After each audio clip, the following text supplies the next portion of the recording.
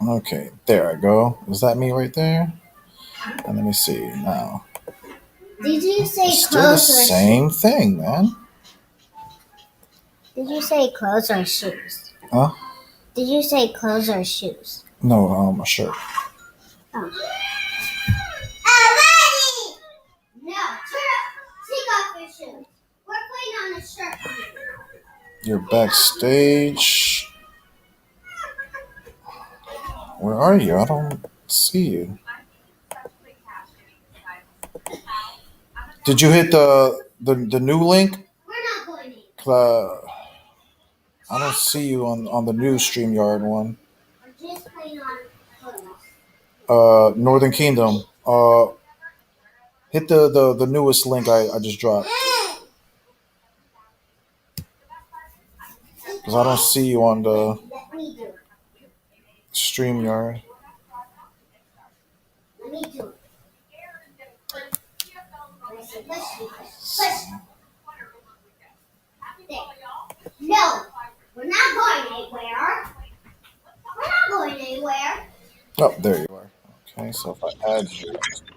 Hey, Shalom. Okay. Okay, right now I can see that right now we're on StreamYard, right? Yeah. Now, how do Can you hear I me? take us to StreamYard to the YouTube channel? So, can you hear me? Yeah, I can hear you.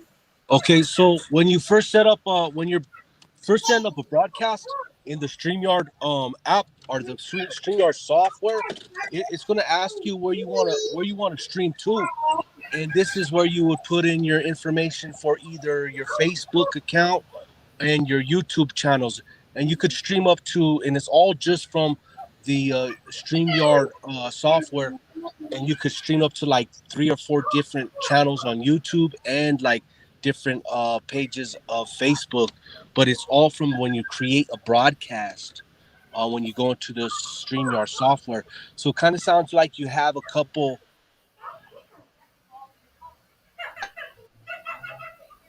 apps open of different things, but you only need to create one broadcast and Yeah, right now I'm broadcasting on the StreamYard. Like right now we're live on the StreamYard, right?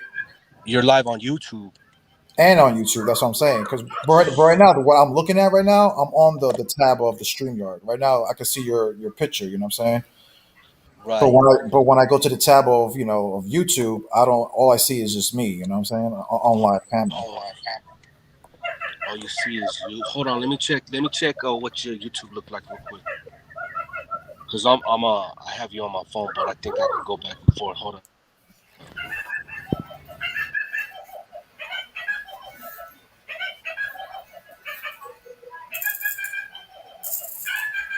Okay, you there? Yeah, Hey, Bob. yeah. Can you see us on YouTube? Jose, you there? Yeah, yeah, I can hear you. Damn. You there? Yep. You can hear me? Jose. Yeah. You can hear me?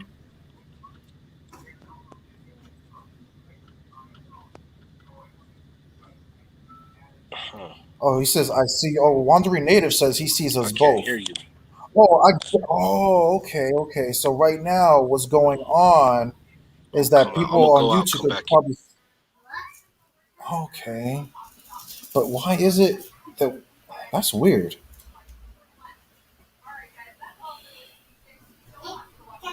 Dewad, when you say you can see us both, are you seeing us both on the StreamYard or are you seeing us both on my YouTube channel right now? That's what I'm saying. I'm confused because when I'm looking right now for my phone on YouTube, it's just showing me.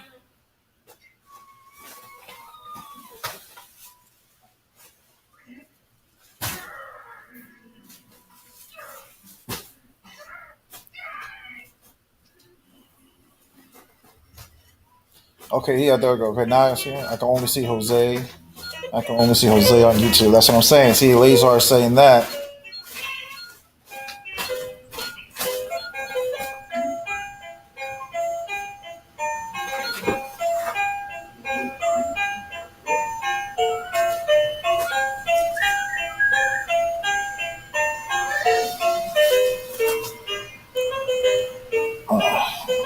Oh, hold on. There you go. Yeah. So the way you added me, now on the bottom, maybe there's but you still should be. Did you know if they heard me on YouTube at all or not? Nah. When I added you No. on, Yeah, yeah, nah, it just says I just went to the picture when you added yourself, and I just said to add, and so I just added you. See yeah. right now, It should my, be. It my should be camera. broadcasting. It should be broadcasting both of us to YouTube.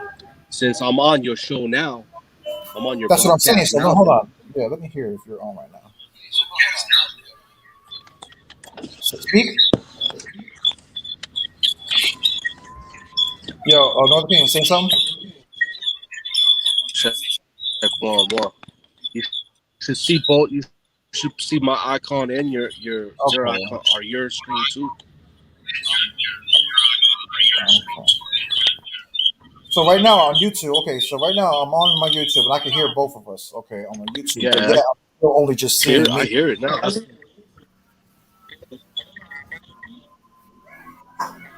Let me see. All right.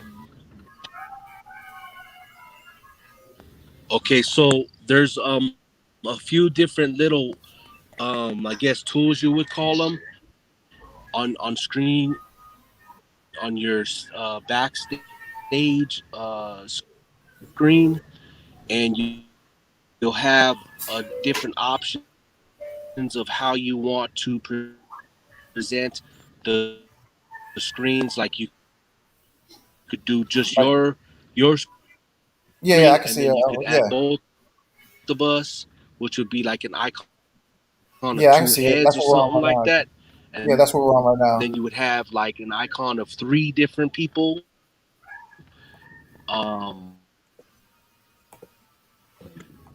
now. Okay. and it gives you the options of different ways to present your broadcast of and your guest at the same time. Mm, okay. So, but You right just have now, to so okay, so I you just just find have to it play weird with it. that yeah, no, I just find it kind of weird that on my Yeah, YouTube yeah. when I You look at my YouTube, it's only showing play me, with but then those people are saying different that they see us both. Hmm, that's crazy. uh, uh, uh, tools like that, and you could share your screen Yeah, from your computer. yeah, I can see that.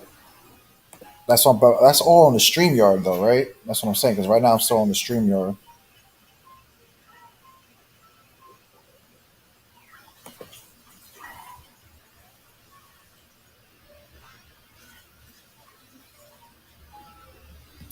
Hey, Jeremiah, if you could hit the link or whatever, and yeah, try to help me out, man. I'm trying to figure all this out. Well, I don't have to be live on StreamYard, or you said you're probably live both on YouTube and StreamYard. Are you supposed to be both? I don't know. That's what I'm saying. That's what I was wondering. I don't know. This is a little too confusing, but I'm gonna have to learn it. I'm gonna have to watch some YouTube videos on how to learn all this stuff. They're probably live on both. I don't know.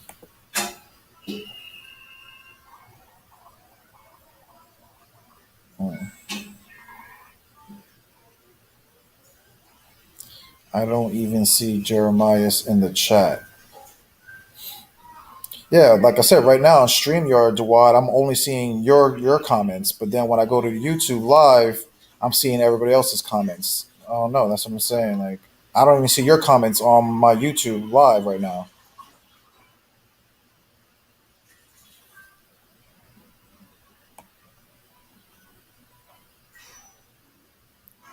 Hmm.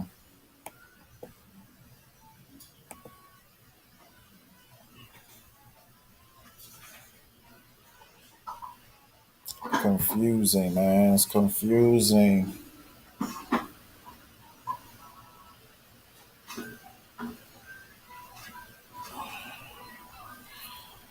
Yeah, somebody else, man, hit that link so it can help me out. Teach me how to work this stuff. No, the kingdom dropped off. I think he lost signal. Okay, now he says he sees Jeremiah. Okay.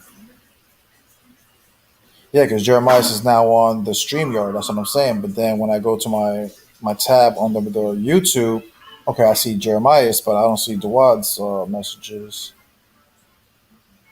I'm not work, so I can't.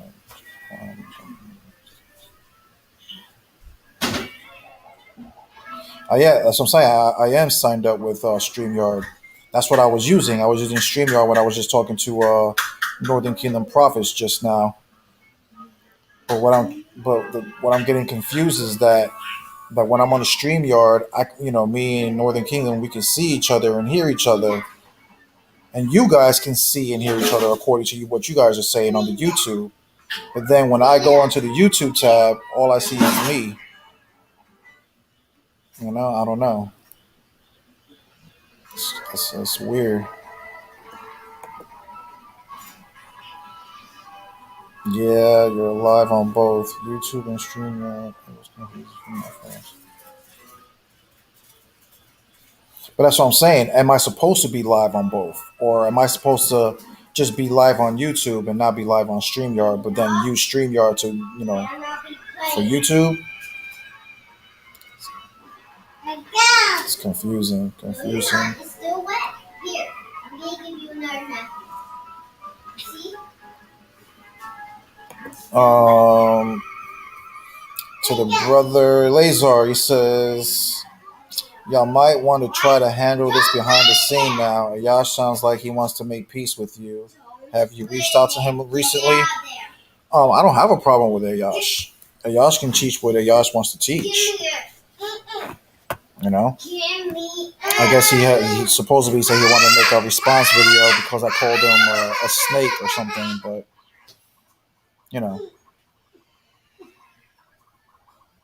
he said you should call Shamar for help. You got 2 videos streaming. You should call Shamar for help. Oh, I got 2 YouTube streaming on YouTube?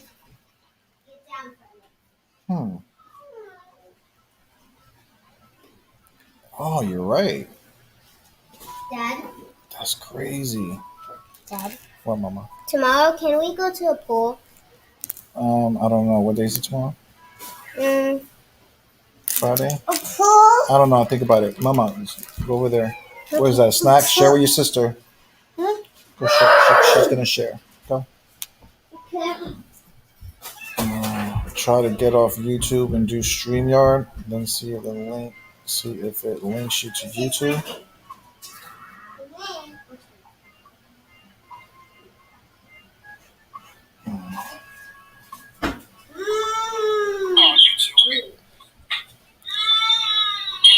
Okay, that's that live. And what is this live doing?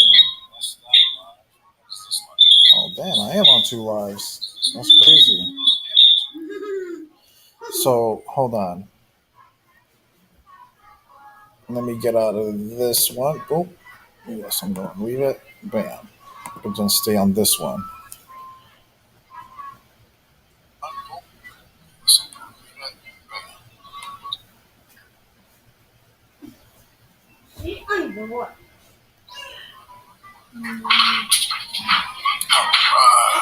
Okay.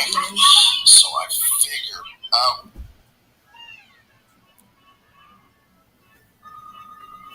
Okay, I think I got it now. Let me see. No? Okay, I think I got it now. Okay, that's me waving. Okay. So now I'm on 1. So now I'm just on StreamYard. And I'm on Facebook. Okay. All right, let's try it again. Someone hit that link, man. Louis, come back on, bro. We can continue that conversation we were having.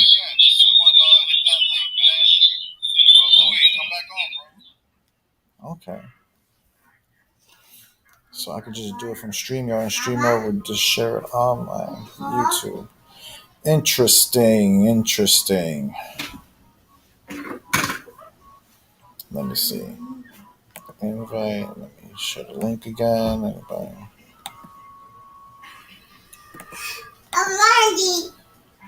Are you sharing, baby boo? You don't want it? Yes. Why don't you want it? No, eat it. Eat it. No. No yelling. Well, she don't want to eat it. Then I'll eat it. She don't. All right. So I dropped the link again. Okay.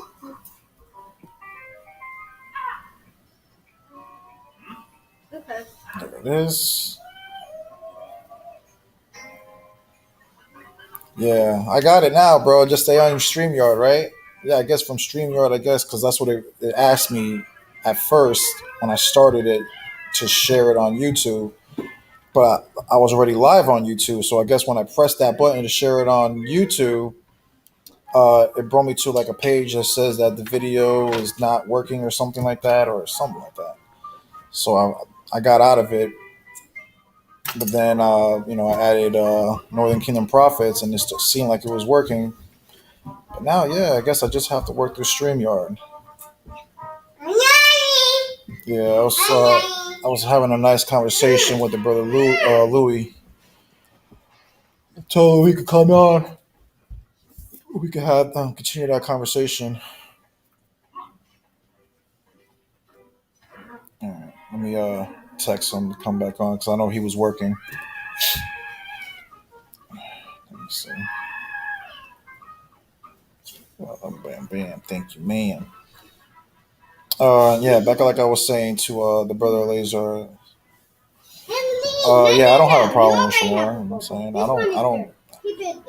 I don't hate the brother. You know what I'm saying? But even with brother Daniel, sad case, man. I believe in science, man. That's what I wanted to do, man. You know what I'm saying? I believe in science. Well, like I said, bro, they don't want that Native American League. Don't want that smoke, man. They don't want that smoke. They want science. I'll give them science. You know what I'm saying? Yeah, me too. I don't even watch their videos. I believe I only watched like their first 2 or 3 lives. Get out of there, both of you. Go, get out of there. Yeah, I watched the first 3 videos, and it's the same old thing, man. There's a bunch of guys that think they know stuff. Not one of them has went to college or for a PhD in any of the fields that they're talking about. I understand, how they feel.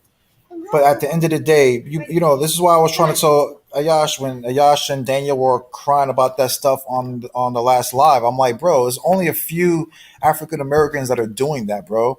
These people are acting like as if millions are rising up against them, and come on, bro, stop it, bro, stop it. Like literally, you probably have like a little crew of racist, of race of the, what's his name? I forgot that guy's name. Israel, whatever his name is, Hamilton. Right? Hamilton, Israel, whatever. A few of those racists, you know what I'm saying, that's calling you people mongoloids and, oh, you guys, this is not your land. Like at the end of the day, who cares? At the end of the day, why you guys are fighting over claims? Oh, we were here first. No, we were here first. Who cares? This is no longer neither one of your lands. Why? Because the Most High punished you, and that's why we're suffering the curses that we're suffering. The Most High gave the so-called white man our lands. Why? Because we're off. And I find it funny that you have Daniel talking about, come on, bro, you gotta get back to your native roots, bro. But what? What's your native roots? All I see is people, hey, get out of here. Baby boo. Okay, hold on.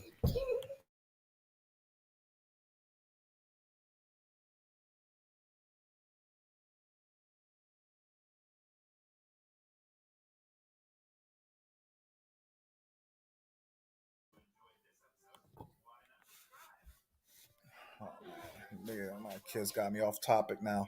Oh, I even got what I was just saying. Defense League. Yeah, I know.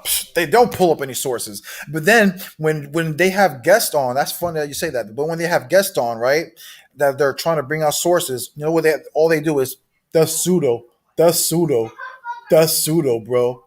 That's pseudo. That's pseudo. That's pseudo. Oh, that's science? I believe in science. Man, Nacho Libre clowns over there, bro. You know what I'm saying? I'm telling you, bro, I'm going to destroy them scientifically.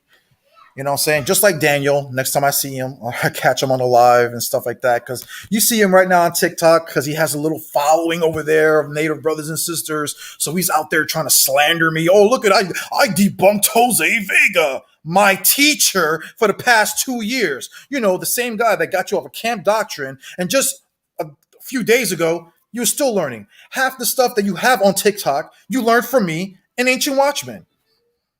But yet now you're on TikTok. Oh man, look, bro, I made 2 videos, Jose, man. Why? What? Look, Jose, I debunked you, man. How do you debunk me when we didn't even have the discussion?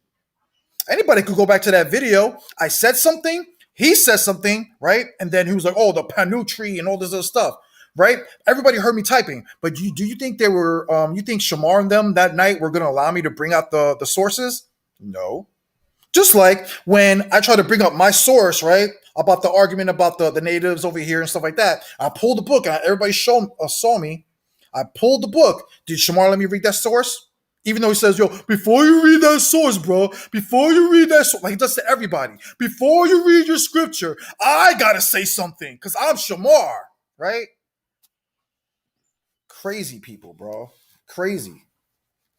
So what I'm going to do with Daniel, who believes in science, well, I'm going to destroy all of your arguments scientifically, showing you how all your little DNA, Y chromosomes, the tree argument that you were trying to bring up, and all this other stuff, none of them add up to nothing, bro. Nothing. And when that, and I'm telling you, I'm probably going to drop a class on that to expose all of that. And that's what I'm saying, bro. They don't want that smoke with me, bro. They don't want that smoke with me, bro.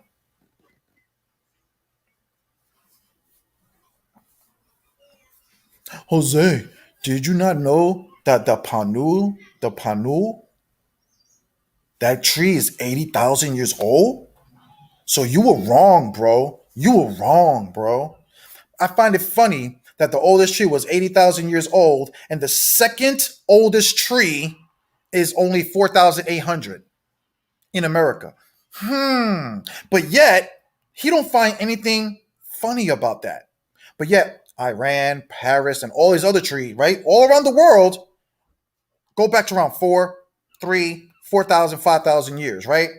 So he finds this one tree that goes back to 80,000 years, and you don't find that to be a little bit suspect that there's a 75,000 year gap between the Panu tree and the Methuselah, which prior to 2016, it was the oldest tree in the world. Huh. You know what it seems like? It seems like science, and you haters, because you guys, I love science, bro. I believe in science, right? The science says that, that the tree is 80,000 years, bro. But all the other trees around the world go around 5,000 years, right? And you can't use common sense to think, well, maybe that scientists are saying that this Panu tree is 80,000 years to go with their theory, that people have been here for thousands of years and stuff like that. But even if that's so, Daniel, that tree grows, in Utah.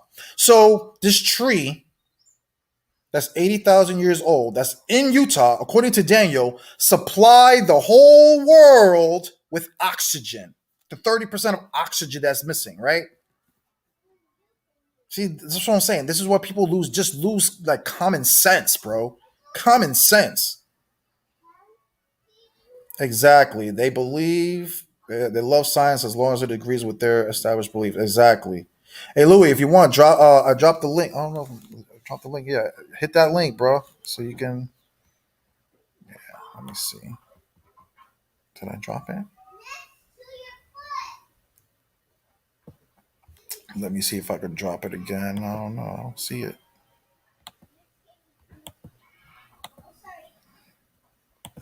Copy. And now paste. Paste. And then put it in the chat. Okay. Yeah, I just dropped the link. Add yourself in, brother. Or anybody else who wants to come on and have a conversation. He said, Randy Torres, all lives matter. Shamar versus Jose Vegas should be good. You guys should debate. Shamar is not a debater. I'm the debater. Everybody knows that. You know what I'm saying?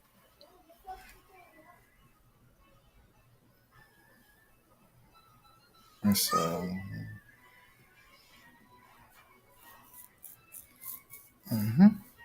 now he says, Randy Torres just says, I do agree with you about Africans being America's before. Exactly. It's common sense, bro. That's what I'm telling you, bro. At the end of the day, if for these people, right, Daniel and them that claims that there was no Africans here before 1492, then what you're saying, sir, is that the Mayans and Aztecs and stuff like that, they're the Canaanites, because you're gonna have to explain the human sacrifice and where did you get the human sacrifice. Because try me, you think I won't pull out the articles and the videos of thousands of bones being found under these temples and stuff like that, huh? From human sacrifice, That's according to the Bible. That's Canaanites. Canaanites do that, huh? So I don't know. So he's on TikTok, right? He's on TikTok with his little crew talking about, bro, how can it be racist if I called them Canaanites, but they call themselves Canaanites? So how am I racist? Well, you're racist because it's the simple fact that you no longer believe in the Bible, right? The only reason why you're to this day you continue to call them Canaanites is because you know what the Bible says about the Canaanites, about them being slaves and stuff like that. So yes, you are kind of using it in a racist way because you no longer subscribe to the Bible. And if you did are saying that they're the Canaanites, like you said, human sacrifice is a Canaanite trait. So again, Daniel, since no Negroes were here before 1492, as you say, no Africans were here prior to 1492, then you're saying that the Aztec and Mayans were the Canaanites, sir. Point blank, period.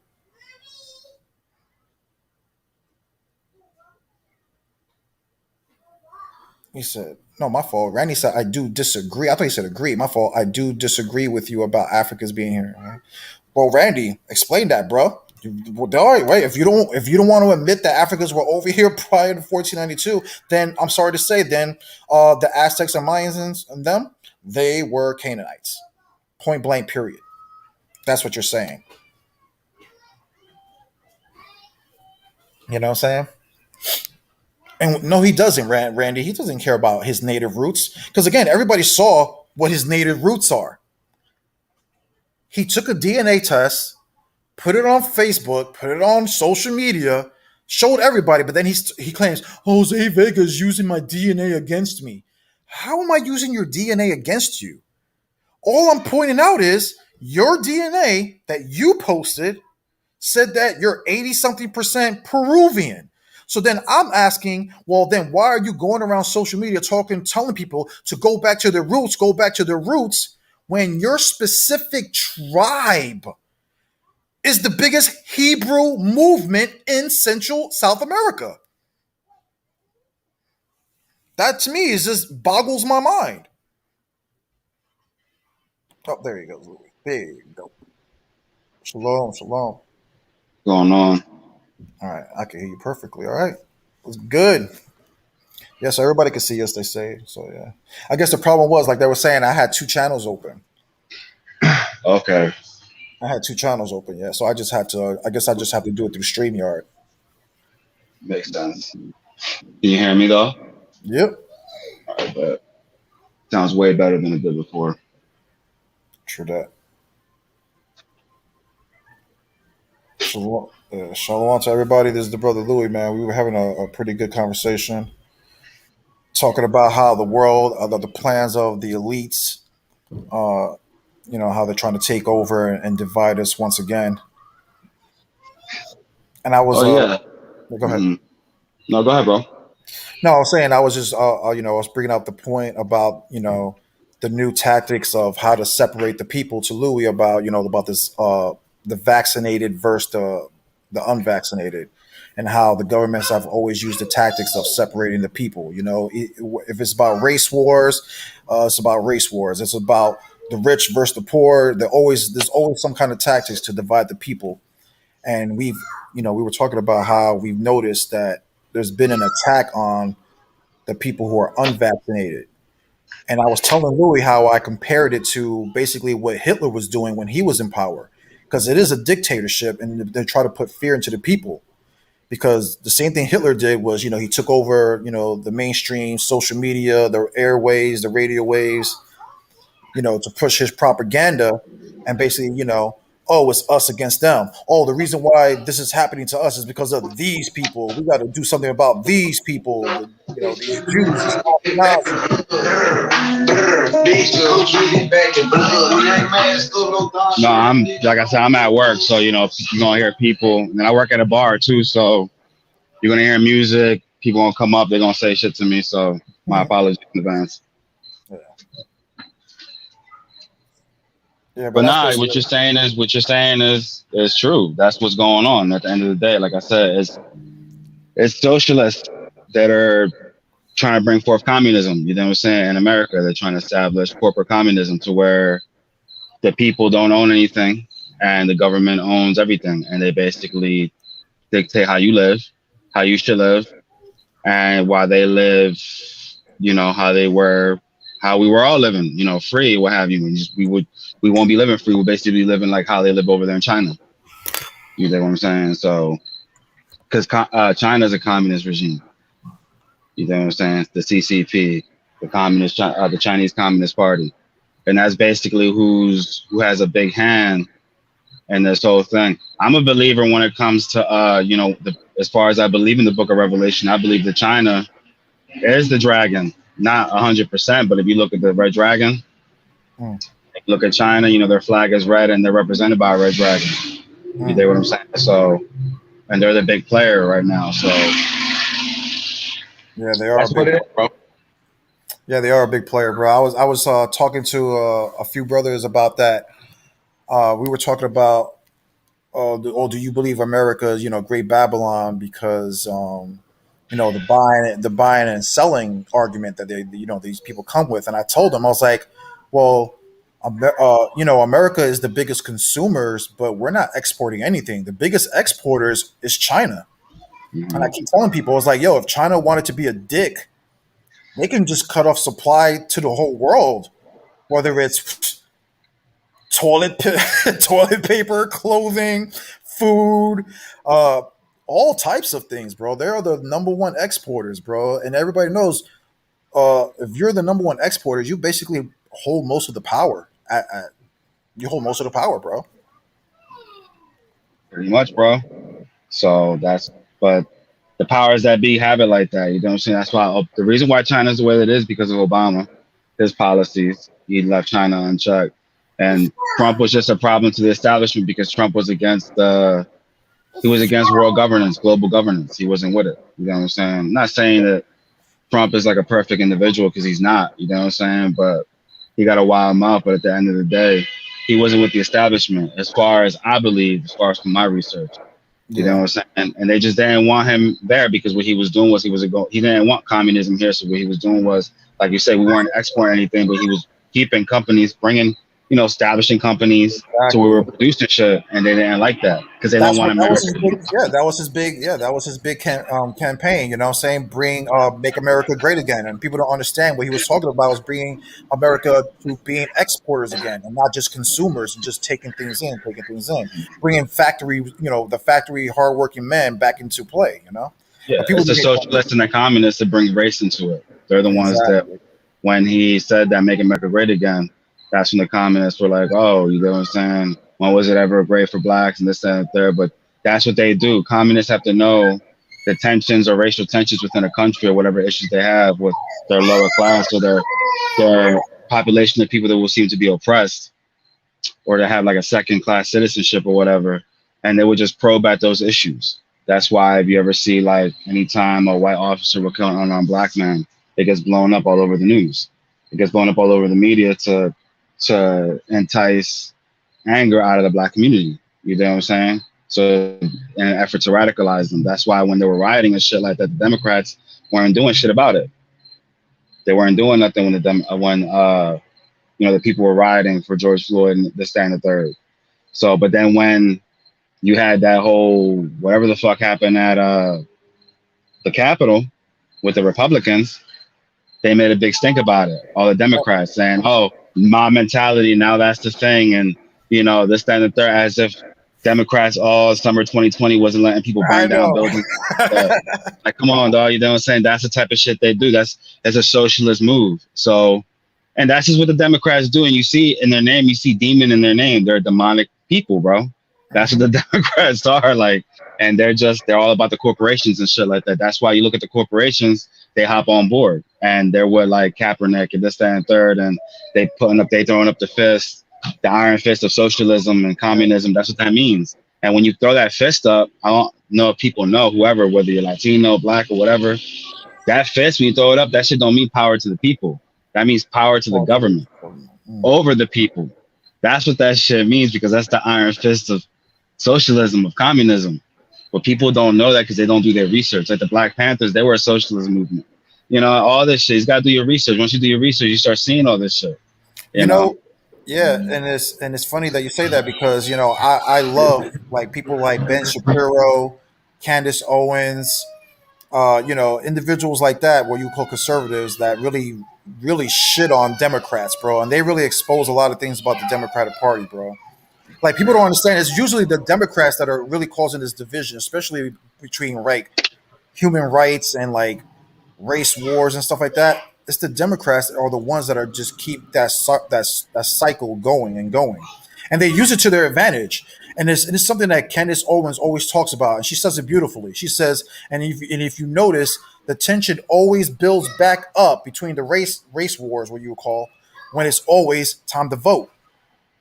And then when you see this tension, oh, he ain't doing nothing for this group of people, or they're not doing this for this group of people.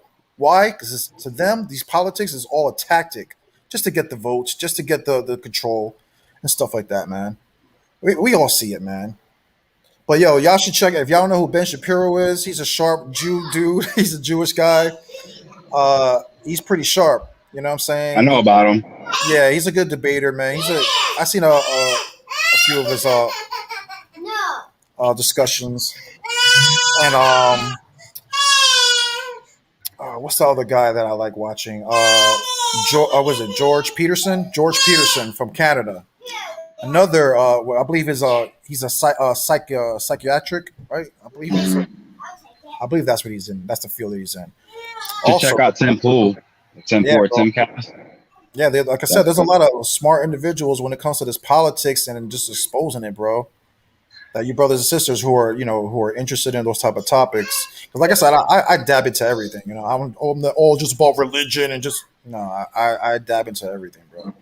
That's why I dabbled into politics of the Bible, because I've seen very like the Old Testament, what have you, because I've seen similarities. You know what I'm saying? Like, I look at the Democrats, they're like a newer form of like Pharisees to me, the way I look at them, because the Pharisees were very like secular and what they believed and how they moved about. You know what I'm saying? Like, you had the Pharisees and you had the Sadducees. The Pharisees always believed like, the afterlife, and they would always break it down and get into all the esoteric shit. But the Sadducees, they were more about materialism and going out here and getting it, and you only live one life, and live it up type of thing. You know what I'm saying? They represent the Sadducees, really, they represent kind of the one elite. They still continue to this day, because the Sadducees go back to the Levites.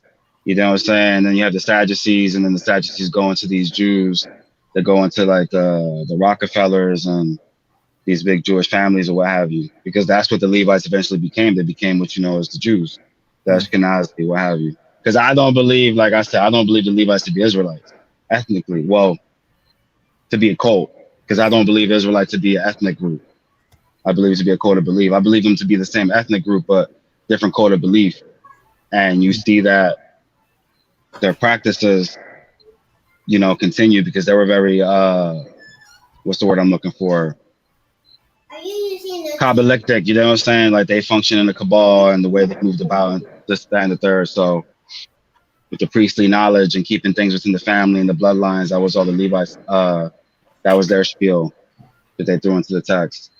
Mm. So it gets deep, you know, when it comes to like the Levites or what have you. Because I originally believed they were Egyptians, Egyptian priests. Because if you look at all the tribes of Israel that you read about in the Bible, the Old Testament, the tribe that has the closest relations to Egyptians are the Levites, Yep. culturally, down to the names, to the practices, the shit with the tents.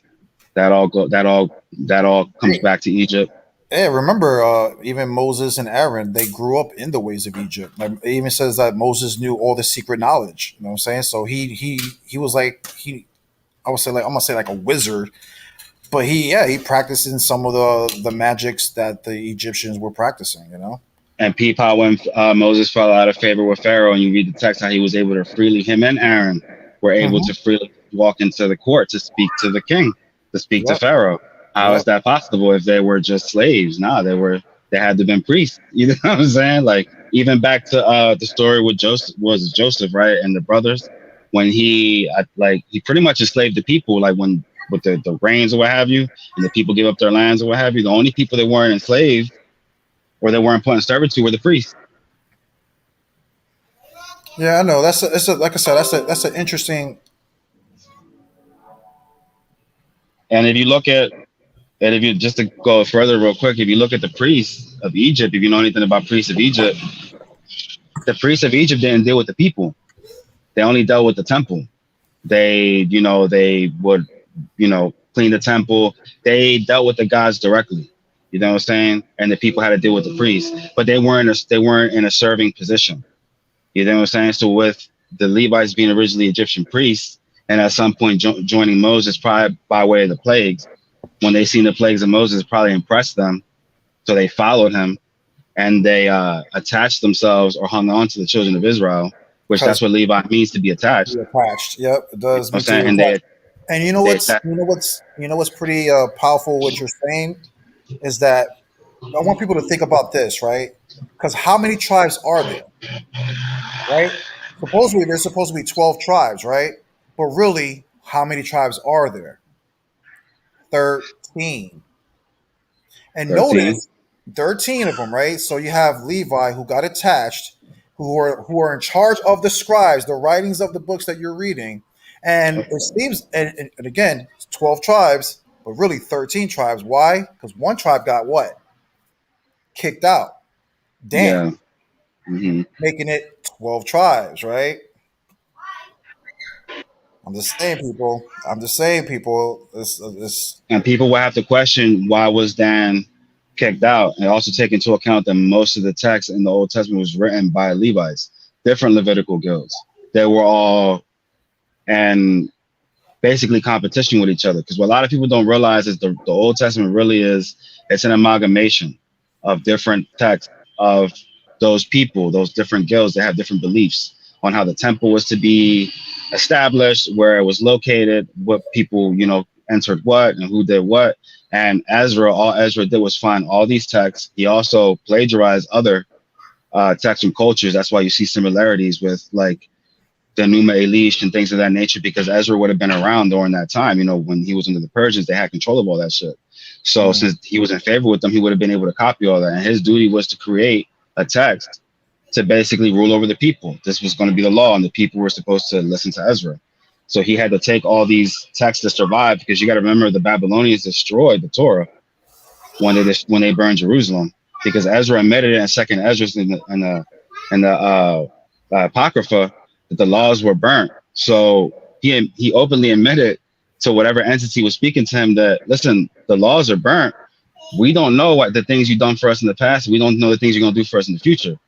So he followed this entity. He went out, and grabbed all these texts that survived from all these priestly guilds, and he just basically stitched them together. And if you read the text critically, you take all the doctrines and shit like that the people told you and the shit that you learned in the camps and whatever you taught yourself, and you just look at the text for what it is, you can see that rivalry buried out in the text. You see inconsistencies. You know what I'm saying? You see breaks in the text. You see doublets of stories that are repeated with different characters. Between Abraham and Jacob, and this, that, and the third. You know, like the whole thing with Shechem and Sarah, and then the Pharaoh. These are just the same stories repeated by different authors. In Genesis, if you look at Genesis 1 and 2, you can obviously see those are written by two different authors. You know what I'm saying? And the author, which were the Elohists, because they will call the creator Elohim, which was gods in Hebrew, they started at Genesis 1 speaking about the Elohim. But when you get to Genesis chapter 2, verse 4, the new author, who was a Yahwist, now says Yahweh Elohim, or the Lord God. He didn't call him Elohim because these were the Yahwists. This is a Yahweh scribe speaking now. But Ezra is, he's trying to stitch the text together to make it flow. And it's what Louis is what you brothers and sisters realize is that we talked about this a few times, and what he is speaking is about the Yahwist and Elohist. Because, like I said, a lot of people don't realize this, but you at the end of the day, from day one, Israel always believed in multiple gods, and then you had a sect that believed in just one God, right? And we see the evidence of that. Like I said, it was a 2 Kings 22 or 23, where Josiah gets the lost book, and he finds out that, and he even says it in chapter 23, and it tells you that every king prior to him and every king after him, right, were basically following multiple gods. And it tells you in that text, that's why I love that text so much, to expose all this stuff, right? Because you have to admit, David, Solomon, Jeroboam, Rehoboam, Hezekiah, all of them, according to Josiah, were worshiping multiple gods and had these gods all in the temples and all around the lands of Israel and surrounding Israel. Because when you read in that chapter 23 in 2 Kings, it even tells you that Josiah was so mad that he started, taking the burial grounds of false prophets, and he even took the Levites who wrote themselves in the book and who has been teaching the people for hundreds of years, who have been sitting fat off the people. He took some of the Levites and threw them in the altar with the bones and burned them all up. That's how pissed Josiah was, people. You know what I'm saying? Because for his whole life, remember, I believe the text said in chapter 22, it says that he reigned from 8, and then 18 years later, this is when this account happened. So he was at the age of 26. Mm-hmm. So all the way, people have to realize this, all the way up to the age of 26, you have an individual who thought his whole life that he was following the right things, right? And and remember, if you're a king, every king had their own priest. You would call their own personal priest, right, to guide them, whatever the case may be, right? So he had his own personal priest. His father, lineage, whatever the case may be, all had their own personal priests who were teaching them about worshiping multiple gods the whole time, bro. Yep, it was the Levites that it was this sect group of Levites that wanted to teach. They wanted to get rid of that knowledge of multiple gods or what have you, because the original Israelites, they believe in multiple entities, but they only venerated the creator. You know what I'm saying? They were henotheistic. So, but they acknowledge other entities. That's why you look at their scenes. If you look at their documents or whatever said to be their documents, they kept record of angels. And even Josephus said that the scenes would keep records of the names of angels, the Elohim. That's what the angels were, the Elohim. The Benai Elohim or the Elim. So, you had these Levites that wanted to get rid of that knowledge to bring forth the knowledge of their God and their code of animal sacrifice. That was their thing. But the Levites actually got into power the way that they wanted to, and they centralized the religion of the code of Jerusalem through Josiah, because they deceived Josiah with that text that Hilkiah found when they were renovating the temple. And Hilkiah, when he found this text or this book, which was by many scholars is believed to be an early form of the book of Deuteronomy, he gave this text to his scribe Shaphan, and then Shaphan And when Josiah read it, he tore his, his robe or what have you, his clothes, and then he went about reforming things. But really, what he did was they went about in Jerusalem and they killed the priest of Judah. That's what they did. So because Judah had priests, you know what I'm saying? Because you have the priesthood of Melchizedek or what have you. So that priesthood still existed. That's what these Judean priests were. They didn't eat meat. They didn't serve at the altar because they slayed animals at the altar. You know what I'm saying? But they burned incense to the stars of heaven. So for them burning incense to the stars of heaven, for that infraction, supposedly, which was an infraction because King David did the same shit. But these Levites, since they burned incense to the stars of heaven, they had, they went about and they killed them. But the reason why they wanted them killed is because they offered them. Once they came into power under King Josiah and they centralized the cult religion at Jerusalem, and now people had to come over for Passover, and they reformed Passover, the Levites sent an invite to the priests of Judah, and they didn't want no parts of it because they didn't eat meat. And so the Levites took offense to that. And that's what led to them cleaning house under Josiah. And these are the Levites because when Hilkiah comes, when he's brought back up into the text, he's now talking about the priest of the second order. And we're never told who the priest of the second order is. And we don't know who the priest of the first order is. So who's this new priest of the second order? These are the Levites, the non-Aaronites that are now coming into power. Yep. You know what I'm saying? Under Hilkiah, who is himself an Aaron. And you read about that in Jeremiah chapter 5, I believe, in 31, where it talks about the prophesies falsely, and how the priests ruled by their own authority. They basically took over. Exactly. And they were changing the text and all that shit. But they got rid of the priests of Judah. The Levites were never supposed to teach Torah to the Israelites. Because he even tells you in Genesis that Judah is my lawgiver. Yeah, the lawgiver. Judah is the lawgiver. You know what I'm saying? Not Levi. See, what people don't understand is the Levites, and you don't read this explicitly in the text, because you got to remember the majority of the Old Testament was written by the Levites, and they had their own agenda. So you don't even know their origin like that, because the majority of that shit was written by them. But in reality, the Levites were only over the mixed multitude of people who attached themselves to the children of Israel. That's who the Levites were over. That's who Aaron and his progeny were over. They were high priests over them. They weren't high priests over the Israelites. The Israelites already had a prime minister. It was Joshua. You dig what I'm saying? Moses had Joshua be prime minister over the Israelites, and Aaron was supposed to be high priest over the Levites in the mixed multitude, because it was the mixed multitude that kept eating meat coming out of Egypt. So they had to have a system for them. But the original Israelites didn't eat meat. They were vegetarian. That's why that's why the Israelites couldn't go into the temple.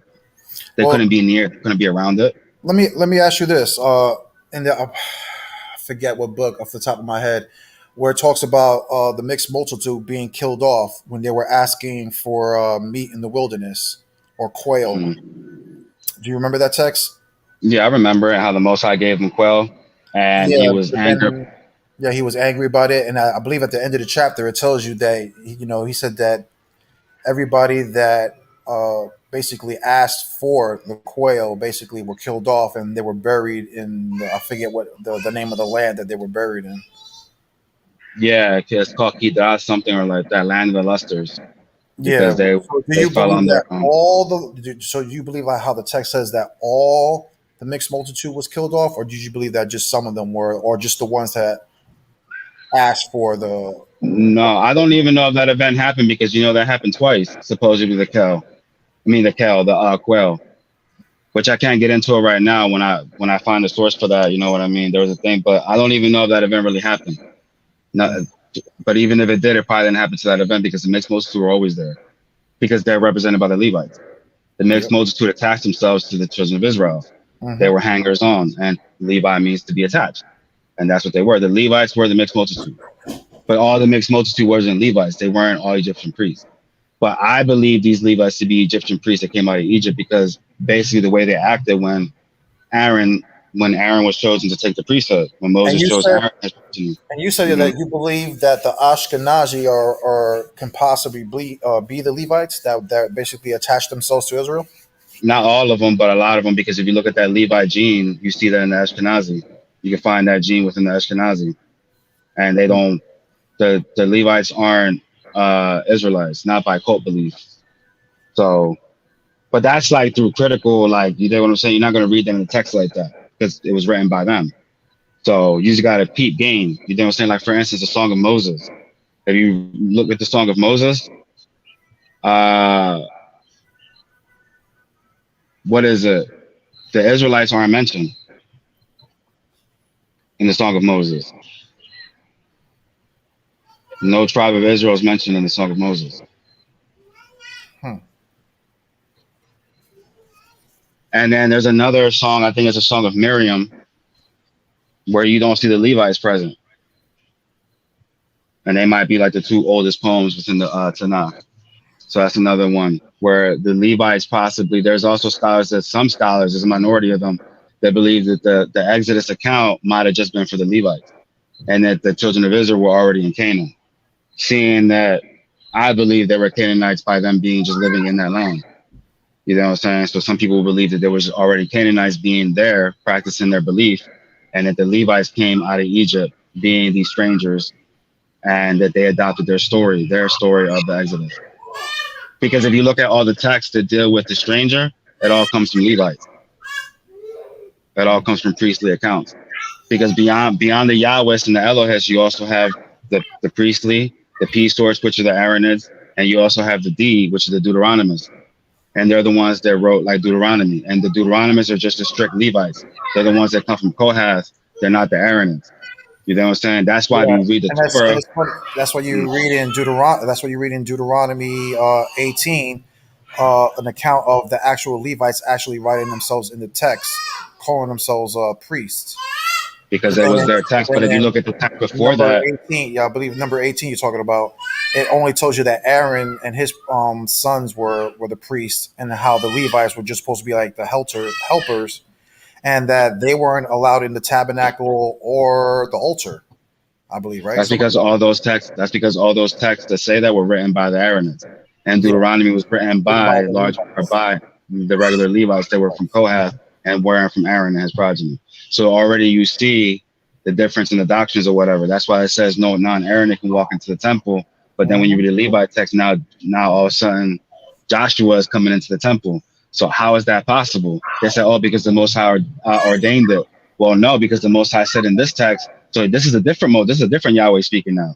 You know what I'm saying? Because he just got to telling you no strangers should be allowed into the tabernacle. That was their belief. But the But then Levites didn't respect it either. but then you have the script, like you said, because like you're saying, like the Levites are writing that in because like a person who's hearing the conversation will be like, well, the scripture that Louis is talking about, it actually shows that it was the Most High who allowed Joshua to go into the temple to anoint him, and so that. But I keep telling him, I was like, but that's still a contradiction. But so wait a minute. So he commands you that nobody could come in, and if anybody comes in, put him to death, including the Levites. But now all of a sudden, Joshua, who's from the tribe of Ephraim, can come into the tabernacle. Like that's like I said, But trust me, I've been telling people about this, and sometimes it but goes over because their the head. I'm like, but this is because common but sense. because the Most High says it, right? But because the Most High says it, they believe it has authority. But see, that's what the elites that wrote the text wanted you to believe. That's why they did shit like that. What first and foremost, a lot of shit that they're writing about already, a lot of it didn't even happen. A lot of things that it was happening during their time, and they were writing about it. And what they would do is they take all this propaganda and they would archaicize it. Archaic means to be ancient, so they would take this propaganda and they would write it back into the history, and they will put it into the mouths of the patriarchs or the mouth of Yahweh to give it authority. So thus saith the Lord. That's all that shit is. So every time you see thus saith the Lord or Abraham, this land was given to our father because he put this much and he buried these people here. That's only because the scribes wrote that into the text to give that text authority, to give them, uh, you know, to say this land is ours or this kingdom is ours or we have a right to kill this tribe of people because they were wicked. That's what the whole thing with the Canaanites. The Levites had beef with the Canaanites. We don't know exactly why, but that's why you had that whole thing with the Canaanites, because the Levites had beef with them. You know what I'm saying? Like when the Israelites in reality were Canaanites, because they lived in that land, which made them Mhm. Canaanites, but they were Israelites by belief because that was their belief. They And didn't eat meat. it's Hmm. funny that you say that, right? Because like we were talking about that a few weeks ago about how the scribes were paying favoritism.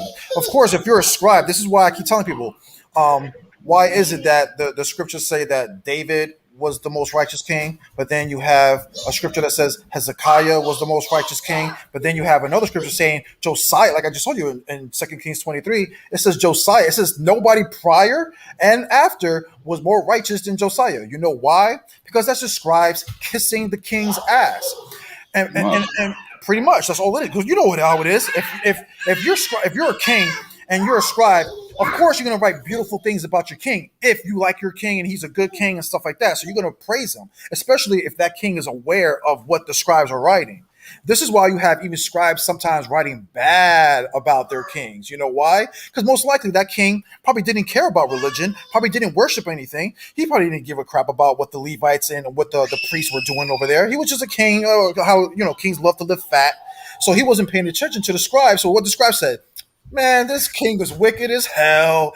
Man, he lazy. He over here sinning, and we're about to go into captivity because of this bastard and blah blah blah. You know what I'm saying? It's like people have to like Louis said, peep game. Like I said, I never grew up in religion. You know what I'm saying? So I can easily peep game. You know what I'm saying? Like I was a hustler my whole life. So you can't really fool me with this religious crap that y'all be on sometimes. You know what I'm saying? Like, bro, right now what we're discussing is really deep shit that y'all people ain't really, you really need to pay attention to, because we're not too religious nuts over here talking about, oh yeah, this and this. No, we at the end of the day, we both believe in the scriptures. We both believe there's powerful things in the scriptures. We all are believers in the power of the Most High. You know what I'm saying? I believe in as Christ as my savior. I don't know about the brother, but other many people, you brothers who are watching, believe it. You just have to, read, just use common sense, bro, and a lot of the things we're talking about.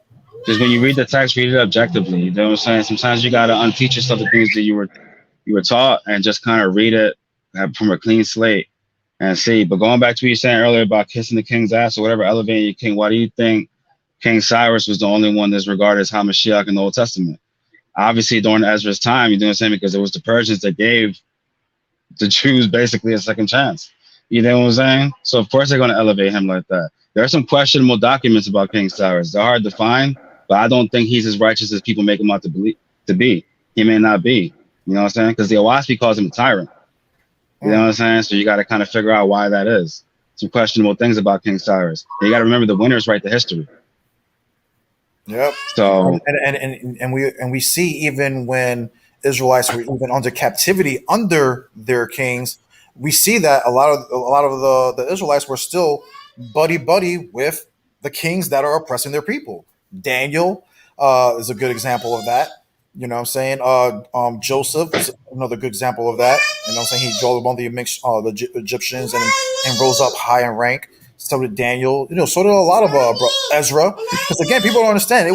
Show me a scripture. I want people to right now show me a scripture where it says that the Most High chose Ezra to be over the people.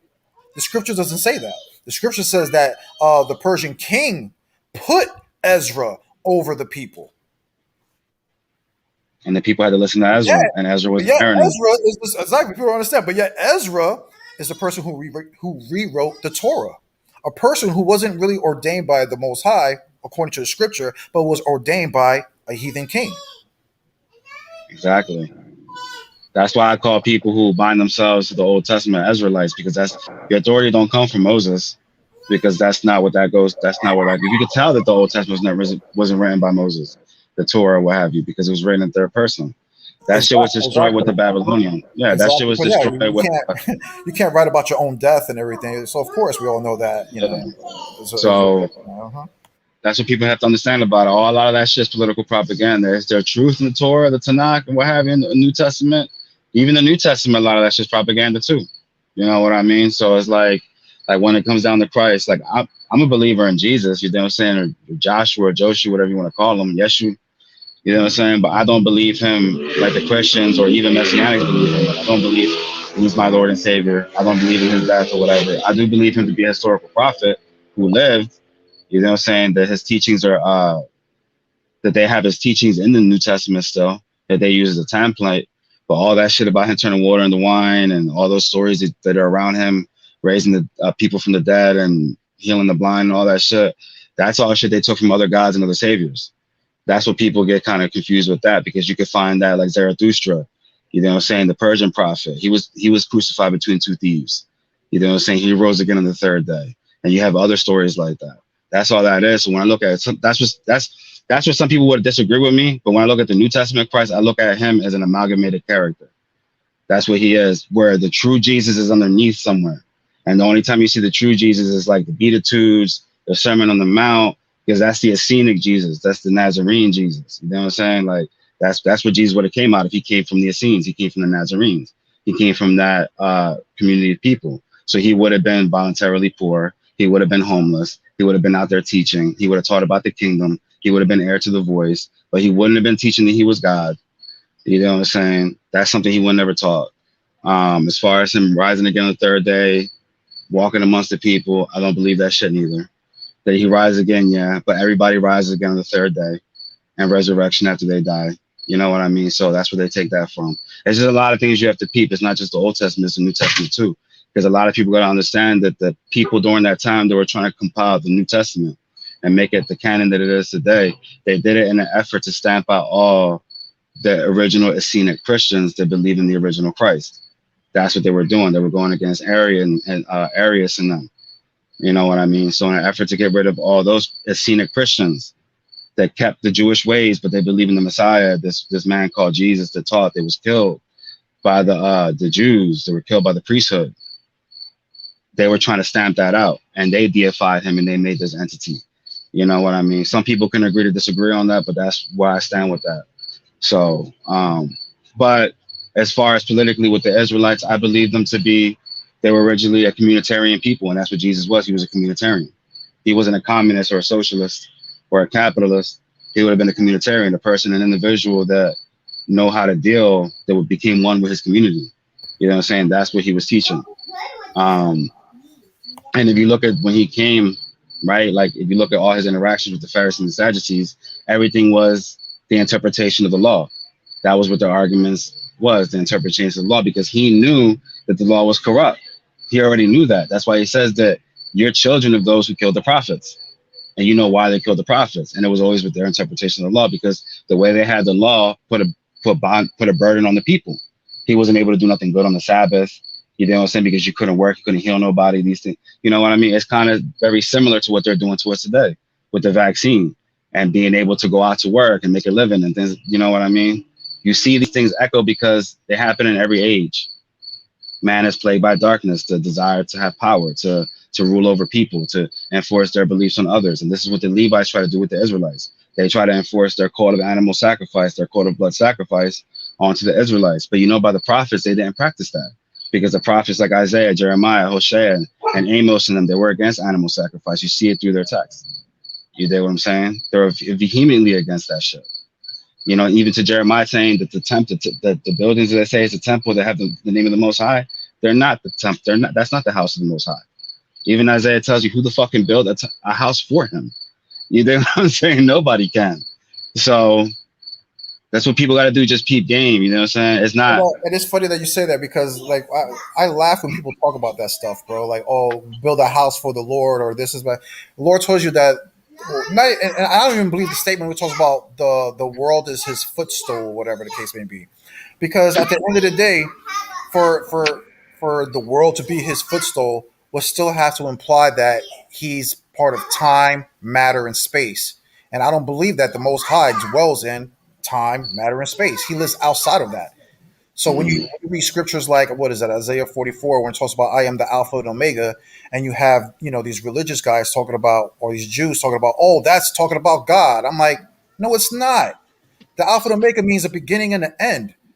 The Most High, again, beginning and end all implies time, matter, space. Exactly. You know what I'm saying? I will go further though and say the Most High. If you look at the Most High, he's two forms, unseen and seen. So if you want to say he has a physical appearance, his physical appearance is everything that can be seen, measured out, and felt. You know what I'm saying? Existence, everything that you see, matter, is the body of the Creator, and the spirit of the Creator is everything that's unseen, like ether, etheric gas that is colorless and you can't see it. You think things that are microcosmic, infinitesimal. You know what I'm saying? So It's we almost live like within the creator. it's almost like how you say we live in the creator, right? It's almost like that movie Avatar. We're just a bunch of avatars in the Most High's eyes, basically, or the Most High's how you would say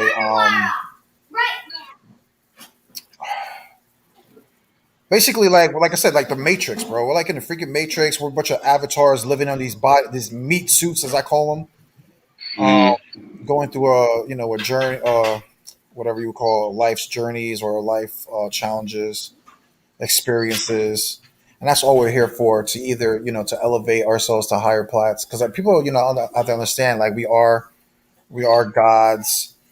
You know what I'm saying? And that's not a blasphemous statement because again, what is it? Genesis 3 and what is it, 21, it tells you that this man Adam has become like one of us, the gods, mm, to know good and evil. You know? exactly. So, and even Jesus, when he was arguing with the Pharisees, it was the same shit. Does not your law say that you're gods? You know what I'm saying? Because he understood that because that's where we come from. And you see that story all over the world of beings coming down and mating with either primitive beings or what have you, and then parting this DNA. You know what I'm saying? Because that's what that fruit represented. The fruit and the tree of knowledge of good and evil was genetic. There's no fruit that you eat. That whole story is metaphoric. It's not historical. There's a quasi history. It's somewhat historical, but a lot of it is metaphor. You Yeah, know what I'm I saying? believe that too. Yeah, I believe that. Yeah, it's very very metaphoric. You know what I'm saying? Like you go in, they go in, they eat the fruit, and they all of a sudden they know good and evil. Their eyes are open. What is that? That's DNA. That's your hippocampus. You know what I'm saying? That's what allows you to retain memory. You can't commit evil if you don't know what evil is, and you can't commit good if you don't know what good is, because you So can't what? retain that So memory. what? So what state were they in before? This is what people have to ask themselves. So if, like I said, this fruit or forbidden fruit, right, that gave them all this knowledge and opened up knowledge to them. So what were they before that? People. They were primitive. They were like Well, the they couldn't. beast of the They were field. like like cavemen, basically. That's what people have to say. Yeah, Like running cavemen around butt mentality. ass naked, running around butt ass naked. Because you got to remember that was their first teachers, the beast of the But field. and what people have to understand is this: is that all right? So then, what God had a problem with that? That's the whole point. So according to the narrative, the Most High wanted them to stay like that, butt Mm, naked as like cavemen, right? And didn't want them to possess how we are right now, being knowledgeable, creating things, making cars, planes, and all this beautiful stuff that we're capable of doing now. Now the question becomes: is that why would, according to the book, why would God have a problem with that? exactly. What's the issue with that? You know what I'm saying? Why is that the case? You know what I mean? Because we would never got this far if it wasn't for that. Yep. I tell people When that they all took the those, time. when they took those two stones, you know what I'm saying? When cavemen took those two stones and they made that spark and they made fire, they had to retain that knowledge. You know what I'm saying? They had to remember how to do it to keep that shit going.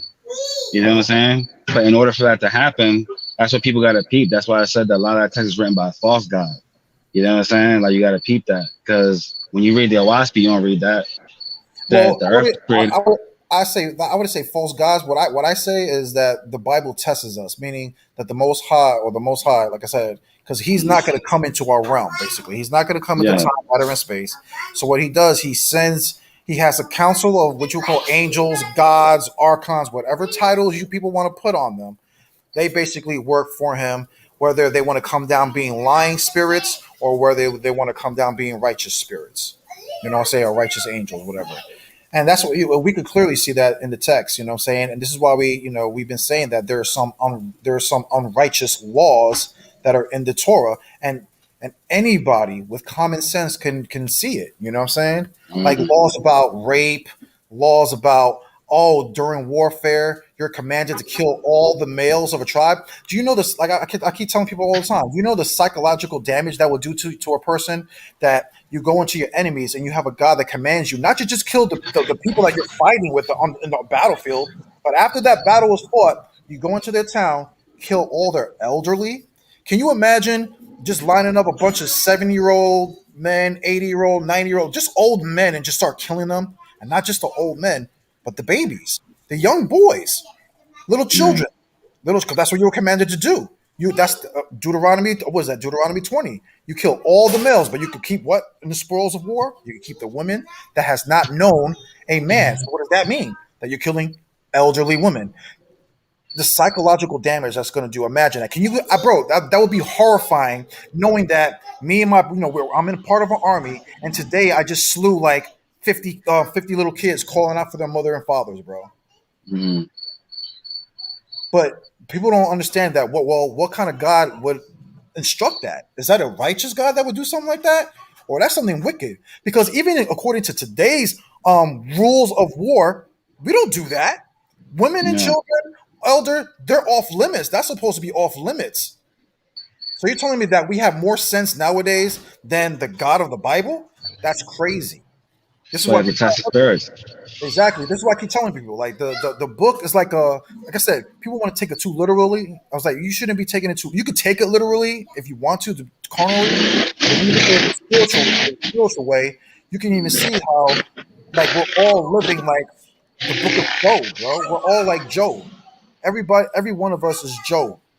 Okay, you have two entities basically fighting over us, right? The good, like I said, the light, darkness, right? And of course, right now, like we were talking about earlier, about right now, how the scales are unbalanced. Right now, darkness has been ruling stuff.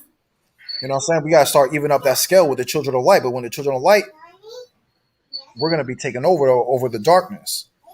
You know what I'm saying? So we're just like the book of Job. We have Satan always trying us, not only in our lives, but for brothers and sisters who are picking up these scrolls in Texas. He's testing you in the scrolls also. Well, you think that he's just testing you in life? No, especially for you, my Hebrew brothers and sisters out there who love the scriptures so much. Bro, he's testing you in the scriptures too. He's trying to test your spirit to see if you can discern which is good and which is bad. Because no one with a good spirit can read certain laws and be like, yeah, I can't wait to do that. Yeah, I can't wait to kill women, children, elderly. Oh, and by the way, according to Deuteronomy 21, when after I've done slaying your whole family, damn girl, you look good. Let me take Mm-hmm. let me take you to my house and make you my wife. Because no one in the right mind that after a month of you witnessing these people coming into your town, killing all your grandfathers, your grandmothers, your mother, your father, your brothers, right? And just you and your little sister left, and then these guys take you, and you think that this marriage is consensual? What logical person would do that today? If someone killed your mother, father, sister, would you go and marry that individual, or the people that just did that to your whole family, cousins, everybody that you loved? But then the law says also that if you're not satisfied with her, that you could just send her on her way. Well, where is she going to go? You just killed everybody in her family, everybody in her town. Mm-hmm. Where is she going to go? How is that righteous? How is that a righteous law? Oh, you could just let her go, be on her way. Oh, but don't sell her. But you can just let her go and let her be. For what? You just destroyed this woman's life. It's the laws of men. And you just It's the treat her laws like of a God. whore. And you just treat her like a whore. You took her, you had sex with her, you lay with her. Now you're not satisfied with her. Now you just kick. Yeah, that's righteousness according to a lot of these brothers that are reading this book. And I'm just trying to help brothers discern. I'm like, yo, come on, bro. You're especially Because to my you know why they go, just to get to interject real quick, the reason why they go by that is because they go by authority, not merit. See, I'm an individual when I read the Bibles, people will ask that, well, you say you don't believe the Bible, but I see you post scriptures about it, or you piece things together, or for instance, you say that China is the red dragon in Revelation. Why is that? Because I'm a person that goes by merit. When I go by authority, I have to bind that authority to me. I have to believe everything the book says. So if I believe in the Torah as an authority, or the Tanakh as authority, I have to believe everything it says, or the Bible as a whole. I just don't look at it. I see inconsistencies and I see corruptions. So I go by merit. Merit is things that have quality. You know what I'm saying? Things that they have merit to them. You know what I'm saying? Because they have quality. They're useful. You know what I mean? If it's not useful, there's no reason to use it. You know what I'm saying? So if it doesn't have any quality, any merit to it, I'm not going to use it. You know what I'm saying? I discard it. So that's why I can go to different texts, different ancient scriptures or whatever, and find correlations and piece them together, and and just quote it like it's nothing. I can quote the Quran with Jeremiah and Isaiah, and then a verse from the Owaspi. I can come over here and get a verse from the Book of Mormon and shit like that because I find truths, because all that shit got truth, and they all got corruption. But you're not going to get the truth, and you're not going to see the corruptions if you just go by authority. Because if you go by authority, it's like, oh well, the Book of Mormon is my authority, so I can't disbelieve, I can't question it, and I can't go outside of it, or the Torah or the Quran. That's what you do when it's authority. But when you go by merit, you're not bound by none of that shit. You are allowed to cherry pick. You're supposed to cherry pick. That's the thing. You're supposed to pick what's good and what's not good. When you pick cherries, you pick all the fucking, you use them all. No, the shits that they're starting to spoil, you get rid of them. You know what I'm saying? It's the same shit. You know what I mean? People that go by authority, they search backwards for wisdom. That's why cats are stuck on ancient texts. You're scared of new texts like the Owaspi, the Nag Hammadi, or New Age texts and shit like that. You shouldn't be scared of shit like that. You should be able to read it and judge it. You know what I mean? Find correlations. Does it agree with this? Because if you read the Owaspi, it opens up your mind. It explains a lot of things in the spirit realm that you don't get in the Bible. You know what I mean? If you just give it a chance, or anything, you don't gotta bind yourself to it. Just give it a chance, look into it, and then you open your mind and you start peeping game, and you know what I mean. So, but if you can't do that, that's you. But you can't get in the ring with me if you can't do that. You know what I'm saying? That's why I don't give a lot of these cats, like whoever was calling me a clown the other day on your live stream and shit like that. I don't even listen to cats like that. You know what I'm saying? Because at the end of the day, like if you can't look at your text critically, you can't have a conversation with me. We're not on the same level. You know what I'm saying? We're not going to get nowhere. And this is You yeah, believe what and you, yeah, this is why I tell people like you're saying to read multiple books. You know what I'm saying? Because I said, what I read, I tell people this all the time. I use the book to prove all things: dinosaurs, cavemen, pre-Adamites, whatever the case may be that science talks about, or just whatever books, or books like the Book of Enki. Like I tell you, is a it tells you a bit. Basically, when you read the Book of Enki, you read the Book of Genesis. Like it's a creation story, but even in more detail. So, like Louis is saying, when you read these different books, you get to piece everything together, and it makes perfect sense. And this is why people have a problem with, oh, Jose, you teach about pre-Adamites. That's nowhere in the Bible. Well, yes, it is. Well, first of all, it is in the Bible. I already know it's in the Bible, but science also backs it up. So how are you going to have a conversation with a so-called atheist, or someone who has a different belief, and they bring these things into the conversation, and they question your book or your belief about it? You know what I'm saying? And then they're gonna bring up the science. Oh yeah, well, Neanderthals and stuff like that. Well, Neanderthals go back 200 or something thousand years, or whatever the case may be. Well, how are you gonna explain that in your text? Well, when you read books like Enki and stuff like that, it tells you about these pre-Adamites, about these people who were that were here existing. Like me and Lou were just talking about, so-called cavemen, or people who were just running around naked and stuff like that. And according to the book of Enki, and it was them who basically changed DNA. And this is where you get the story that we were just talking about: the Adam and Eve and the serpent in the garden, and them eating the knowledge, which is the DNA and all that change, right? That comes from the Samaritan tablets. It's in the Samaritan tablets, which is what, like 1,000 years older than the so-called scriptures. You know what I'm saying? So and it's not just that. That story is echoed through many cultures and traditions, whether it be from Hindu sun gods coming down and mating with maidens, to Zeus coming down and mating and having sex with the Virgin, having Hercules, to Mary being impregnated by the Holy Spirit and having Jesus. These are all concepts of beings from the heavens coming down, and whether it's mating, procreation, intercourse, either some way, shape, or form, and mixing their DNA with mortals and giving them spiritual knowledge. You know what I'm saying? It's just, and that's how you piece it together. Do I believe each individual myth and legend? No. The Zeus account, the Christ account, the what was it? Salmon? No, I gotta cuss him. I'm gonna cuss him up. So that's pretty much what that is. But listen, I gotta go because I'm at work. So I gotta do some things real quick. I'm gonna talk to y'all soon, bro. I appreciate you having me on. Yeah.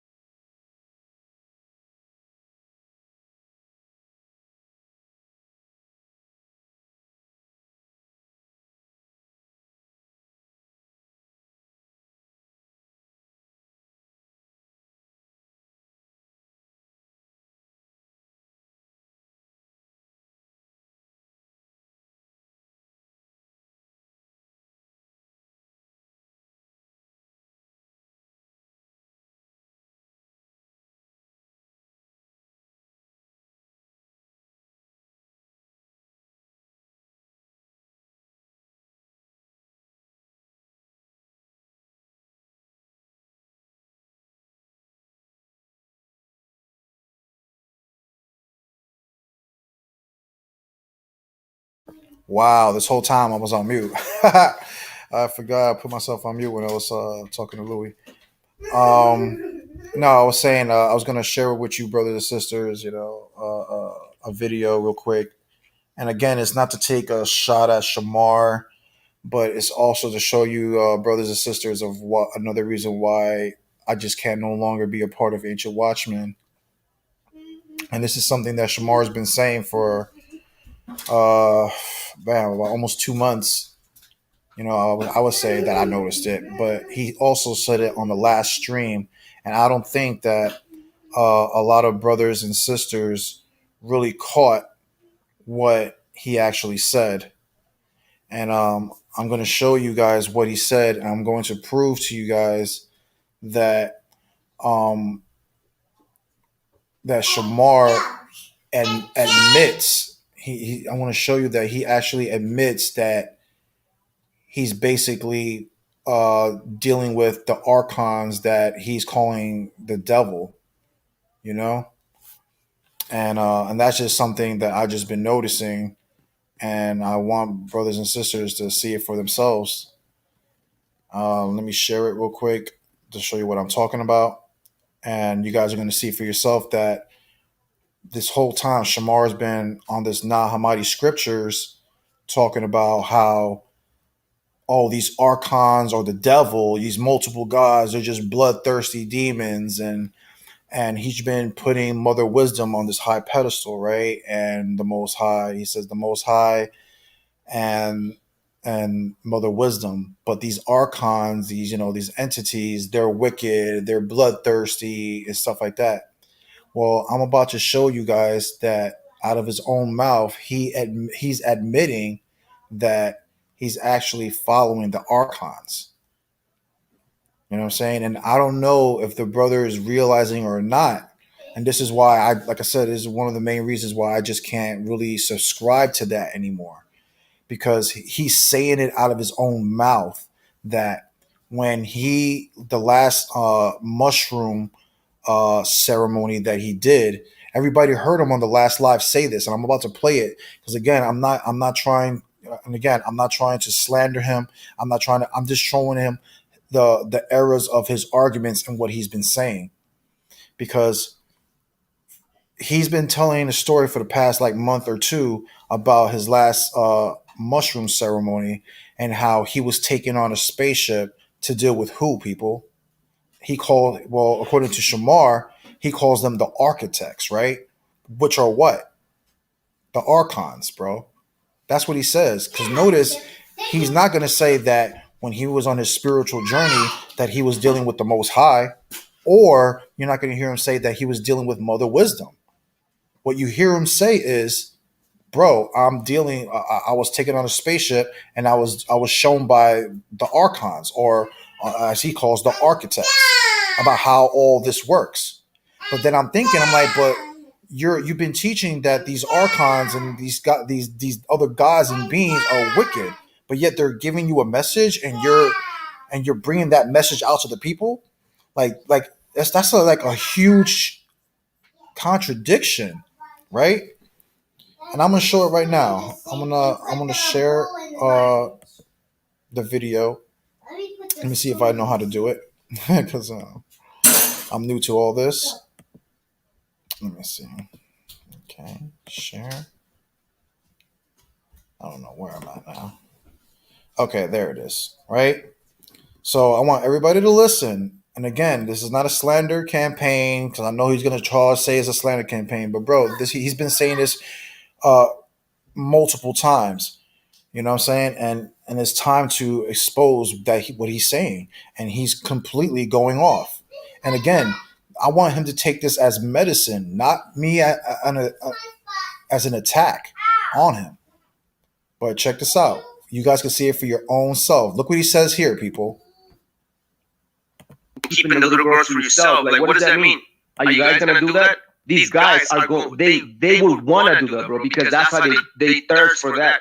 They thirst for blood, and they thirst for lust, because that's what their father, the devil, did the same thing. Just like Christ says, like, You are of your father, the devil. The same things that your father wanted to do is the same deeds that you guys want to do. He was a murderer from the beginning and abode not in the truth because he is a liar and the father of it. That's what Christ said, John chapter 8. You guys can read that. That's one of my favorite scriptures. I always bring it out because Christ is the proof of this whole thing. He was trying to go against these gods, these demons, bro, that our people were following.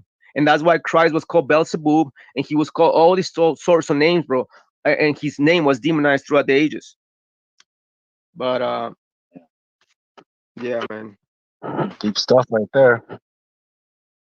Yeah, well, El Elyon is it's a title. El Elyon, El Shaddai, El Yara, or Yireh, Jehovah provides, whatever the like. Many titles, bro. Just like Yahweh is also a title, because Yahweh means what? He that exists. Like, is that really a name? Oh, what is your name, brother? He that exists, bro. That's my name. See that Yahweh? Come on, bro. Yeah, and the fact that there's like even just to get his name right, there's so many names going back and forth, back and forth. You're lost in the sauce. You know what I mean? What it is, Daniel, bro, is that all these ideologies that we're fighting about, like whatever took place early with Jose Vega and whatever takes place, like when people come over here and try to discuss the matter, is that these things are set in order to distract us from our true potential. Okay, because we have been given gifts within ourselves, bro. Everybody has gifts, you guys. Some of you guys have healing abilities, okay? Some of you guys have knowledge of plants and medicine. Some of you guys are shamans. Some of you guys are psychics. Some of you guys are dreamers or prophets, bro, and seers and this and that third. Like, you guys don't have time to practice your own gift. Why? Because we're all distracted with this bullshit about religion and my God is better than your God, my prophets are better than yours, and I'm more righteous than you. You are a sinner. You're going to hell. What are you? What nation? Oh, you're going to slavery. So everybody's distracted with all these little bullshits going on this level right here on this earthly plane, that we forget to look up to the heavens and be like, wait a minute, I am a divine being. I am connected to source and mother and father. I do not belong to this planet, and this nonsense got to stop. People got, bro, like, if you guys know who you are, know thyself. To know thyself is to know your divinity within you. Well, and then people are going to say, well, what, you're talking about Canaanites, bro. We're not gods. Well, according to the Torah, if you guys want to subscribe to the Torah, it says that we are gods. So which one is it? And if we're not, then why would Yahweh said, let us create in our image after our likeness, if we're not gods? You know what I'm saying? So the whole thing, now, I say this all the time, bro. When I had my 4th mushroom ceremony, Okay, right here, people. I want everybody to pay attention what he's about to say out of his mouth. Okay? That on his last mushroom ceremony, right? Look what he says, people. Watch this. I met with the Alayam. Okay, I met with the gods. I talked to the Elohim, bro, in real life, right there with them in their spaceship. I know it sounds crazy, but I did. And they were telling me the secrets of what happened on this planet. This whole religion system of all the religions on the planet, including Christianity, Muslims, all of it. You know what they told me it is? They said that they left all this stuff right here as a veil. All this religion is the veil that is the test. Now, everybody just heard. Hold on. Let me stop screen real quick. Now, everybody just heard what Shamar just said. That on his last mushroom ceremony, he was taken on a spaceship to deal with the Elohims, right? The Archons, right? Did he say that on this spaceship that Mother Wisdom was there? Nope. Did he say that on that spaceship that the Most High was there? No. He said the Elohims, the Archons, the same beings that he's been teaching for the past month or so from the Nag Hammadi scriptures, that are these blood-thirsty gods. But yet, we hear a story of him right now telling the people on Ancient Watchmen that he was dealing with them and that they were telling him secret knowledge. But according to him, they're Satan. Those are the workers of the bloodthirsty archons. And we all just heard him say that he was just dealing with them. This is why I can't mess with him anymore like that, bro. I just can no longer subscribe to what he's saying and what he's actually telling you people. He's double talking. Oh, you guys are reading the Torah. The Torah is written by Satan and all the archons according to the Nag Hammadi scriptures. These guys are the archons and they're just all these wicked beings. Hey, but you know what? I was on my last mushroom, bro. I was on a spaceship kicking it with them, and they were telling me how all this stuff works.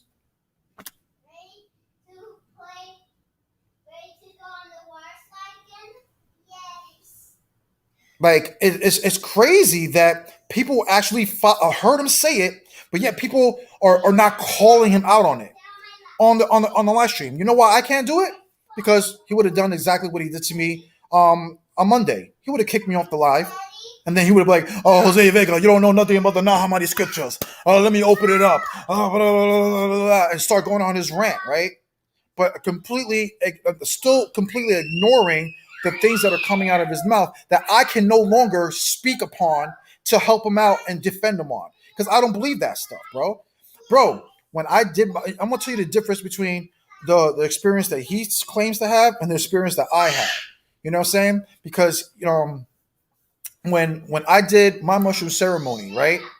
When I did my mushroom ceremony, I even told Shamar this. Shamar, like I said, he can't call me a liar because he knows I talked to him about this in front of my wife and everything like that. We all have this discussion, whatever. And I told him when I was on the mushroom ceremonies that yes, the archons did try to contact me. They did. I'm not lying. I'm on everything. They tried to, but you know what I did? That Shamar should have done. I told them that I only worship one power. Get away from me. And you know what happened? They got away from me. That's what happened. They got away from me. And you know what? The rest of my trip was beautiful. Me and my wife were just kicking it. My wife could tell you how I had her just cracking up like the whole night. You know what I'm saying? The whole night. And she had my wife had a real powerful, beautiful experience on her trip. You know what I'm saying? Of her basically going back in time with her native brothers and sisters. Basically, in her experience, she hold on for a second. My children are kind of loud.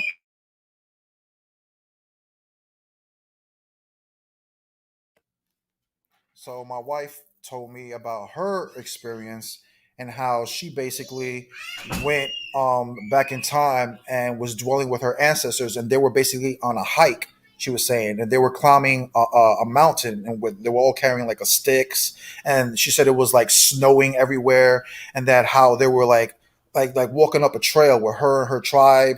You know what I'm saying? And they had wolves and dogs, or what they were called, wolves or dogs, walking up the mountains with them. And it was a beautiful story she was telling me, you know what I'm saying, during her trip, you know what I'm saying? But, like I said, the archons did try to contact me on my trip, and I told them that I only serve one power only.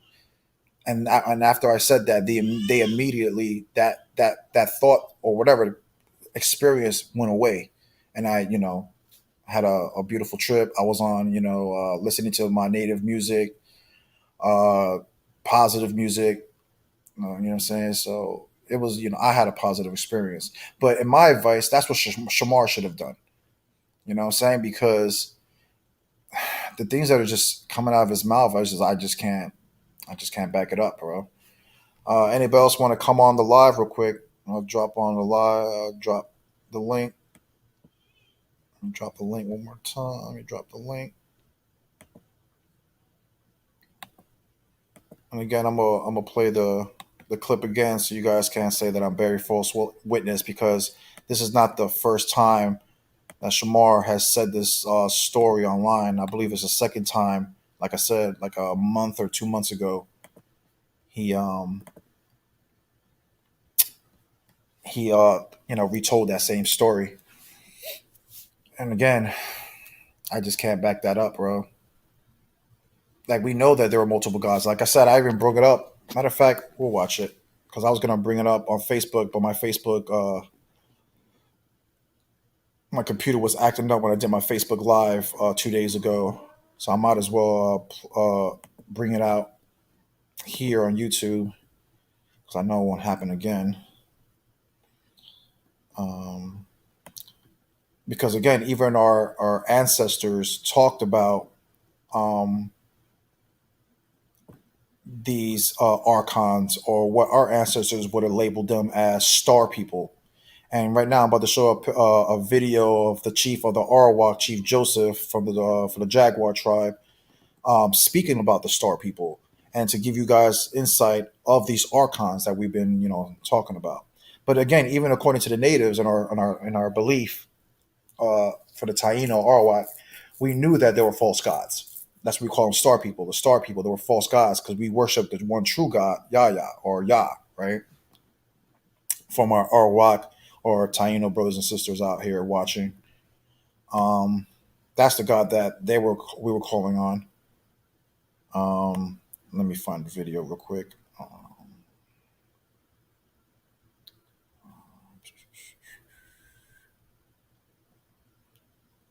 Here he is.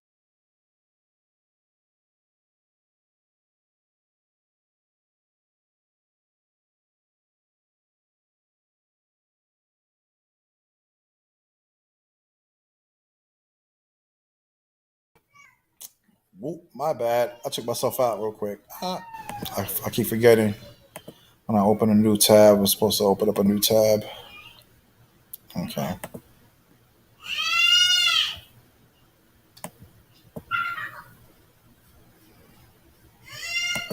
All right. So I'm going to share it, the video. Like I said, you guys are going to learn a lot today about what our native brothers and sisters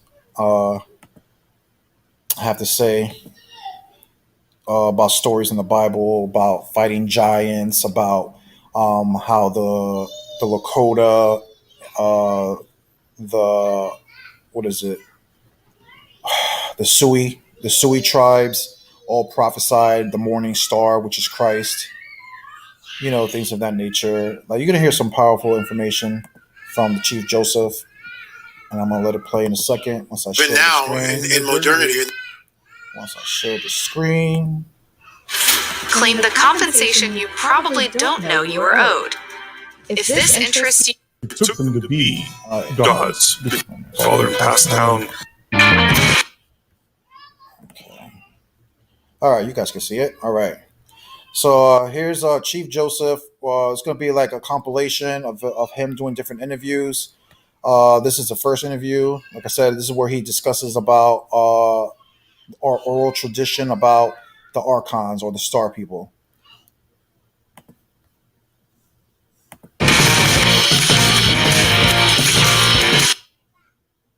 Yet to come across a tribal member from a tribe that does not have stories of giants roaming the land.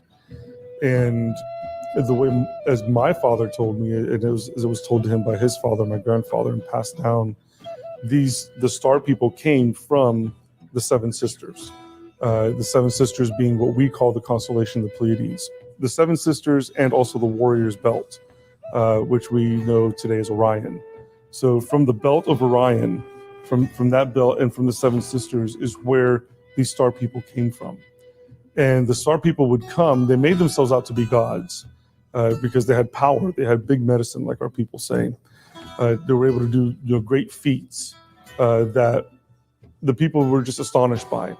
And so they took them to be gods because that's what they presented themselves to be. In that manner is how they then went and took the women from the different tribes. And from there is where the giant tribes were birthed from. The women did not survive the births of these giant beings. But as these giants continue to procreate and continue to spread across the land, there's many stories of the people and the tribes fighting against them. Sometimes, with good results, sometimes with bad results, until eventually there was a culmination of the flood that came and destroyed the giants off the land. We still have some stories of giants after the flood. Ishtipapa, which was a giant that lived in Georgia among the Muskogee Creek. Ishtipapa means man-eaters, because these giant beings would just come and take a regular-sized human being and just pick them up and just bite their head off and just drink the blood, like popping the cap on a bottle. boom, boom, boom, boom. So they received the name Ishtipapa, man-eater. The origin of them is not something that I know of that our oral tradition goes into. Like who created them? How did they begin? We don't have that. All we know is where they came from, and what constellations they came from to our people. And the giant races, they varied in height. They were the ones who built a lot of these ancient mound structures. We simply didn't have the technology to do it. Did regular sized human beings have the time to do it? Yes. And there are copies of mounds that have been made. Just like there's, the 3 pyramids in Egypt. Yeah, I'm gonna stop it there just real quick, just to analyze what you guys are hearing from Chief Joseph. As you clearly heard, uh, him talking about the star people, right, and how they came from the compilation from the seven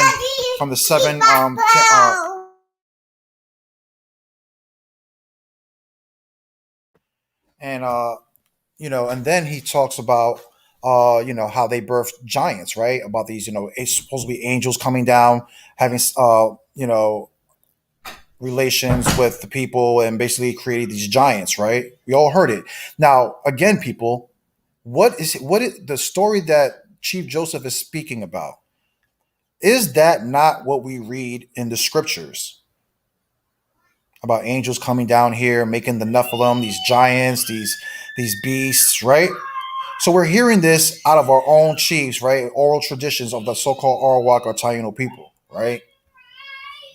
Then he starts talking about the pyramids over here, right? And this is and again, this is why I keep telling people, get off this stupid argument about who was here first. Oh, we're first peoples. We're first peoples. No, you weren't. There were giants over here. Explain the giants and where they lived, huh? If you guys are the first people, according to you KJV readers who love the KJV, it tells you that the wood that Noah built the ark only grows in Florida, where I'm from, right? Where I live right here, and my home, because Florida is part of Arawak territory.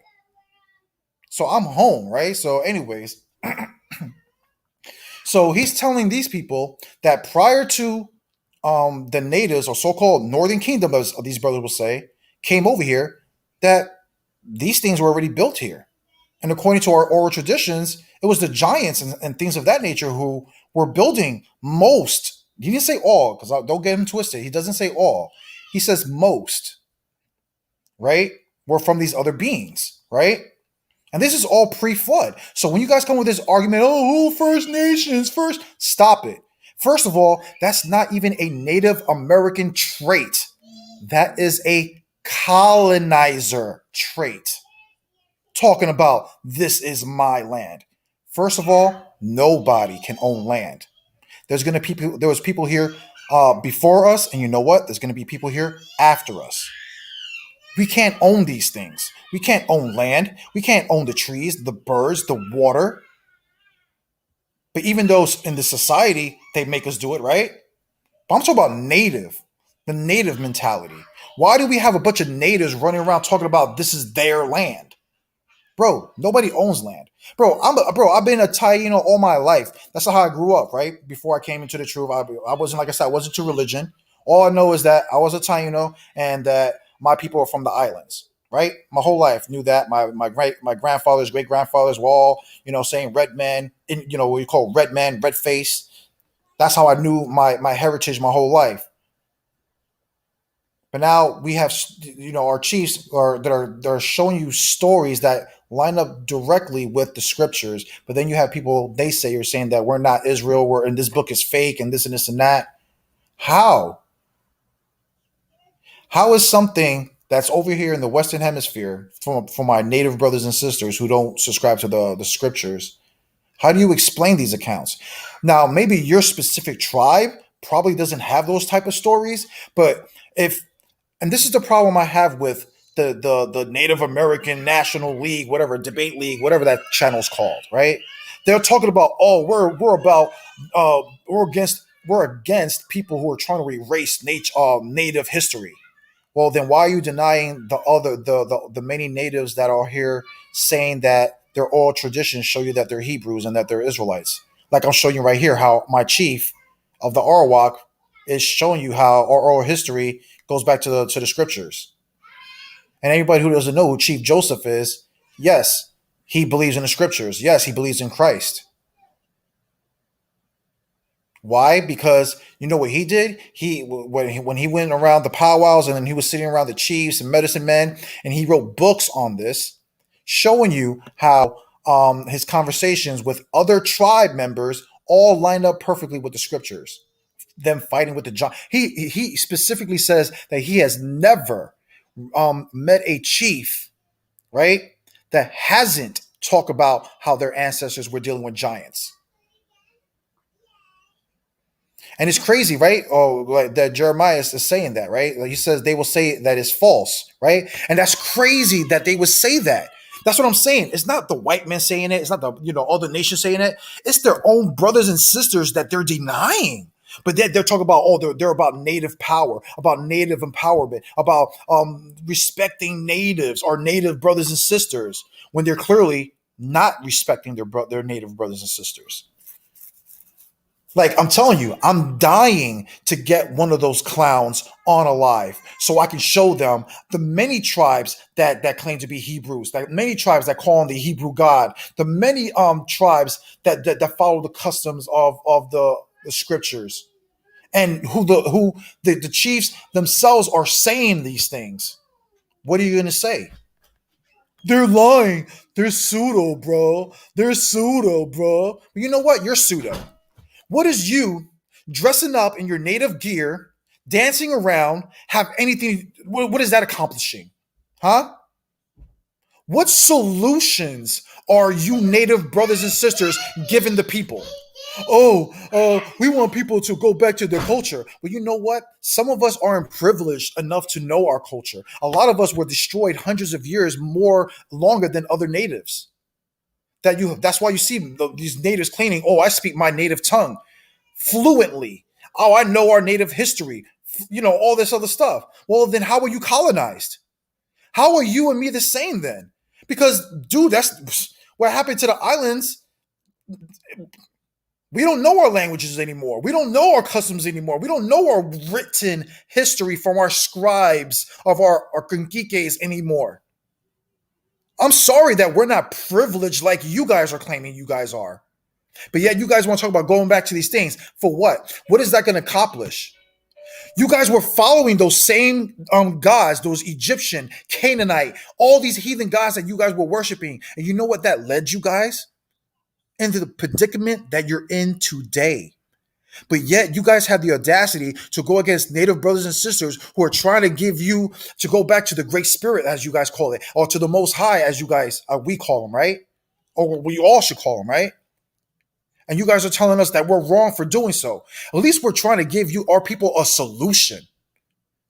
That if you follow go back to following the Most High and His God, in our God, the real true God, the real true Spirit, right, as you guys call Him, that He's going to put us back on high again if we do these things, right? To love what's so wicked about the Bible when Christ and them talk about the biggest two commandments is to love your God, the Great Spirit, with all your heart, and not even that, to love your neighbor. What, you guys have a problem with that? Huh, Daniel? Huh? The brothers over there in the debate league over there in the native, you guys really have a problem with that?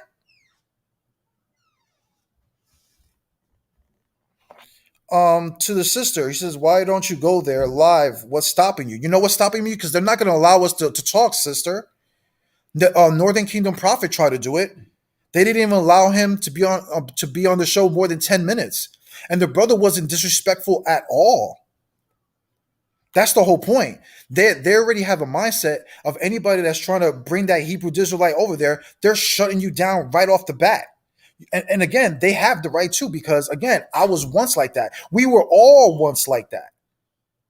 My whole life, like I said, all the way to the age of 33, I believed that the Bible was evil. I believed that it was a book used against my ancestors to take over my Arawak brothers and sisters. This is what I believed. But you know what? I read the book. Then after reading the book, I read more books, the outside books. And you know what? All of it led me back to, hey, this is all native history. Well, my native history that I've learned throughout the oral traditions that were passed down to me, right? And that's how I want, and I want those brothers to do the same. Stop being hypocrites. Because at the end of the day, and the truth is that there is way, I'm talking about hundreds upon hundreds of millions of our native brothers and sisters that believe in Christ, that believe in the Most High of the Bible. But yet you have this little group of people who are trying to go back to their indigenous groups, as they claim, right? You guys think you outnumber the so-called natives that believe in the book? You guys are out of your mind. There are many native brothers and sisters who not only believe in the scriptures but teach the scriptures. My like I said, I'm a native. My aunt, right? My aunt who lives in North Carolina, she has a church, bro. She's a native. If I show you right now, if I show the so-called Black Hebrew Israelites, they would call her a Mongoloid, right? Because we're like, whatever. They're like, oh, you guys, she's native, right? But you know what? She has her own church. There are many natives that have churches, bro. There are many natives in Central and South America that have Hebrew schools. You guys don't outnumber us with your ideology that you guys are on right now. And again, all I want is what is your guys' solution?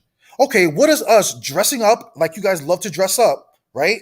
In your gear, right? In your so-called native Egyptian Canaanite worship gear, and stuff like that. What is that going to bring back? What are your solutions? Oh, we're going to dress back. We're going to start speaking our language. Okay, and what? What do you think that those same ancient gods and multiple gods, or these different gods, are going to what? What, give you power over the so-called white man? No. The only solution is the book, bro.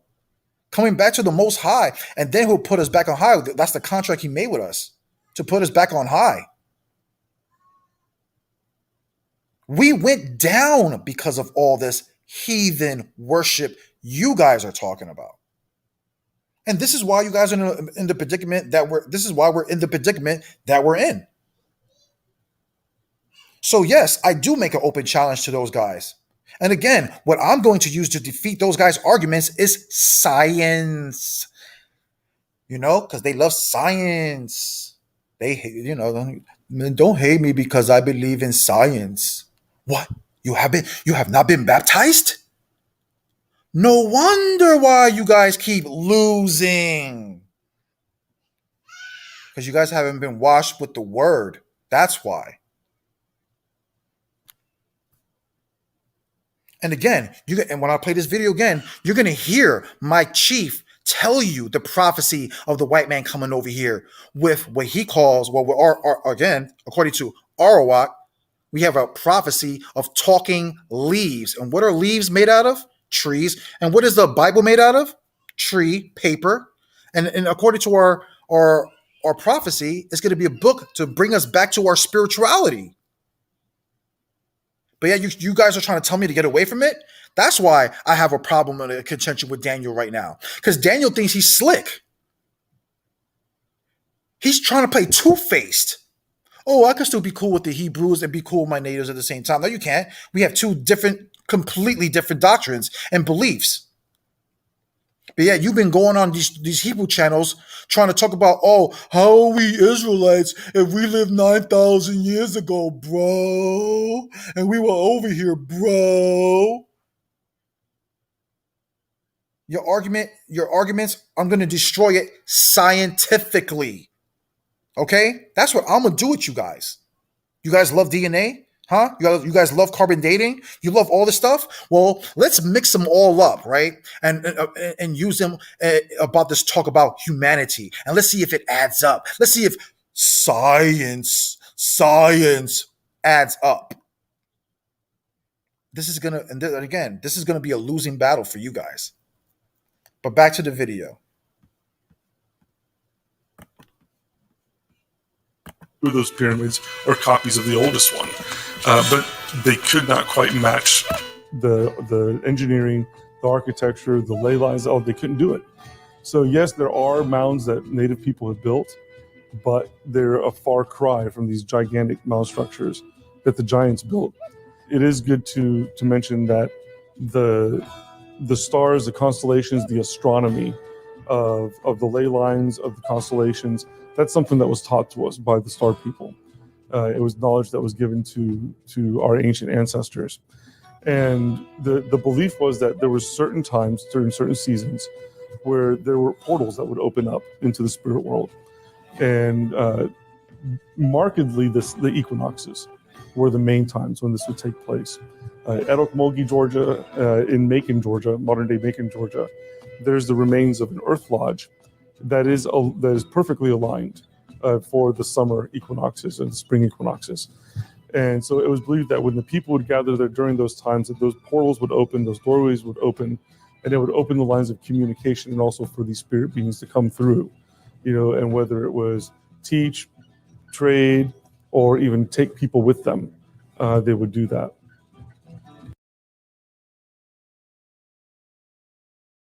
But about that particular tribe. LA, thanks for having me on the show. It's an honor and a blessing. It's our honor and our blessing. My people are Arawak, Taino Indians. We're the ones who discovered Columbus wandering lost in the ocean. We were the first ones to be called Indian. The Native American Holocaust, as we call it, began with my people. And we are the original inhabitants of the Caribbean islands and the state of Florida, much before the Seminoles came down in there. And we had prophecies about talking these that were coming to our people. We have an oral tradition that spans centuries that has become prophetically taking place, even here, starting with 1492 and beyond. That's just really fascinating. You talk about talking leaves. I know what that is, having read your book, but many folks out there don't know what the talking leaves are. Just give us a short description of what you're talking about when you say that. Well, one of the yes, sister. And again, and this is why I tell you that Daniel is a snake, and this is why I unfriended him and everything. He's a snake, and I told my brothers and sisters to stay away from him because he's trying to play both sides. That's what a snake does. Even Northern Kingdom will tell you that how he was on a platform pretending as if he didn't understand Second Ezra 13 and how they came to Americas, and how he just sat there playing dumb as if he didn't know the doctrine. Why is he playing like that? You know why? That's what I'm saying. You people need to ask yourself. And he is a demon because you know what I find funny? That half of the stuff that he have shared on TikTok, he's learned from me, right? He's learned from me, an Ancient Watchman, and he's been putting it all on there, right? So, okay.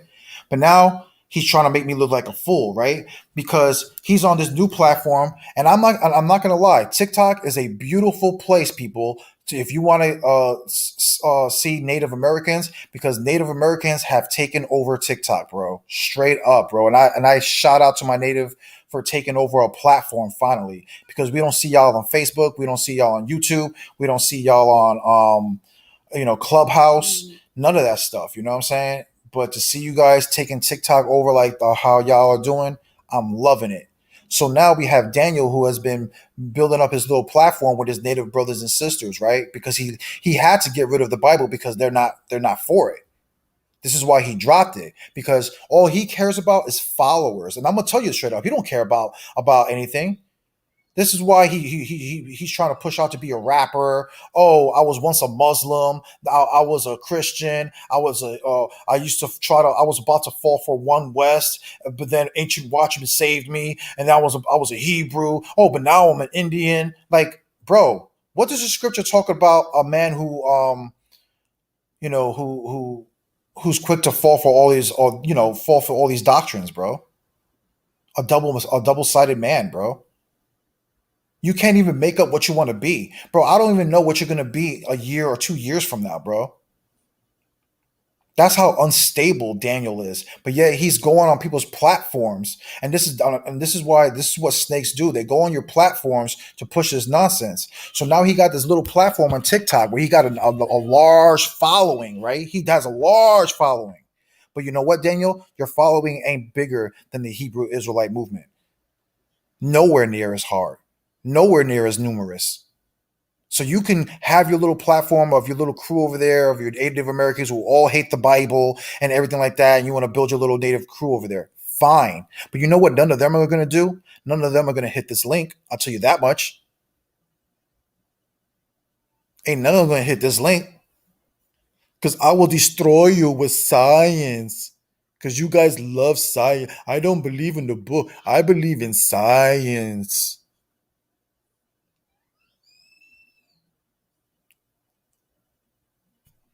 You know what I'm saying? So that's what he's been on. So you know what? He can bash me. They could talk all that stuff. Oh, look at me! I debunked Jose. First of all, we would have to have a conversation for you to even debunk me. We didn't even have a conversation.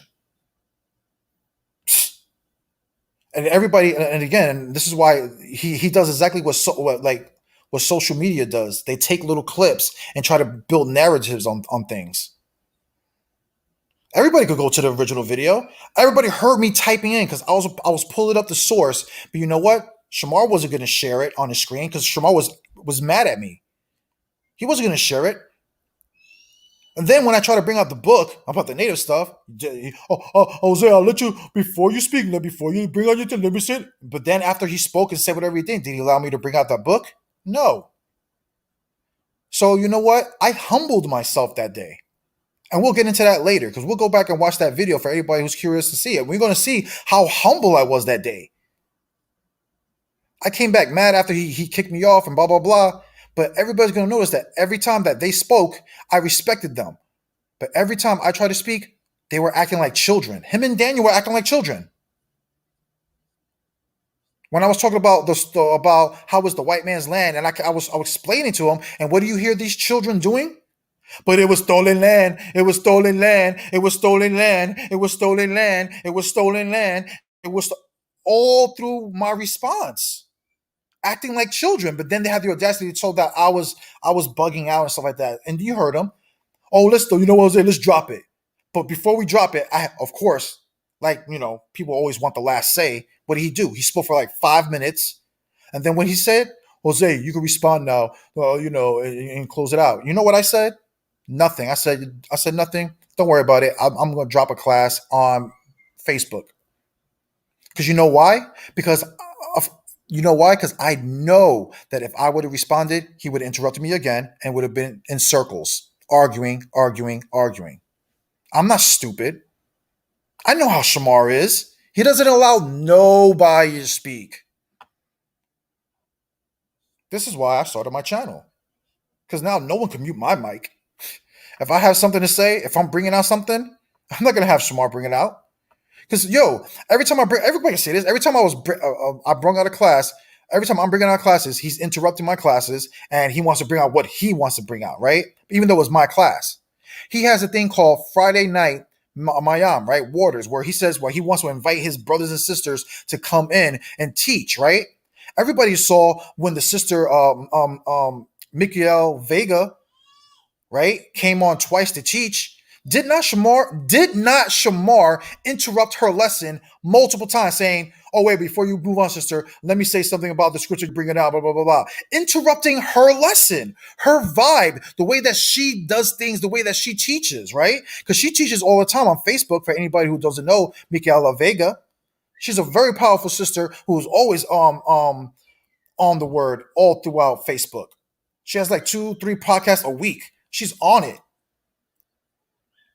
You see what I'm saying? And even when she came on Friday, May I am, to drop her lesson, it's not like her and Shamar sat down and be like, all right, we're going to teach a lesson together. No, it was her lesson. And he kept interrupting her lesson. Why? Because Shamar always has to speak. He always has to bring out his point of view. He always has to, take over and prove to everybody that he's the teacher of this shit. You know what I'm saying? Like, bro, this is why I had to leave the channel, because you're not allowed. You know why people don't want to come on the channel? because he's always disrespecting people. And Shamar, he can't say, oh, and again, he cannot say that anything I'm saying that I haven't said to him. Because I told him this too. I told him, bro, you got to stop saying these things. You have to start telling people, oh, hit that link. You Hamites, you Hamite converts. Come on. That's why you're scared to come on, you Hamite converts. Come on, you Hamite You know, bro, nobody is going to come on a show when automatically you're disrespecting them. Who will do that? What you're basically doing is basically saying basically what you're doing is like, who wants to come on and argue with us? You see what I'm saying? That's what you're doing. And I told him in private, I was like, bro, we got to stop doing that, bro. Stop calling them Hamites like that. And just like, oh, I'm calling out all you Hamites. The reason why they're not coming on is because you're being disrespectful. To them, you're looking like a racist. They're like, man, this guy hates black people. This is why they say the things that they say about us, because that's the way they view, even though it's incorrect. But you have to think about it. That's how they view it. And I completely disagree with that. And I told him that in private many times. I want to have conversations with people, bro.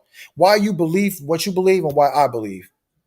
I'm gonna let you speak. Everybody just saw right now the brother Louis was on, right? Was it a bad conversation? Were we combating each other? No. You know why? Because that's not how I want it to work. But people say, oh, so you get emotional. I only get mad when people don't allow me to speak. That's when I start getting mad, because everybody can see me throughout the years. Whenever I'm on a panel, I can respect everybody on the panel. I could be on Judah's channel, right? In the past, I could be there for like a half hour, an hour, and not say a word. Not a word while everybody's arguing and discussing stuff. And I could be on the panel just respecting everybody, right?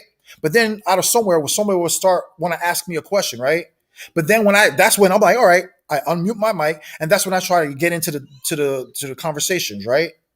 And then what ends up happening? They end up muting my mic. Everybody ends up talking over me, disrespecting me. But the whole fact is that, bro, I've been on here for an hour just listening, not disrespecting anybody. And this is what I see happening over and over again every time I go on these people's platforms. They don't want me to get into it because people know that once I start speaking and start going, bro, I'm going to chop your head off and start kicking it around. Don't get me going, because everybody knows that I'm the type of person that if I can sit there and listen to you speak for 20 minutes, 30 minutes and ranting and stuff, you know for damn sure that I want to debunk every single point that you said. That's what I want to do. And I should be able to do it. I allowed you to speak for your little 15, 10-minute rants, right? Why can't you allow me to speak for 7, 8 minutes to debunk everything that you're saying? Why is it that I can't even speak for 30 seconds without somebody interrupting me? If I'm lying, I'm dying. Look at all the past conversations on any platform I've been on. That's what happens. But you know what? Now I got my own platform. No one can mute my mic. And you know what? When the brother Louis was here, everybody saw it was a beautiful conversation. And that's how things should be between brothers and sisters, bro.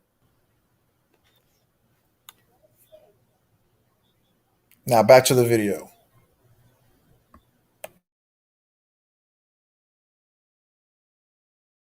The prophecies that has been passed down specifically in my tribe was that pale-faced bearded men, guamikenas, covered like turtles, would come to our shores in 3 strange war canoes. Let me just stop you right there. That's such a specific prophecy, covered like turtles. And of course, that speaks to what? The conquistadors in their armor. And the 3 strange war canoes were the Niña, the Pinta, and the Santa Maria. Wow. And the prophecy said that when these pale-faced, covered like turtle men would come to our shores, that talking leaves would come to our people, and it would be a completed knowledge, a complete revelation of who God was and is. Traditionally, our name for God in our language is Yah or Yahya. And there was a priest on board that ship named Bartolomé de las Casas, and he stepped off that ship with a Bible in his hands.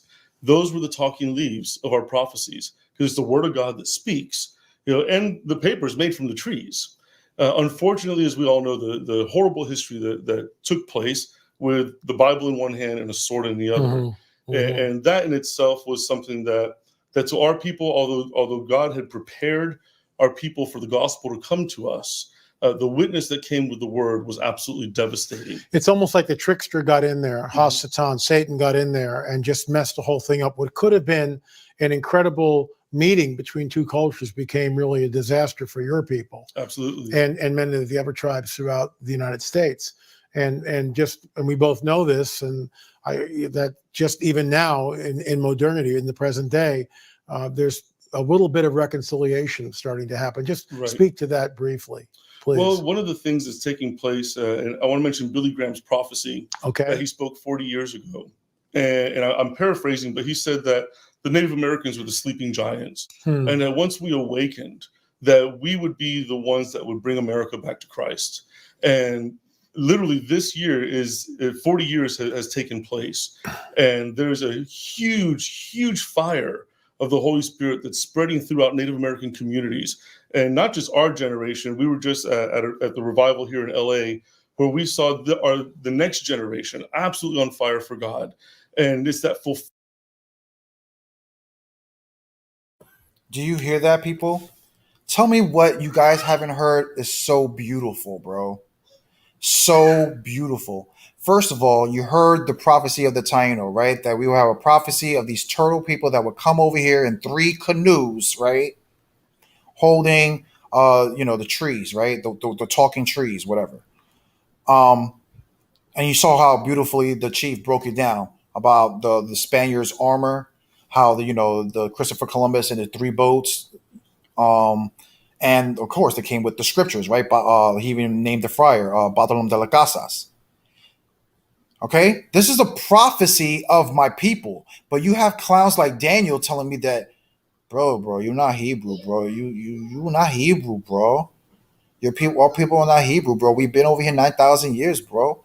Then why did my chief just bring out a beautiful prophecy? Please explain it to me.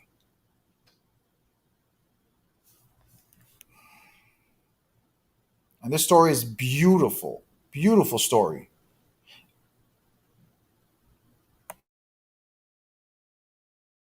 Fulfillment of that prophecy of us bringing that word, but only through forgiveness.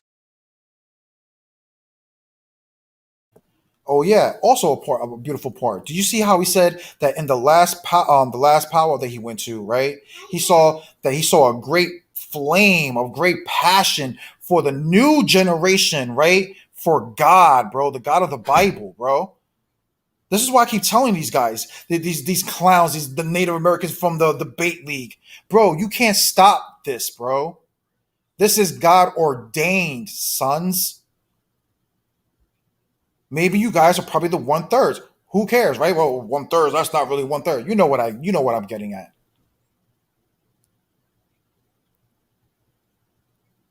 Because according to the chief, the natives have a fire in them for this new for the God of the Bible. What are you talking about, Daniel? Well, obviously you're not one of those natives. Those brothers you're been kicking it with are not part of those natives. Those people that you're on TikTok with are not part of those natives. But you know what, Daniel? There's hundreds and upon hundreds of millions of our native brothers and sisters who have came to Christ, who have came to the Most High. Deal with it. We don't care about your opinions, bro. We don't care about your science. You can never tell us about our life experiences, Daniel. Matter of fact, you can never tell us individuals about our life experiences. And this is another problem why I have a problem with Shamar, because he's trying to get people away from the scriptures, away from Christ and stuff like that. I don't know about you guys, but the Most High and Christ saved my life. Saved my life. You guys don't know who I was before this truth.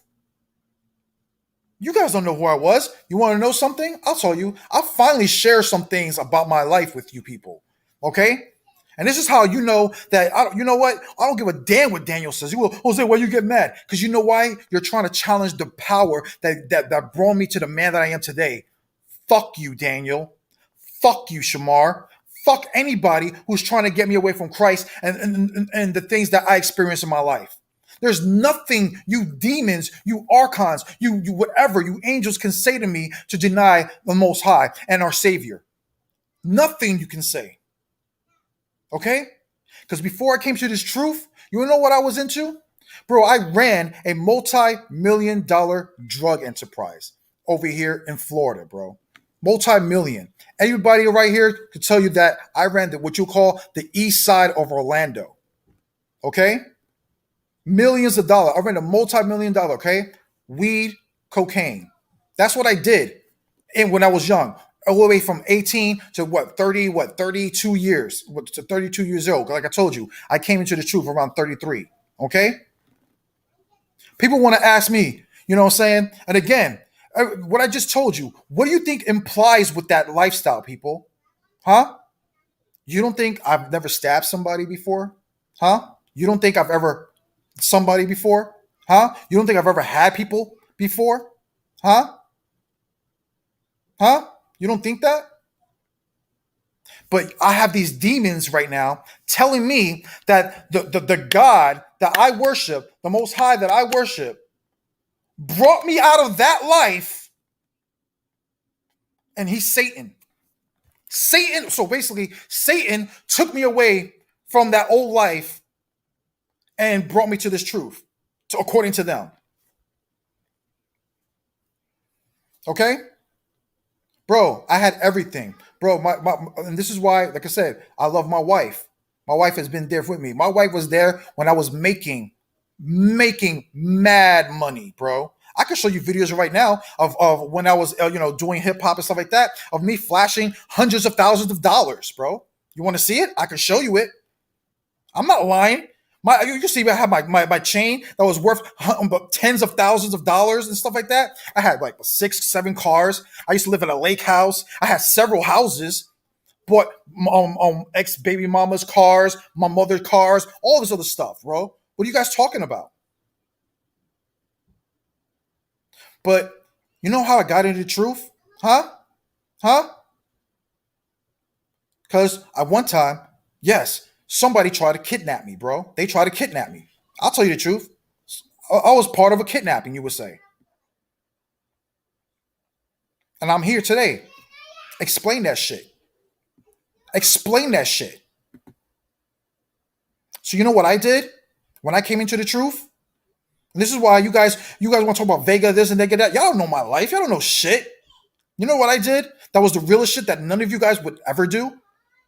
I took that pile of money and I put that shit on fire when I came into this truth. I started my life the fuck over, bro.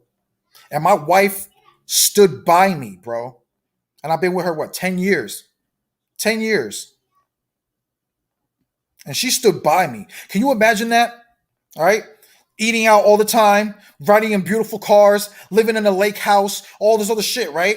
To now living in a fucking apartment, bro? Huh? Can you guys have done that? But then you have people that want to convince me to leave this shit alone, bro. You guys are fucking crazy, bro. You guys are fucking crazy. Huh? What is, you know what? And because when I was back in the world, believing I was a Taino and stuff like that, right? I'm doing this stuff. I used to always think about, like, why did this stuff happen to my ancestors? And what is the solution? Like, what are we going to do? I didn't have any elders and stuff like that telling me a solution, giving me a solution.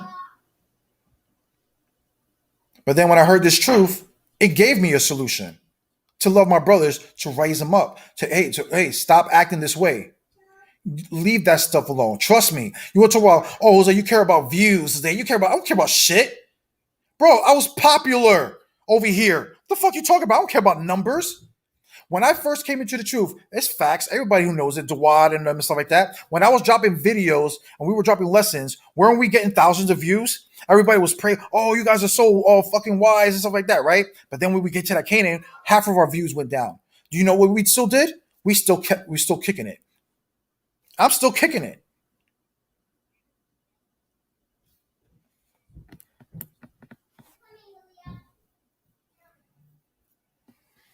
You know what I'm saying? And yes, Dwight, I do agree with you. That is what Shamar is saying. And again, and and I and you heard me multiple times when we talked about it. I even told him, I was like, bro, I see it as the scriptures testing us. Multiple guys speaking through the scriptures, but you're saying that the whole thing is about just Satan. This is all just Satan book and stuff like that. Then why are you quoting from it then? Not even that. If you believe in Christ, like you say you do, he's all, and you claim that he's in the Old Testament. What are you actually saying? That Christ is what? One of the archons? Is he a demon? Like, I don't get it. Like, I don't. For the life of me, I don't get it. But then we all heard today. Matter of fact, since Wandering Knave is here, I don't know who's here. Were you here when I played that video of Shamar saying what he said after his fourth shroom ceremony that he talked about, how he went on a spaceship and that he was dealing with the what you call the architects, the archons. But notice in that story, he didn't say he was dealing with Mother Wisdom or the Most High.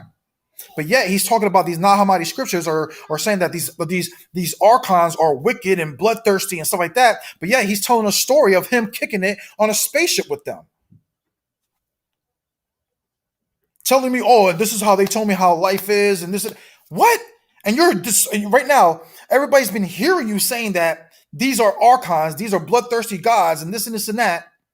But yet you're on a spaceship kicking it with it, and now you're trying to spread the message that they told you that day.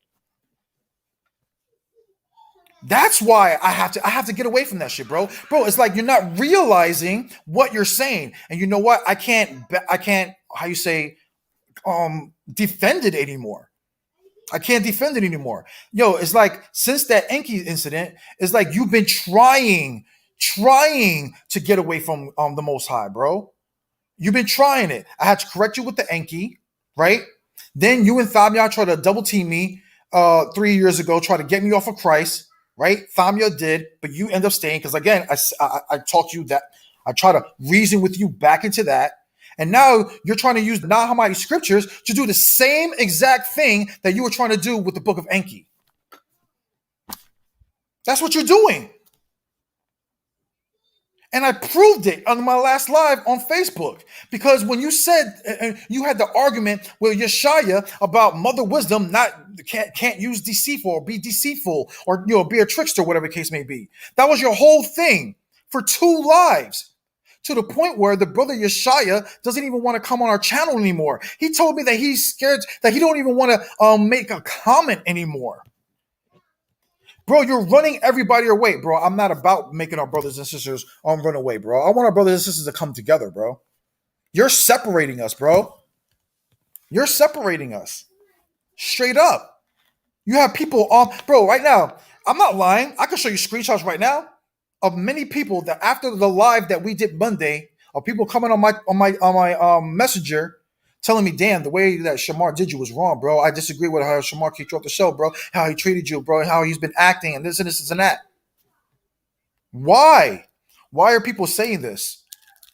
I'm not trying to be about that, bro. I'm not trying to bring that separation. We used to be cool with Ephraim Rivera. We used to be cool with, what's his name? Rayayak, whatever his name is, all these other brothers, right? But now they're not even around anymore.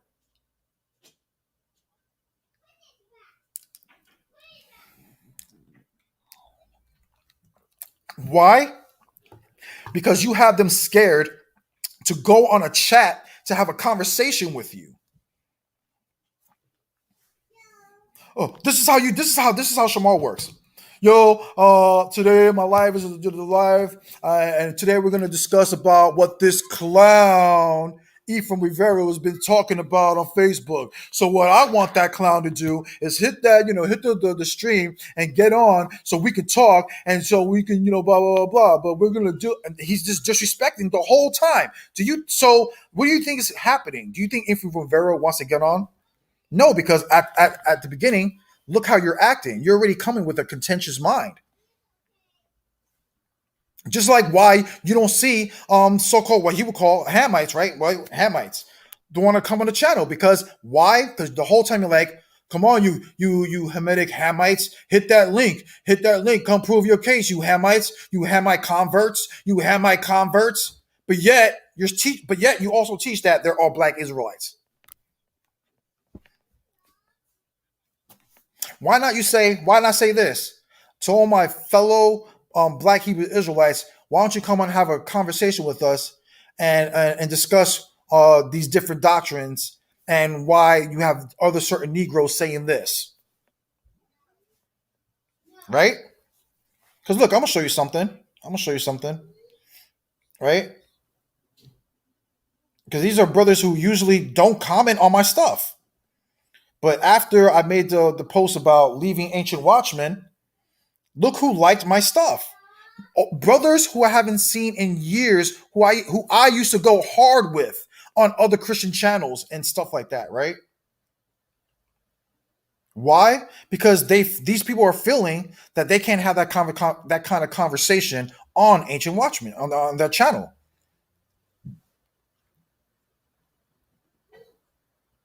And I've been telling, and again, Ayash cannot call me out on this because he knows what I'm saying is facts. That I've even talked to him privately about this. I was telling him, bro, you got to calm down with that stuff. You got to, we got to stop the cursing too much. We got to stop all this so much because they don't want to jump on because they think that, it's just going to be a contentious instead of a conversation. You see what I'm saying? And I've been telling him, he's been telling me, I'm trying to get better at it. But it's still the same thing. So, bro, it's like I said, it's not just one thing, people. I don't want you to think, the reason why Jose left is because he kicked him off. No, that was just basically, I'll put it like that. That was probably like the, how you say, like the nail in the coffin. You know what I'm saying? That was basically like the nail in the coffin. You know what I'm saying? Because right after that, I was like, all right, man. You know what? All right. So now it's getting to the point where you're disrespecting me to the point where you're kicking me off our show. And then it's not even our show anymore because everybody heard him say that Ancient Watchmen is Ayash. And I have a problem with Diligent Destroyer. Everybody heard him say it. People don't understand that what's going on is me, Ayash, Ancient Watchmen, has a disagreement with Jose Vega, the Dillinger Destroyer. You see how he separated that? Then when I get back on, when I tell him, well, who are you to kick me off the show? Everybody heard him say it. You see what I'm saying? And then that night, Ayash chooses Daniel over somebody who believes in the Most High. Daniel don't believe in what we believe in. And I was showing that in the live, and I was trying to show Shamar that Daniel, being a snake, is here telling you stuff. Why are you addressing me and not addressing what Daniel's saying? He's the one that's saying these people have been over here 9,000 years and blah, blah, blah, blah, blah, blah, blah. But you want to hear making an argument about First Nations. Fuck your First Nation argument. You guys don't know nothing you guys are talking about, bro. You guys are, like I said, gone. Talk about when I tell them, whose land is this? To bring the clarity. Whose land is this right now? It's stolen, as if they're saying something smart. Of course it's stolen. Us natives know it's stolen, but again, whose land is it right now? The so-called white man. Why? Because Deuteronomy 28 says that the Most High will send our enemies to do so. What? Now Shamar has a problem with Deuteronomy 28? Oh, my fault. According to him, that might be about Yeldabaoth. That wasn't the Most High who did that. Because remember, that's a contract. So Deuteronomy 28, and this is why I keep telling you, and this is another reason why I have to let Ayash go. Because again, Ayash now is teaching that we're not a special people. Because there's supposed to be, according to his narrative, the God that we made a contract with is the same God in Deuteronomy 28 who we made the contract with about the blessings and the cursings. So now, in Deuteronomy 7, right? You are a chosen people. So now we're not the chosen people. We're not the chosen people. We're not the earth caregivers anymore. We're not the chosen of the planet. Because remember, the scripture says that when we're in rulership, even the trees and the animals rejoice. Isn't that native? Right there, that's what I'm trying to tell you. Isn't that a Native American concept? Isn't that what we want? Huh? When we go back into rulership, that even the animals, the plant life, all that will flourish, will be beautiful. There will be everything will be just be in unity, right? That's Native American. This is why I subscribe to the Bible, because everything in the Bible is about my history. Maybe it's not about your tribes. If that's the case, then hey, by all means, go your way. But don't tell another native that we're bugging out. That's my message to y'all. Y'all don't know my life experiences. You guys are crazy. Okay?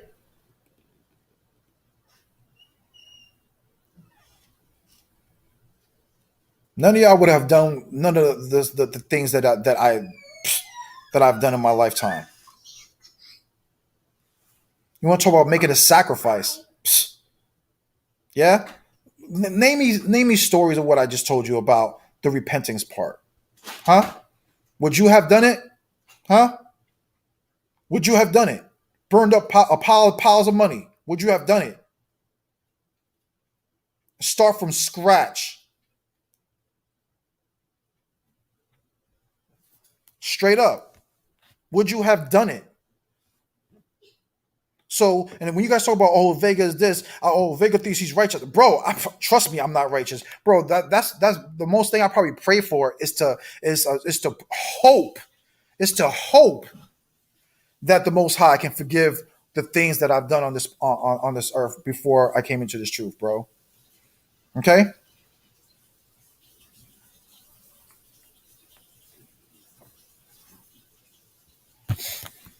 Because that's what I used to do. I used to be in the world, bro. I used to be in the world hardcore, bro.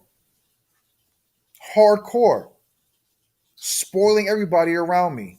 Having, when of course, when you're younger like that, I have multiple women. Oh, I'll pay her apartment. I'll pay her apartment. And I'm sleeping everywhere, right? Just all around town and stuff like that.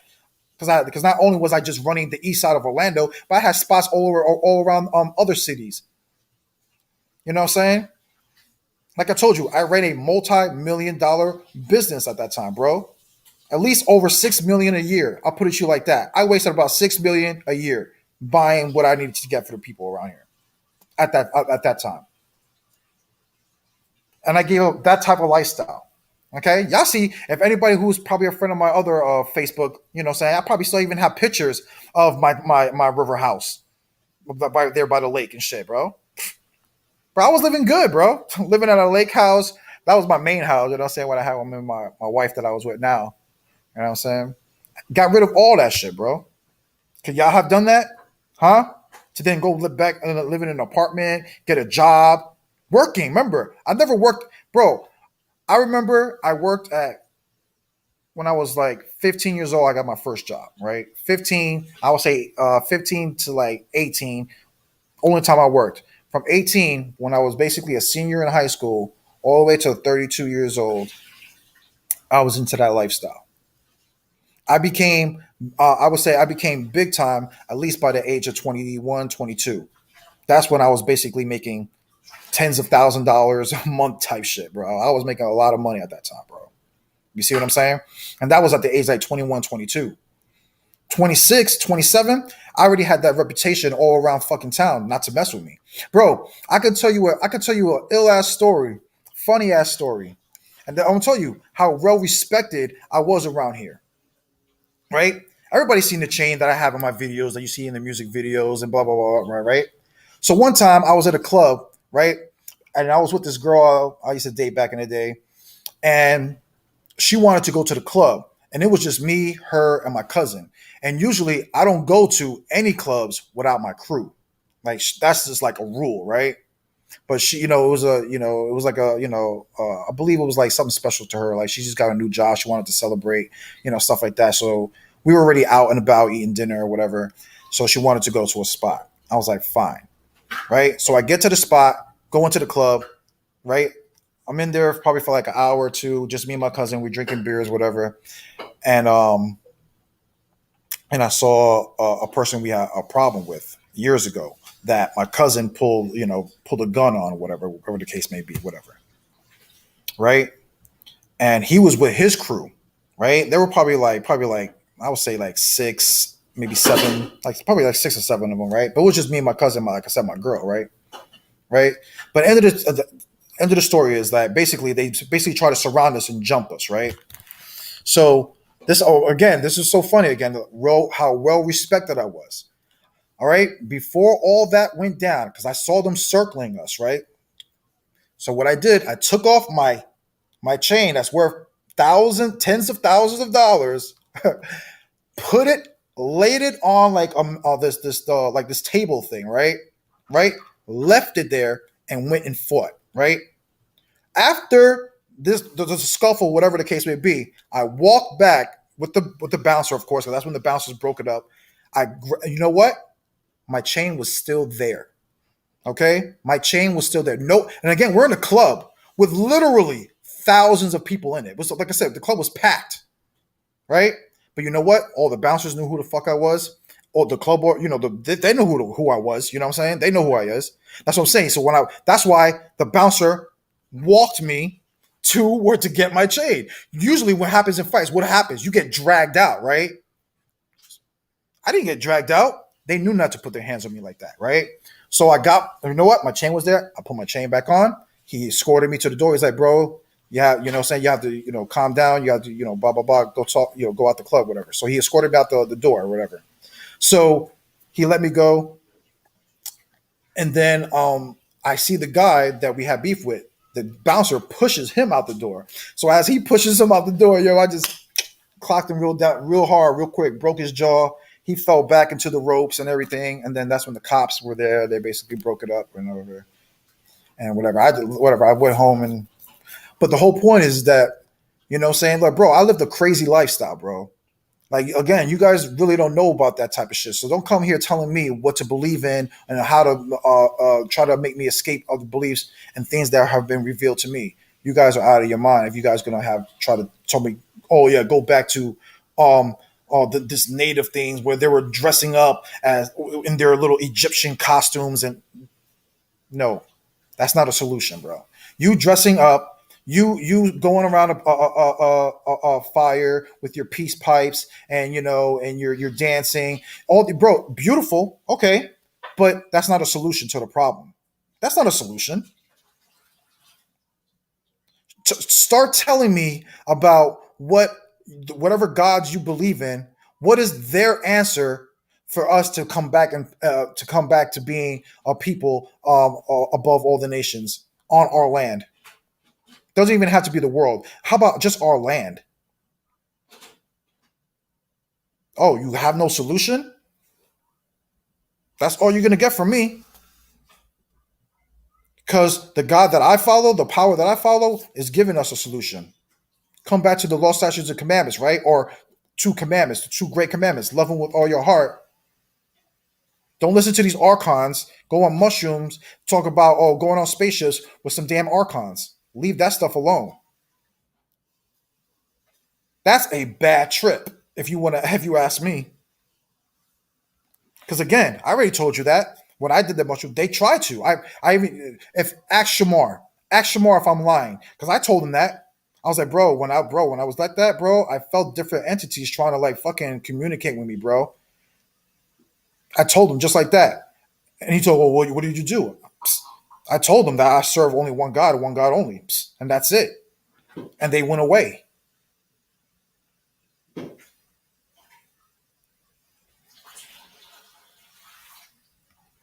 But according to Shamar, that's not what he did. He let the archons talk to him and bring him on the spaceship and tell him their theories about how the world began and this began and blah, blah, blah. Anybody want to hit that link and join the conversation, you could. Stuff like that. It's like, come on, bro. You've literally just told people that you have been following the archons. That's all you just did. You didn't say, "Oh, while I was my mushroom ceremony, Mother Wisdom came to me and she told me how to connect back with the earth, and this is the message that she sent me to you guys." You see what I'm saying? He didn't say that. He said he went on a spaceship with some archons, the architects, different beings. But yeah, he's talking. But yeah, he wants. I'm very sure he's going to see this video and take it wrong. He's like, "Oh, Vegas taking me all wrong." No, I'm not. Everybody sees it. Everybody heard me. Everybody heard you on the thing say it.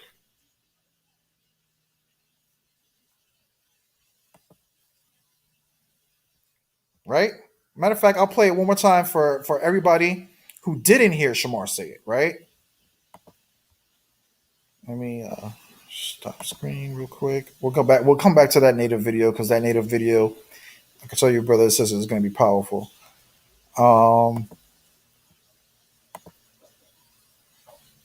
Share screen.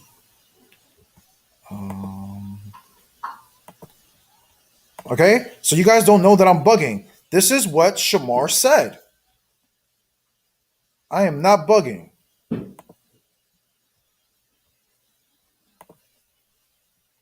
They say that whoever tries to cross the veil, and if they do and they push through, they're gonna awake. Well, and then people are gonna say, well, what, you're talking about Canaanites, bro? We're not gods. Well, according to the Torah, if you guys want to subscribe to the Torah, it says that we are gods. So which one is it? And if we're not, then why would Yahweh said, let us create in our image after our likeness, if we're not gods? You know what I'm saying? So the whole thing, now, I say this all the time, bro. When I had my 4th mushroom ceremony, I met with the Alayam. Okay, I met with the gods.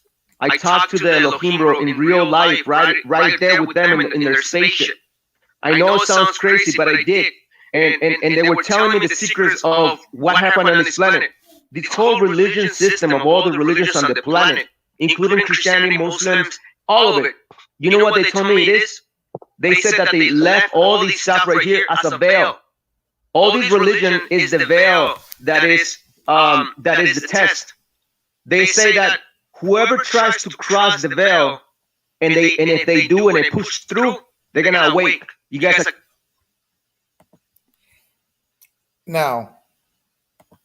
Now everybody just heard him say it. He went on a spaceship to talk to these Elohims, these gods, right? Like you said. Now everybody, you guys have been watching our videos, has not for the past 2 months or so. That's all Ayash has been talking about these archons, these multiple gods, these bloodthirsty gods, right? But yet, he said this on the last live that I was on, that he kicked me off. This is what he said that I just played for you. How? How are you not seeing that, Shamar? How you not put 1 and 1 together? Bro, you were talking to the archons, bro. Because you sure didn't say you were kicking it with Mother Wisdom. You sure didn't say you were kicking it with the Most High. You said you were kicking it with some gods, the Elohims. The Elohims that you just said in Genesis are the archons. That you've been saying are the archons. So basically, you just admitted that you've been having conversations with the archons. And you just right now just gave everybody what they told you. That's crazy. And again, reason why I can't be a part of that anymore. I can't be a part of that anymore. How can I defend that, bro? How can I defend that? What do you want me to do, Shamar? Look, I can respect your what you're saying, but again, I see where it's going, bro. I see where it's going. It's going, and everybody heard him. I'll play it. I don't want to really. This live is not. I really didn't want this live to be about what Shamar was saying in that live. But y'all could go back to it, and you're gonna hear him say it, and Daniel say it. Yeah, get rid of the book, bro. Get rid of the book. Get rid of the book. What are you talking about, Shamar? Christ is in the book.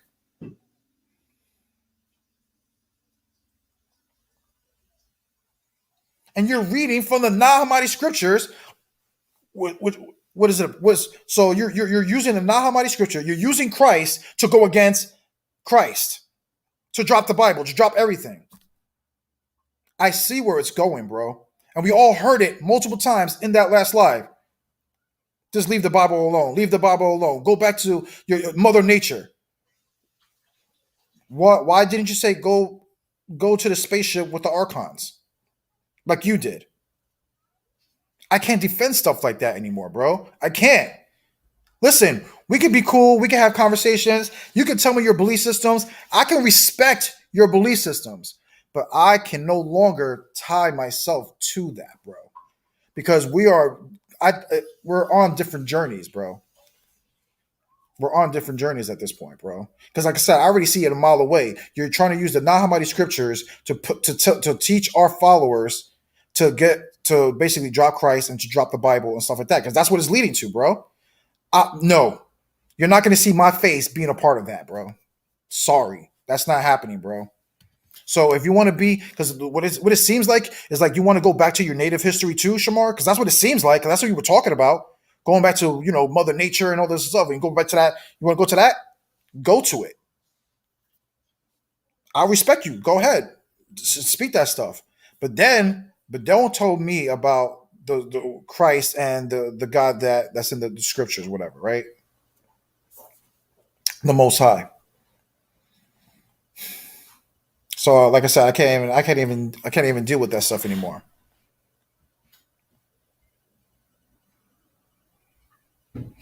Yeah. Anybody want to join the live? Anybody see the link? Where's the link at? I don't know if anybody can see the link. Anybody want to join the live? If not, I'll just get back to the video real quick. Let me share it again.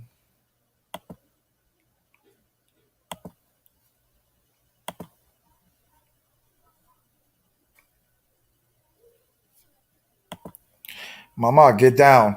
Get down. Baby Boo. Yes. Get your sister, please. Yes. Get your sister.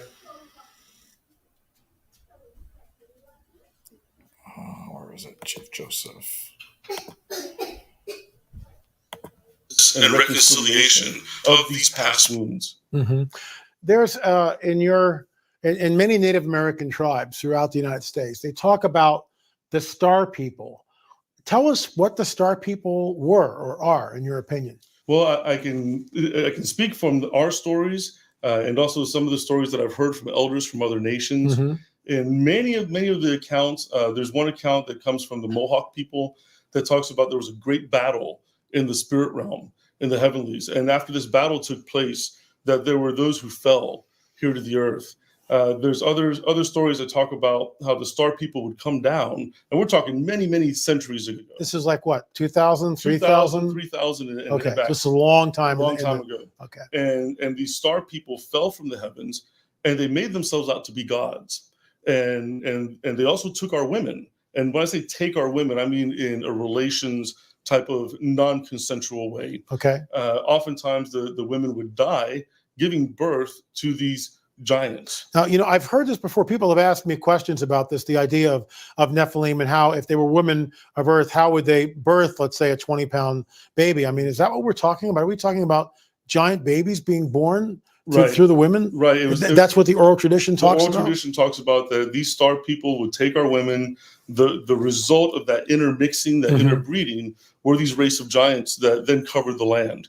They were very sadistic, very evil, for using that word. And some of the physical attributes of them, when we say giants, we're not talking about Homo habilis or Denisovan. We're talking 8-9 foot tall people, even larger, and even larger. Yeah. 6 fingers on their hands, their toes, double rows of teeth. Oftentimes, they're depicted in the oral tradition as having red hair, and very, very sadistic sexually as well. The Calusa is one example in Florida. And there's many oral traditions about how they would come. They would take the women. They would also take children, do very sadistic sexual rituals with the children. And then we can see the spiritual connotation of that even today, where Florida is racked with sexual molestations and rapes. Could it be a byproduct of these almost like a generational spirit over the land? Yes, absolutely. What's interesting, folks, is that what Chief Joseph is talking about here is basically Genesis 6, where it talks about the sons of God. Just substitute Star People for that. Saw the daughters of men and took women and married them. And in that exchange, the Nephilim were on the earth in those days and also afterwards. And what's interesting about this, according to what Chief Joseph is saying, and you talk about some of that in the book also, that the Nephilim were on the earth and certainly in the Americas. And that is startling. That goes against really the history that we've been taught in our schools. But, you mentioned giants and Star People, and this is in Native American oral tradition, certainly in some of the tribes that I've talked to. But there's one account that you told me, which I found very interesting, with 2 tribes that they made a treaty. Tell us about that. Well, and when I was in the service, there was a Mohawk gentleman who was also in the service with me. And he was sharing a story from his people about there was a time where the Allegheny, which is where we get the name for the Allegheny Mountains, Sure. that was the name for the giant And this tribes. is Alleghenies are where? Up in the northeast area. Okay. So Pennsylvania, New York. Right, Okay. the Allegheny Mountains. And according to their oral tradition, they had a very huge stronghold right across the river. And so they would frequently raid. When I say they, the giants would okay. raid the villages, taking the women, taking the men. They would easily, grab a warrior, bite their head off, drink the blood. I mean, that's the sheer size and stature of these giants. Well, the Mohawk put out a call to gather the warriors together because something had to be done. Sure. And I'm paraphrasing because there's a very specific way our stories are told, so I'm paraphrasing. And as they gathered the people together, many of the other nations of the Iroquois Confederacy did not want to go against the giants. Why is that? Out of fear. Out of fear, because also they demanded tribute as well. Let me stop you, folks. Go back to the biblical prophetic narrative, which discusses David and Goliath. You remember that the Philistine Goliath comes out and blasphemes the God of the Bible, and none of the Israelis, of the Israeli army, will confront this guy. And this is, I mean, the parallels to the stories are incredible. Oh, absolutely. And so the Huron were the ones who answered the call. And so the Huron and the Mohawk sent out 2 scouts. And when they went across the river and they came back, they reported, yes, they're giants. They have a fortified city, but with the Creator's help, we can take them down. And so there was a large battle that took place. The warriors were victorious. And as a result, there was a wampum belt. Now, the northeastern tribes, they use wampum belts to record their stories. And this wampum belt still exists among the people. Wow. That records the story of the battle against the giants. And then the Huron and the Mohawk said that forever they will be at peace with one another because they were the only 2 that answered the call to go defeat the Allegheny giants. Let me ask you something, and this is, I just question popped into my head here. That battle is how old? 1,000 years? Oh, there's thousands. 1,000, 2,000 years. All right. I'm just wondering if they buried them in a mass grave someplace, and if the oral tradition of those particular tribes, Huron maybe, would know where that burial mound might be. It's very possible. Very possible. I don't know where it is, but okay. It's very possible. Cultures around the world have end time prophecies. Certainly, we have lots of end time prophecies in our Bibles, which is what politics, prophecy, and the supernatural report. This is what one of our hallmark words to the show. And cultures around the world have these end time prophecies. What are some of the prophecies that you would like to share with us today? Well, LA, there's several that also correlate biblically. Now, before I get into this beautiful story, which many of you, I know Dewad and them are aware of this, because it is a beautiful prophecy. Randy, again, you said everybody betraying him. Again, I don't know if you just got on, but I just told everybody I have no problems with Ayash. He can teach whatever he wants to teach. He has a right to teach whatever he wants to teach. But respectfully, I see where what he's teaching is basically taking people away from the Most High and Christ. And so therefore, I'm sorry, brother, I'm just not going to be a part of that movement, bro. That's something I know. No. And I don't know if you were here when I was just telling people about the reasons why I even came into the truth. If not, when this live is over, you should go back and watch it. And you see the reasons why I feel the way I feel. So again, I have no problems with Shamar. You know what I'm saying? Like I said, I have no problems with nobody. The only people I have problems, like I wouldn't say even problems, but is, snakes, man. I just want to have conversations, and yes, exactly. He is a knowledgeable guy. Of course he is. But again, it's just that his belief and my beliefs are just not there anymore. And again, he's been saying things that I can't back up anymore. You know what I'm saying? I just can't. I can't be a part of it anymore. because what you're basically are going to start teaching the followers is to drop Christ, because you're basically teaching that Christ is an archon, because you said that the Bible, that the Old Testament is about Satan and the archons, and this is just whatever, but Christ is in there, bro. Oh yeah, so wait a minute, what about Isaiah 53? You said, and everybody's been hearing you saying it, bro, that these archons are these bloody archons that want blood and drink your blood, and stuff like that, right?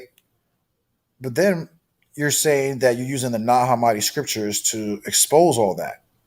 No, you're not. What you're basically saying, because again, the questions are going to start coming is, well, then how you explain the sacrifice of Christ and his blood?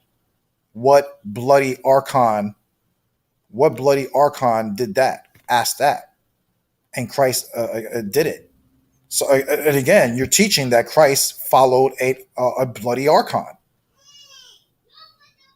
That's what you're saying, bro. I can't back that up anymore, bro. I can't defend it, because you know what? People are going to start asking it. When you start getting to people who are actually intellectuals, who are actually listening to what you're saying, they're going to start asking us these questions, bro. Exactly. Christ constantly quotes from the Torah. Isaiah was one of his favorite books. That's what I'm saying. Like, bro, how are you going to explain Isaiah 53 and that's talking about Christ? You know that's what I teach.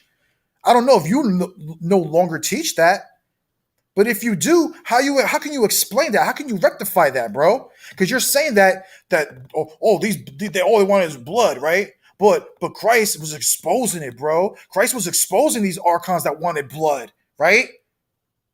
And trying to tell you people to follow the Great Spirit or the Most High. So what are you talking about now? The Most High wanted to sacrifice Christ's blood?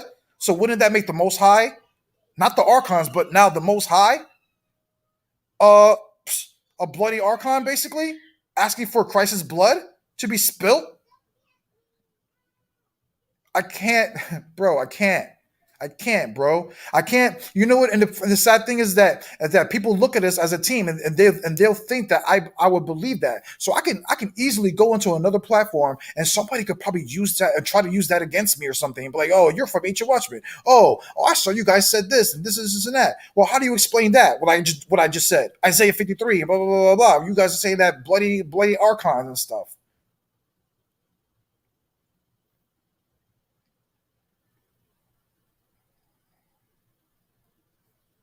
Like, it's like, come on, bro.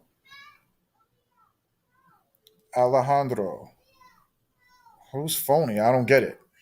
I don't get your what you're saying.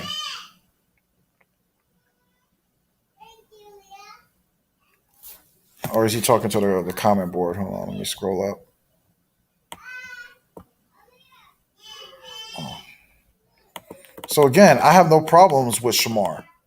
He can believe whatever. If that's what he believes, that's what he believes. Everybody just heard him say that. People talk about, but oh, Jose, you're just mad. No, I can't defend it anymore. I just can't. We're on right now. What he's been saying, I clearly, like I said before, is back to the Enki thing, bro. He's gonna try to teach people to get off Christ and leave the Most High, bro. That's not me, bro. You're no, bro. Not after what the Most High and Christ did for me. You must be out your mind, bro. Y'all are out your mind, bro. But shalom, Alejandro. Quickly. And for those who are watching, I want to remind the listeners and watchers of Romans 1:20. For those who think, well, how would the Native Americans have known God? Romans 1:20 says, "For I have shown myself to every nation of the earth in things seen and unseen, therefore man is without excuse." And so we very much knew who God the Creator was. Not all the tribes were monotheistic, but the East Coast tribes were monotheistic and still are, unlike many of the other tribes that are polytheistic. So the prophecies that have been passed down for generations among our people, whenever we say the time when the fires will come, that's an indicator, especially when we're talking to Native people, we're about to speak about end-time prophecies. Because one of the biggest prophecies is that once the Creator destroyed the earth with water, And that was to destroy the giants, according to the oral tradition, which is also found in the biblical account. That's just an incredible statement that the oral tradition in Native talks about a global flood, which parallel. You hear that, Daniel? Mister? I love science, bro. I all about science. I love science.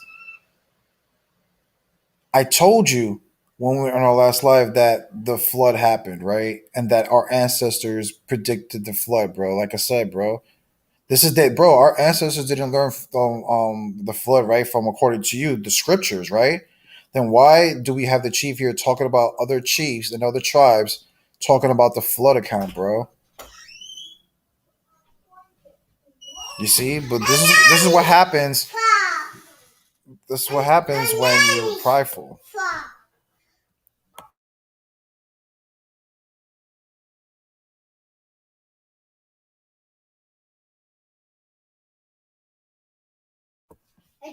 Right? So right now we're about to hear a beautiful prophecy by Chief Joseph about the Arawak, about the my fault, not the Arawak, the Lakota, about their Sundance and how they're the origins of their Sundance and who it's dedicated to and prophesied about.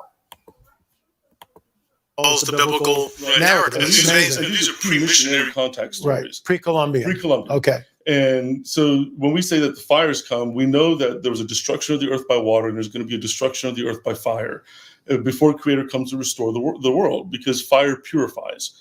So there's prophecies that said that when grandmother spider's web covers the earth, that's an indicator of the fires are really close to coming.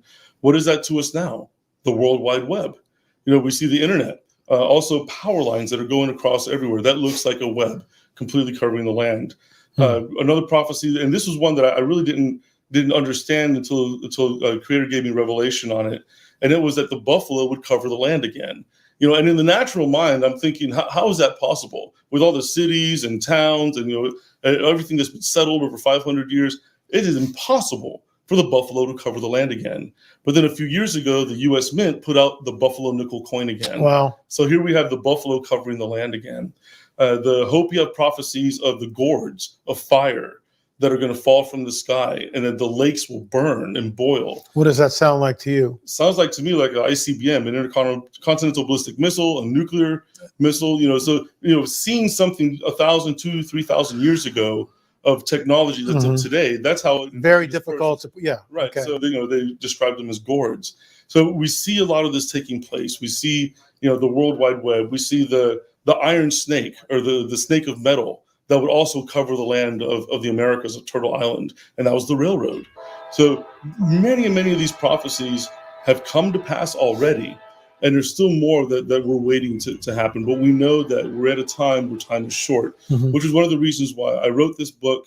During my time in the service, I wasn't walking with the Lord. I wasn't walking with God.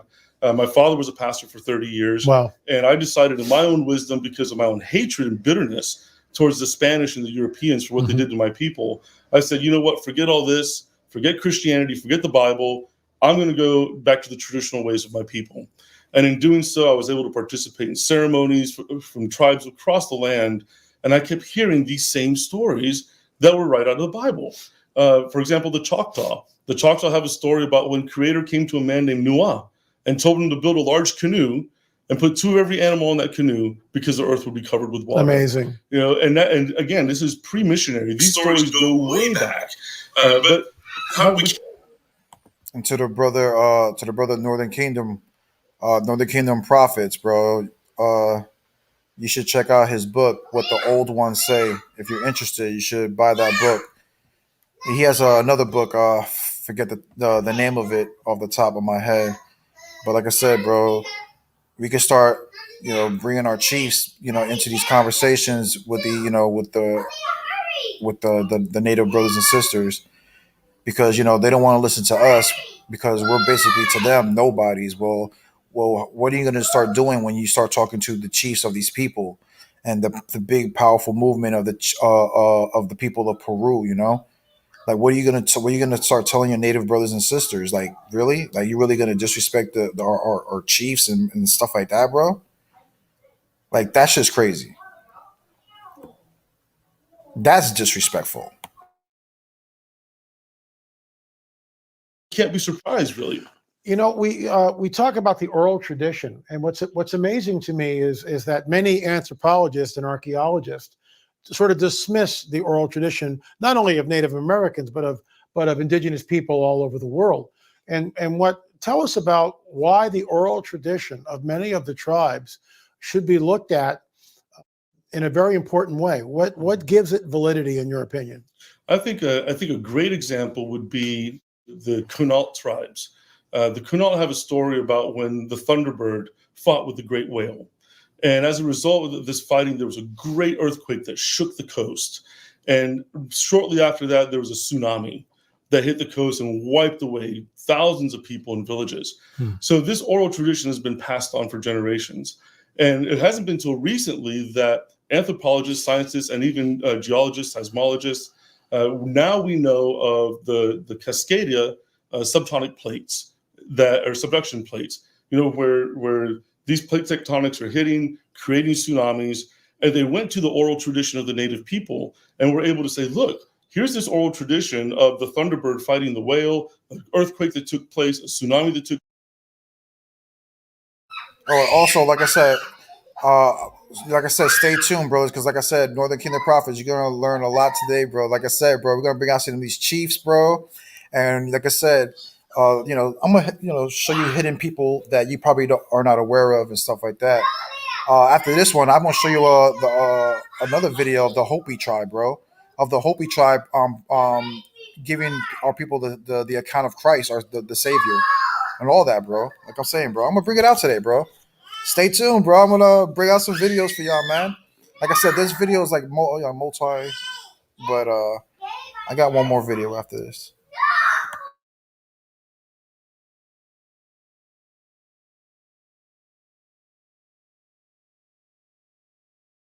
Took place, and now with the science that we have today, they've been able to find these plates, that would absolutely validate that oral tradition of how the native people interpreted what took place. So there's a validity there as well, and it's still an upward battle. It's still a fight to get the scientific community to take stock in our oral tradition. One thing that oftentimes is missed is, here I'm paraphrasing the stories, but there are people in the tribes that are chosen from birth to be the story keepers or storytellers or wisdom keepers. When they learn a story, it is word for word. They can't change a word. They can't add a word. They can't add a plural to it. It has to be told the exact same way. So when we're hearing these stories at the ceremonial grounds, we're hearing the story the same way it was told 1,000 years ago, 2,000 years ago, 3,000 years ago. That was our people's way of keeping the integrity of the story. You hear that, Daniel? And Native American League, who want to deny what my chief or my people are saying, bro? Huh? Isn't that what you guys teach? That your oral traditions like that, huh? You have a storyteller. What, you guys don't have storytellers, bro? Oh, but let me guess, your storytellers, right, are better than my ancestors' storytellers, right? That's the argument you want to make. But then you want to talk about respecting Native history, huh? Huh? You want to keep disrespecting brothers like Northern Kingdom, myself, Ancient Watchmen, and brothers out there talking about, oh, you guys aren't Hebrews and this and this and that, blah, blah, blah, blah, blah. That's crazy. But then they're talking about, oh, we're going against these Wabos because these Wabos are trying to do native erasure. Well, that's what you're trying to do to us, bro. That's what you're doing to me and my ancestors, bro. The hell are you talking about? But then you want to talk about peace and stuff and all this stuff when you want to talk about, oh, drop your God for what? Or at least we have a solution. You guys don't have a solution. You guys want to play dress up. What is playing dress up, right? What is playing dress up? Because I see y'all on TikTok. Like I said, I give y'all props. Y'all took over that platform and I love it. But playing dress up is not going to save our people, bro. It's not going to put the Most High back in his good graces, bro. That's not the way. That's what I'm saying. They have no way. Daniel, tell me, Daniel, what is your solution, bro? Oh yeah, man, we just go back and connect to Mother Nature. Well, how? How? Okay, use your spiritual man. Okay, well, you know what? Then why is our spirits going to the Most High, bro? You're telling us to go right to use our spirits, right? That's what Shamar. You said it all the time. Go use your spiritual man. Then why is the spirit of Christ and the spirit of the Most High dwelling in everybody, bro? Or in hundreds of millions of people worldwide, bro. You're not making sense, bro.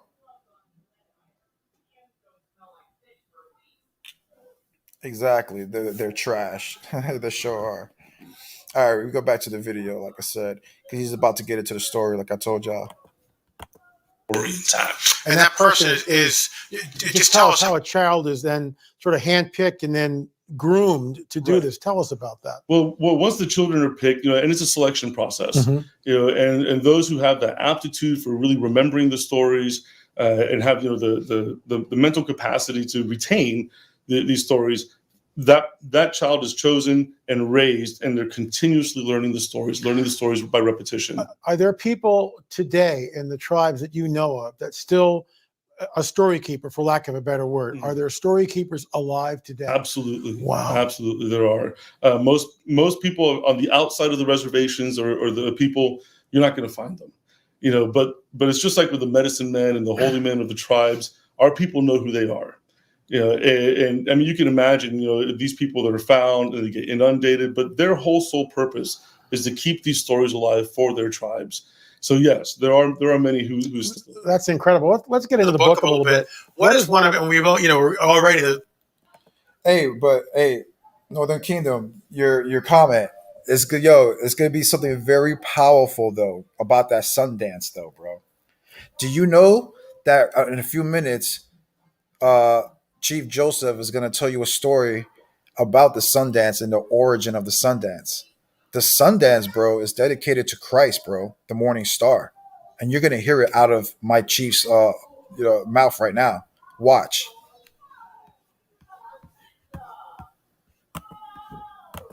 The window of time is shrinking very rapidly. But tell us one of your favorite stories in the book. One of my favorite stories was shared with me by a Lakota man, and he's a dear friend of mine, also a military veteran.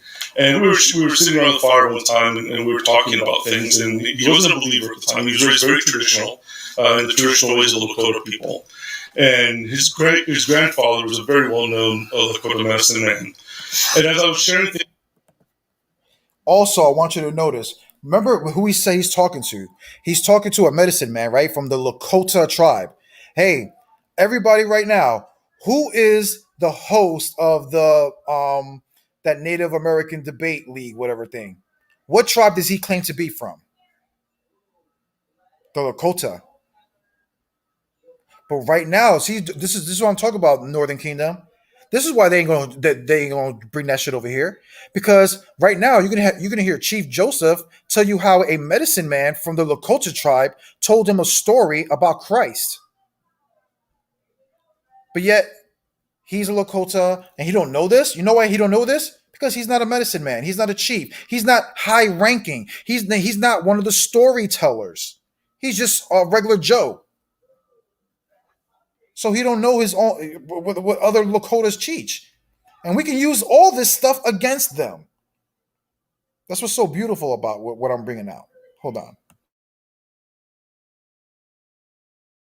Things with him, and we were talking about these stories.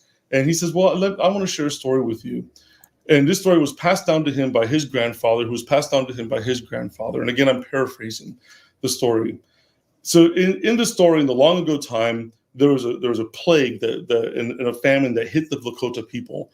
And this is when they were still more on the East Coast. Because the Lakota, if you've ever watched Dances with Wolves, that's the Lakota.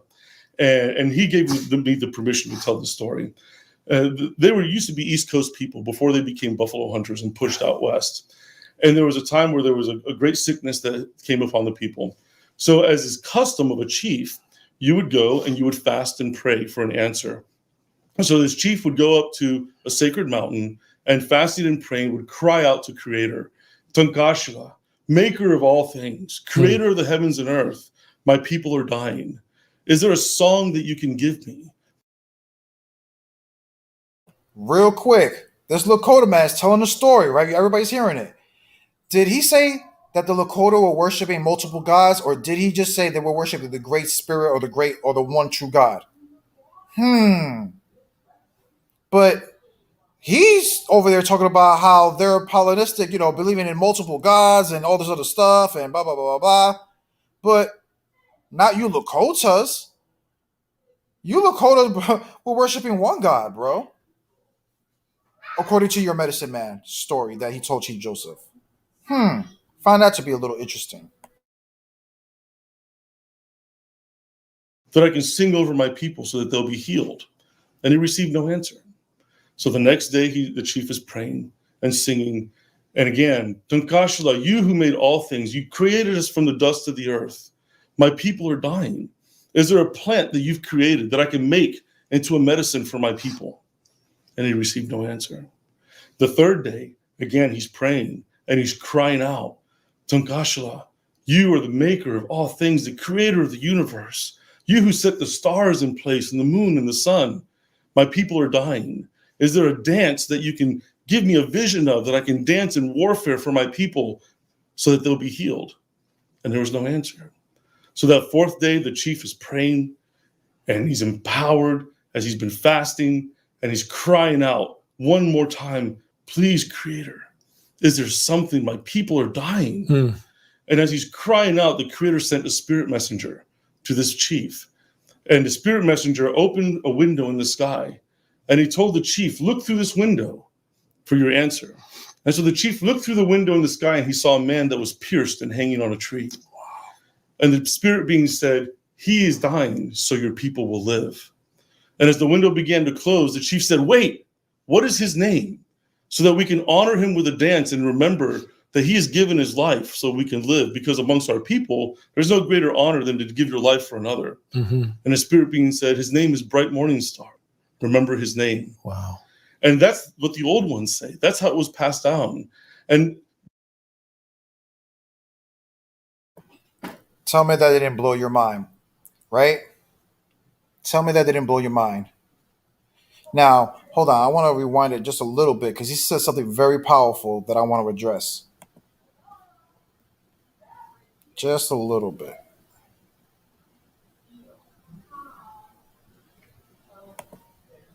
And remember that he has given his life so we can live. Because amongst our people, there's no greater honor than to give your life for another. You see that right there? That's another thing for my Old Testament brothers. Did you just hear what he said? There's nothing. That's why I keep telling you, brother. If you guys are natives, right? Like you say, we believe in this stuff. And when our chiefs are telling stories that line up with the scriptures and stuff like that, and how our people were, bro, there's no greater than to give your life for another, bro. So again, why would you guys have a problem with Christ, bro, who gave his life for his brothers and sisters, bro, to try to bring us back in good graces with the Most High? That would be my argument to me. But again, whatever. That's what I'm just saying. That's what I'm saying. That's very powerful. And again, why? That's why I don't get. Isn't it noble? Isn't it a noble act to give your life for your children? Wouldn't you take a bullet for your children? Let's say you're out in the street and somebody out there, shooting out the block. Are you not gonna step in front of your child, or are you gonna push your child in front of you like a shield? No, you're gonna get in front of that bullet. Why? Because you would give your life.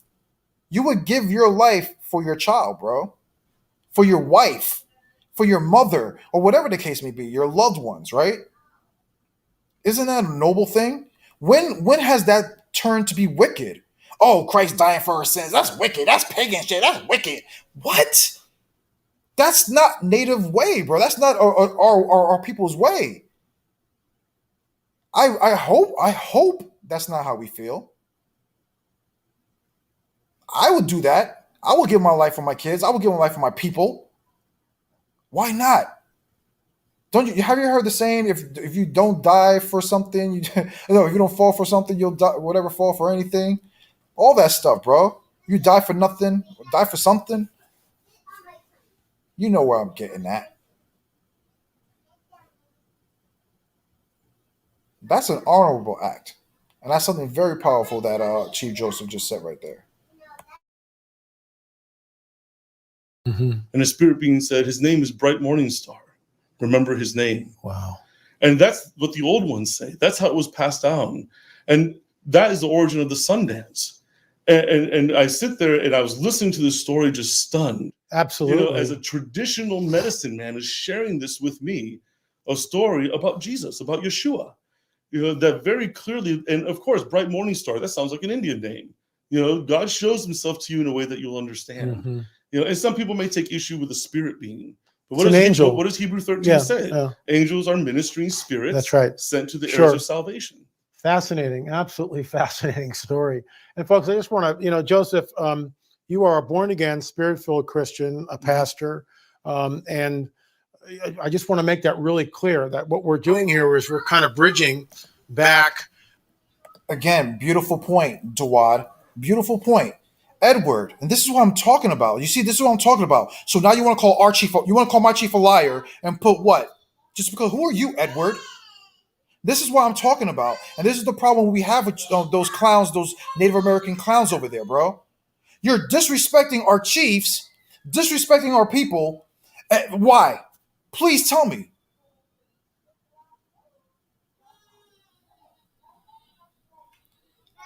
Again, this is what Chief Joseph, so he told you. He goes around and he talks to other chiefs and other people, and this is how he made his books that he's been writing and sharing stories between chiefs and medicine men or whatever the case may be, bro. And he's sharing it, and you're here basically calling him a liar. That's what you basically said. If he was Lakota, the guy wouldn't be talking about sacred. Why? Why would another high-ranking be talking to another chief about? If you're in a powwow, just having a conversation. Are you? I'm sorry to say, but Chief Joseph is not an outsider, bro. He's still a native brother. He's not the white man. He's not the other nation. That's crazy, and this is what I'm talking about. So this is where it's gonna. This is what I'm telling you, people. This is what it's all gonna come down to, people. Natives of this land disrespecting other natives of this land. That's basically what's going on right here. It's crazy.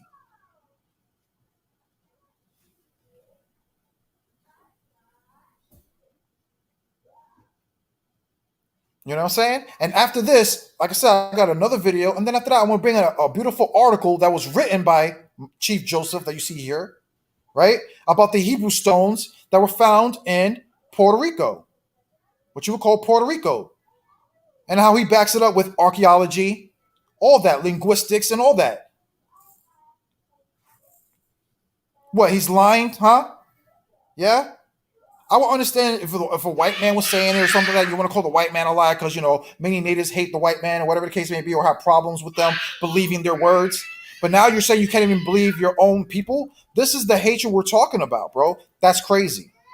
And look, he says, yes. You know why, Edward? Because you're not a native. You're most likely a Spaniard, sir.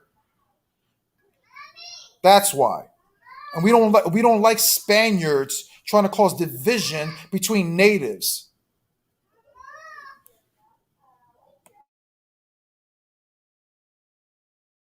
Into who Jesus really is. Jesus is not the God of the white man. He's the God of all men.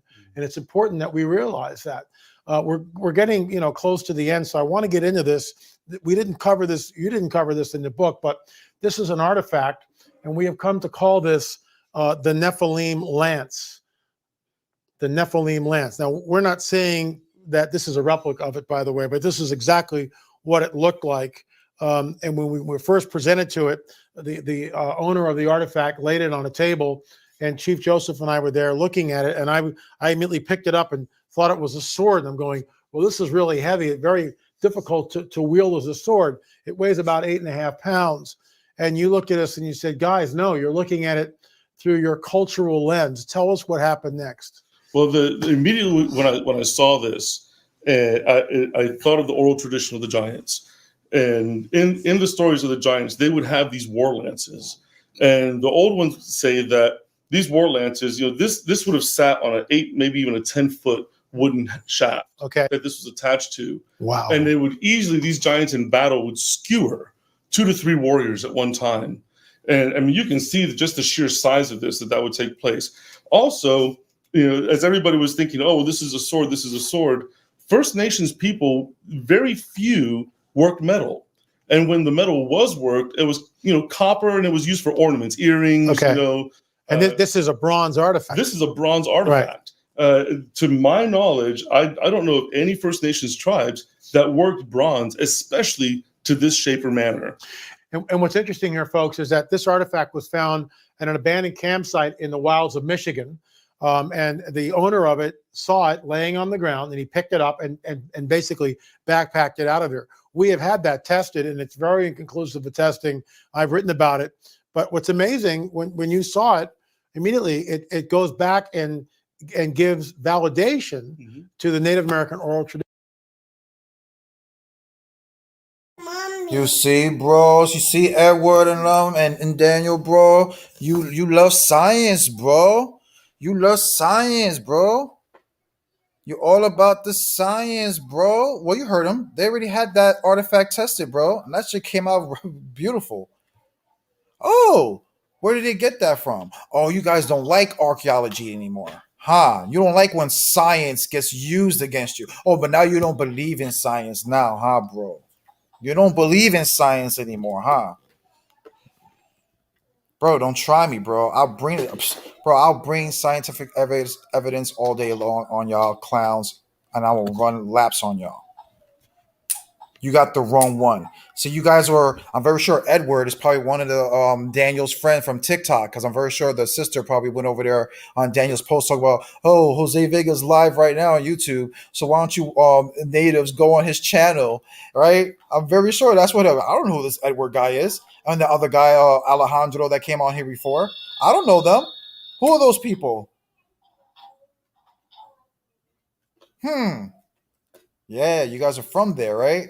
Well, go ahead. Ask a question. See if I can't answer it. Test me. You guys think that brother Daniel that you guys been following on TikTok is bright? He has been learning from me for the past 2 years. He used to be one of my students until recently, like 4 days ago.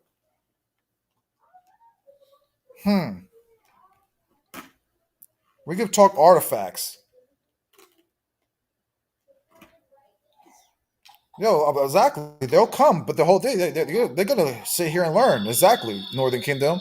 They're gonna sit here and learn because, again, this is what we do over here. Like I said on Ancient Watchmen, this is what we've been doing. When people want to challenge us, we bring out the facts, and we'll let you guys hear it for themselves. You guys want to talk about science? Okay. Well, like I said, tomorrow most likely tomorrow I'm gonna start bringing up the science. You want to bring the science? Yeah. You guys want to believe? Because according to Daniel and people, those idiots on TikTok, right? Matter of fact, I'll show it because, like I said, I don't talk out my ass. Everybody knows that, so I'm gonna show it. Hold on. This is what these clowns over there believe. Over there, these Native Americans over there, that his little followers, right? Look what they believe. And then he's online talking about he cut me, bro. He debunked me. Okay, we'll find out. We'll find out. Let's go find out what your people believe. Watch this.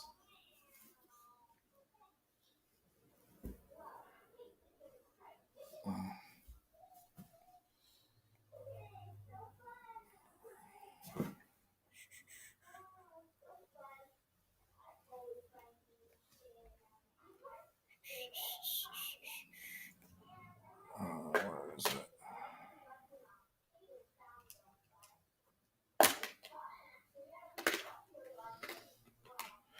Okay, these are the people that he follows, right? Hold on, let me lower the brightness.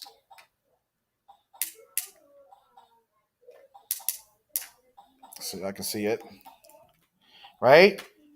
Here's Daniel, bro. Here's Daniel, bro. Look, this is him on TikTok talking about how you don't debunk Vega, man.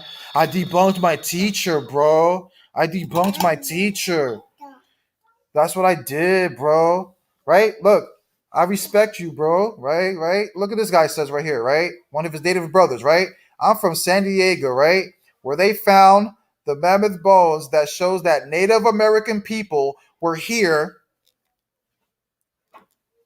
Ugh.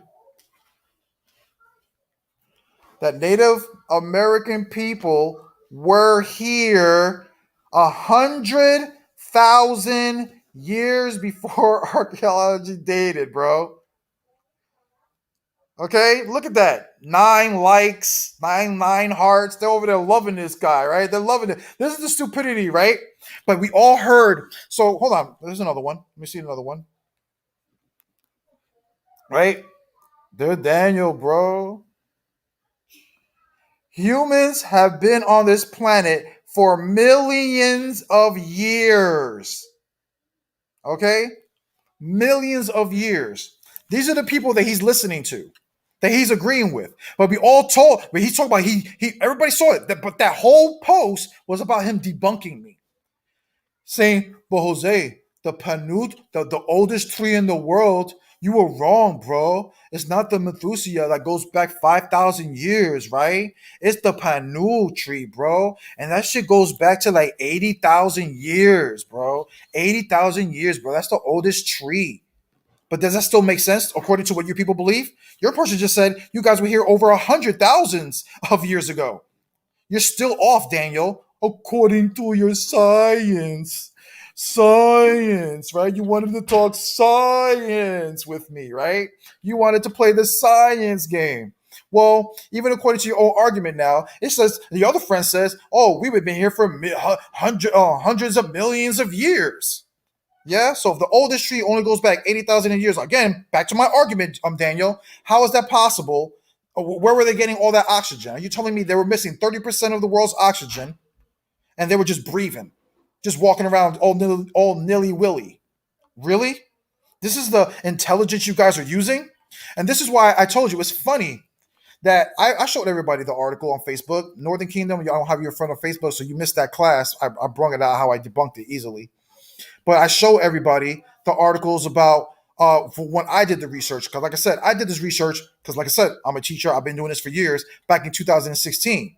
And back in 2016, the oldest tree in the world was Methuselah. What how you say it? Methuselah or something like that. That's in California that dates back not even 5,000 years ago. All right. So according to all the way to 2016, the oldest tree in the world was 5,000 years old, right? But you know what happened was a lot of Christians, a lot of other people started using this argument to prove the flood argument, right? About this world flood, right? So you know what science had to do, right? Because they had to keep that theory of evolution and shit like that. Oh, but now we found this new tree in 2019, the Panu tree that Daniel was talking about, that goes back 80,000 years. So let me get this straight. The oldest tree in America now is 80,000 years old, and the second oldest tree in America is only 4,875 years. Do you not see the 75,000 year gap, Daniel? So let's even say that Panu tree, right? That Panu, Jose, you don't know about that Panu, man? The Panu tree, bro? Okay, so let's say that the Panu tree was here and survived the flood, right? Going back 80,000 years, right? It's still, that tree still only grows in Utah. So you're telling me that this tree that grows in Utah supplied all the Americas with oxygen from anywhere between that 75,000 year gap, bro? Because according to you, the second oldest tree is still 4,000, right? So all other trees are younger than that, bro. All this shit is new. Why? Because the flood happened, sir. You can deny all you want, sir, but you ain't getting past me using science, bro. Because according to your science, bro, your science is contradicting. Explain Neanderthals, sir. How they've been here according to science 2.5 million years ago. According to science, sir. Yeah? Cavemen who just live without oxygen for millions of years until the first Panu tree came, bro. Tell you, bro. This is why they call me the diligent destroyer, because I will kick you in the teeth with your own argument. Your own science doesn't even make sense. And don't even let me get into the to the DNA and your Y chromosomes, right?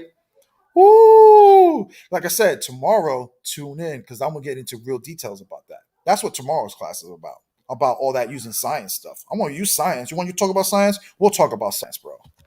And how none of that shit makes sense to the point where none of it adds up. Okay, that's crazy. Yeah, Methuselah. Thank you, Yeshaya. Methuselah. Methuselah was the world's old young. Hold on. All right, we'll share it. Hold on. That's what I'm saying. You guys are on the right channel. We have time. You're on the right channel. Let's prove these things.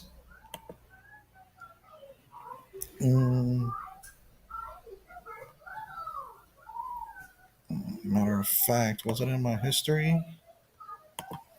Let's see. Here it is.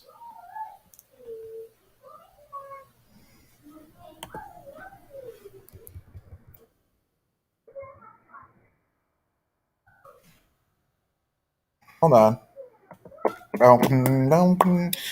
You on the right channel, sir. Because over here, we don't talk. See, like those natives over there, that native debate league, you're in the right place, bro. We don't just talk over here, bro. We bring it out, and we have time. I'm patient. I hope you're patient. We'll talk about it. Bam! Everybody can see that? Hold on. Let me see if I can make it bigger.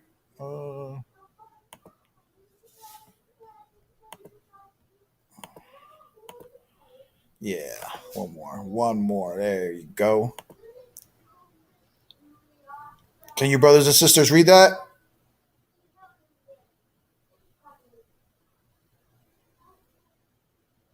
Right? Let's check this out, right? Look at this, right? It says 10 oldest trees in the world. Hey, Daniel, bro, look, read this, bro. Methuselah, right? Until 2012, Methuselah was the oldest known tree in the world. Not just the Americas, Daniel. Not just in the Americas, bro. But in the world, bro. In the world, Craig. In the world, Craig. And you know what? That panul tree, bro, that panul, that shit grows in Utah, bro, right? So it grows in Utah. But according to Daniel, the panul tree supplied the world with oxygen, bro. All this oxygen, bro. Just one kind of tree, bro. But yet, the second oldest tree in the United States is Methuselah, which only goes back 4,008, like you saw, 800 years. This is why I told you, Daniel, you should have stayed on the chat when I did it on Facebook. You know, that's what I said. You should have stayed. I already showed it. And then I show other places, like in Paris. The oldest tree in Paris was only 4,500 years. Oldest tree in Iraq is only like 40 to 4,500 years old. Why is it that the majority, matter of fact, even according to this, what I just read for you, according to 2012, right, there was no trees that was older than 4,000. But now, when you look at the new articles past 2019, Methuselah went from number 1 to now she's what? Number 4. Number 4. So meaning there's 3 other trees that they found that's a little older than Methuselah, right? The one you're talking about, that Panul, goes back to 80,000, right? But Daniel, why do you have your natives on your TikTok talking about, oh, we were living here over here hundreds of thousands of years ago? And the other guy talking about, oh, we was living here millions of years ago. I showed the screenshots to everybody here. This is what you guys believe.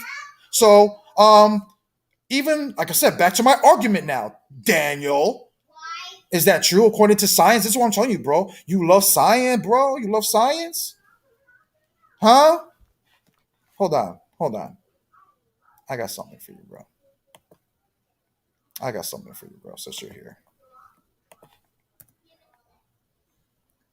I got time today. All right? I got time today. I don't.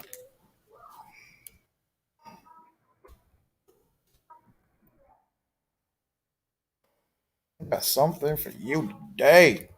favorite shit.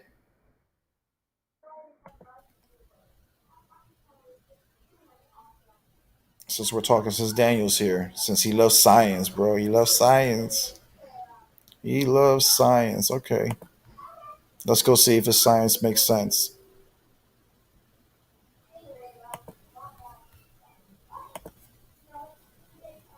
I believe in science. And I know this is how he feels right now, right? This is how Daniel's feeling right now. Bro, don't hate me because I believe in science. Okay? This is how Daniel feels right now.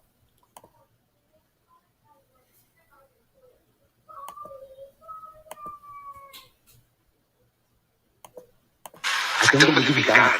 I believe in science. Because I only believe in science. I don't believe in God. I believe in science.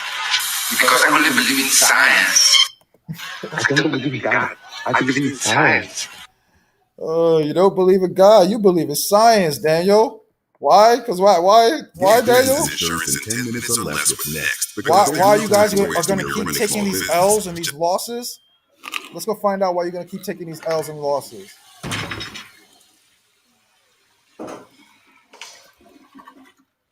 I'm a little concerned right now about your salvation and stuff.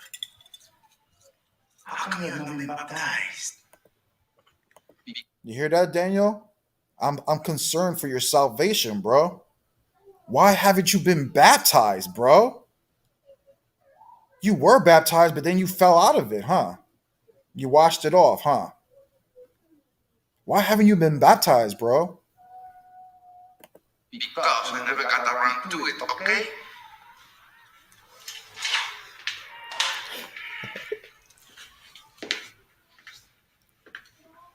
I don't know why you always have to be judging me. Because I only believe in science. You see, that's how Daniel feels right there. Vega, why you gotta be judging me, bro? Because I believe in science, man. Or because I believe in science. That's how Daniel's feeling, bro. Okay? Judging me.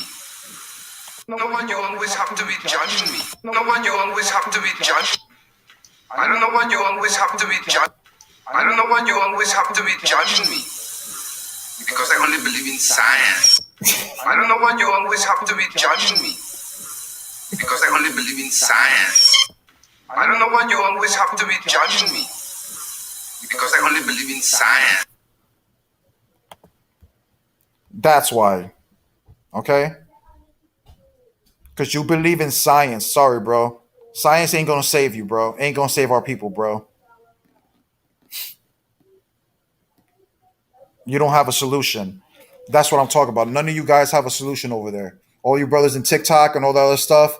Oh yeah, it's beautiful that what they're doing over there. Boom, boom, boom. And then they're showing their little, they're being warriors and stuff. Beautiful stuff. But how is that going to help our people? What's your solution? Oh, Daniel's solution is to go back to the heathen gods and start worshiping the heathen gods. That's Daniel's solution. But then Daniel's talking about why are you treating, why are you saying these things about me, bro? Because like I said, our belief systems are clashing. Don't you're not gonna bring that crap around here with that stuff, bro. And if you are, I'm gonna, like I said, I'm gonna beat you with your own logic and your own science, right?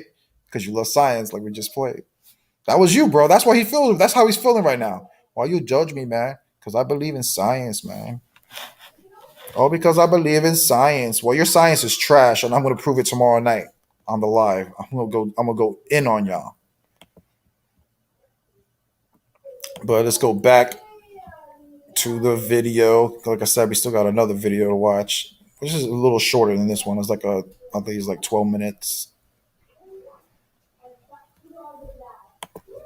So we'll share it again. Hold on. Share. Oh, mommy, go get your sister. It's talking. Okay, go get your sister real quick.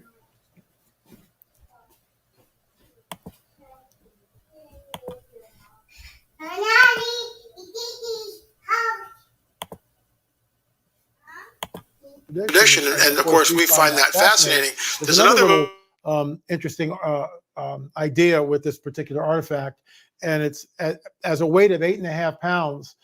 In the biblical prophetic narrative, it talks about the weight of Ishbi-Benob's spearhead, I think is like 600 shekels. And when you take the shekels and you convert it, it comes down to around 8.5 pounds. So we find that, yeah, absolutely fascinating. And look, is it a Nephilim artifact? We don't know. It's still very inconclusive. But once again, it points back to the veracity of the biblical prophetic narrative, which we find that incredibly interesting. What are your closing thoughts here, Chief Joseph? We're down towards the end here. So what's your, just leave us with what's the takeaway basically on that's what the old ones say? The takeaway is that the stories that I've put in the book, that I was given permission to share, with the understanding, the permission that I was given was, and this was across the board, all these elders said the fires are coming, the time is short, the people need to know these stories. And I understand from a First Nations perspective, and I know you do as well, why things and this type of knowledge has been so closely guarded by Native Americans, because we've lost so much. But the intensity of what's happening in the earth today, with the earthquakes and the fires and all these elements that are taking place prophetically, we know that people need to be warned.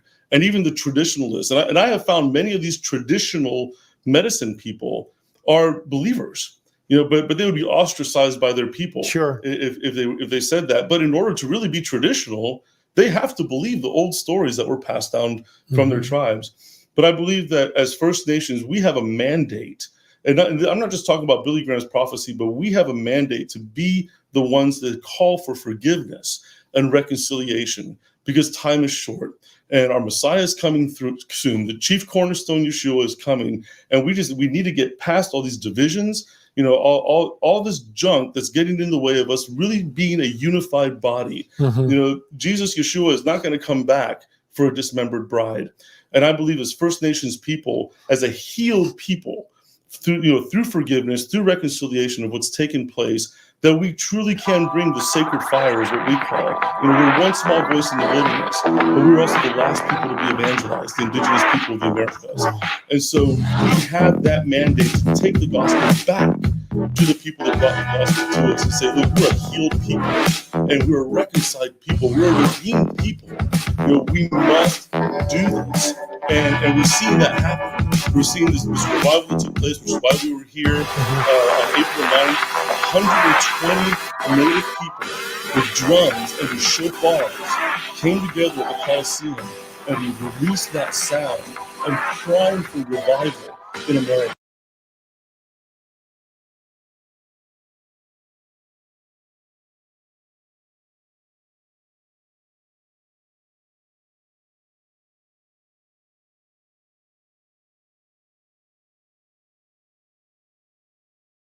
Okay.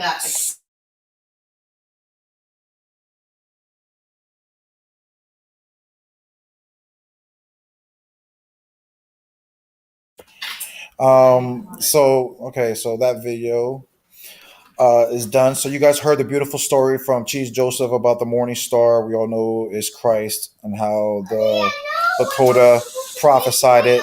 So now I'm going to show you, brothers and sisters, another video from the Hopi, a story from the Hopi people, right?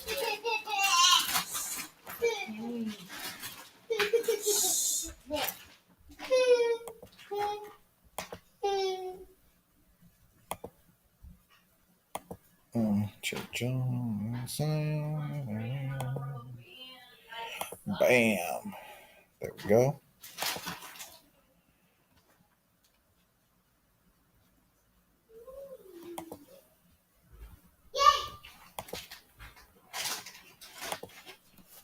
Hurry, Leah.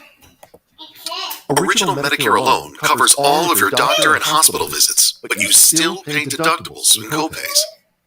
If you're on Medicare alone, you will normally have to pay 20% of your doctor and hospital costs through your copayments. That can add up. And there is no out-of-pocket maximum, so you pay every time you visit. Now, there are Medicare supplement plans that you can purchase.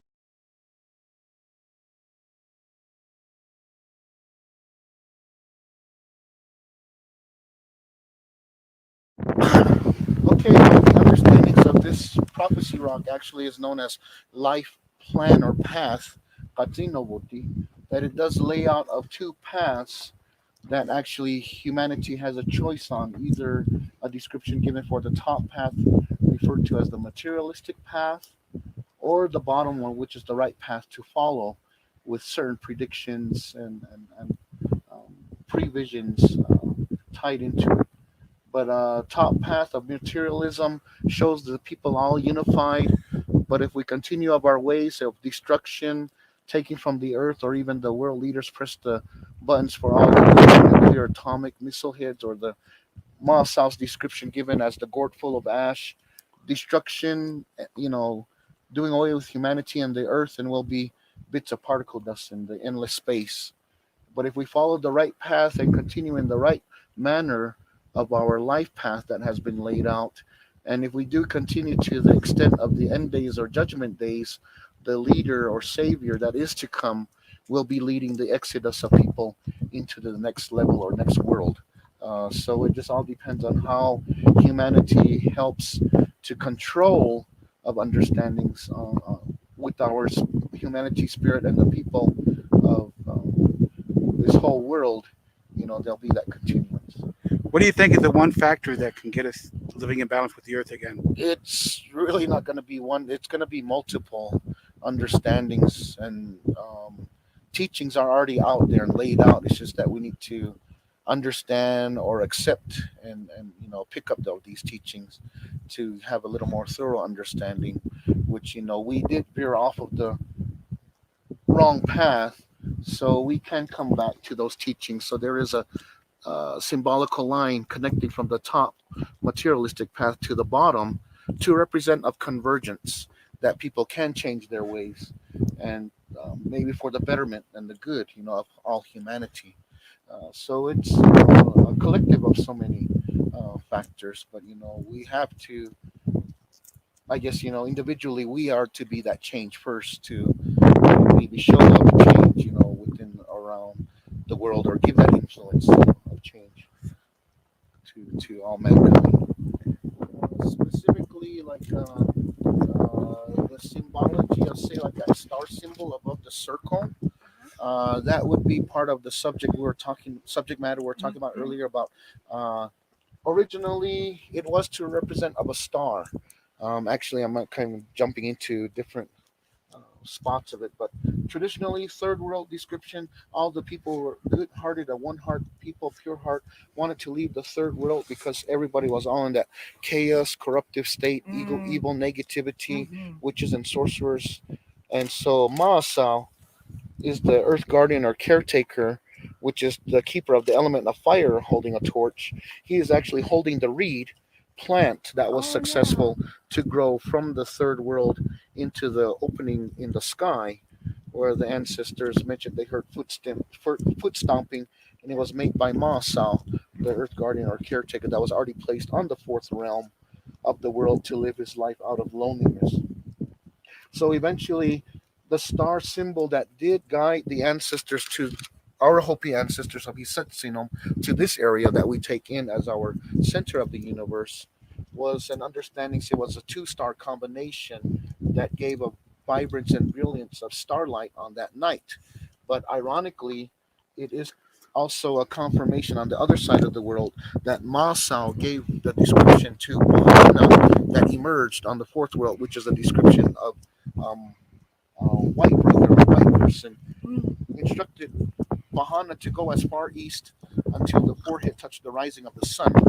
And I would just state maybe that's a confirmation, understanding what I do understand about the Hebrew culture people or the Jewish people, that in some aspects, I don't know when specifically, but I do understand in the description that they do have a circular disc with the symbol of the sun on there that they place on their forehead, and that will be a confirmation of the instructions given by Masao that Bahana was to go as far east until his forehead touched the rising of the sun. And this star symbol actually would represent of the specific birth of the baby that the men giving the gifts were guided by that star. So, in other words, that symbol of Star of David would be a symbol of a sun in a Hopi view, Hopi eyes, and the ancestral teachings to give that description of that symbolical star is that each triangle element to comprise of that Star of David symbol represented of each star that was in that double star combination, leading the men to give the gifts to the baby. So eventually, at that conversion time period of BC to AD, that was the descriptions given to lead the ancestors to this area at that same time that occurrence, or either that occurred on the east first, and then on the side of the earth, the ancestors were guided by that star, Hopi ancestors, to this particular location as our center of the universe. But then the elongation is that prediction of the Spanish Catholics to come, the people that were going to utilize this symbol as their religious symbol, representing of the crucifix of the Catholic religion. So, in other words, when the Spanish did come down into this area from the east, fair-skinned or lighter-skinned, the Hopis from my village of Oraibi felt this was maybe the prophesied brother to return. So when the Spanish were meeting the Hopi villagers down at the foot of the mesa, the Hopis laid out the welcoming cornmeal path. I hope you brothers and sisters are listening to what this brother is saying right now. Woo!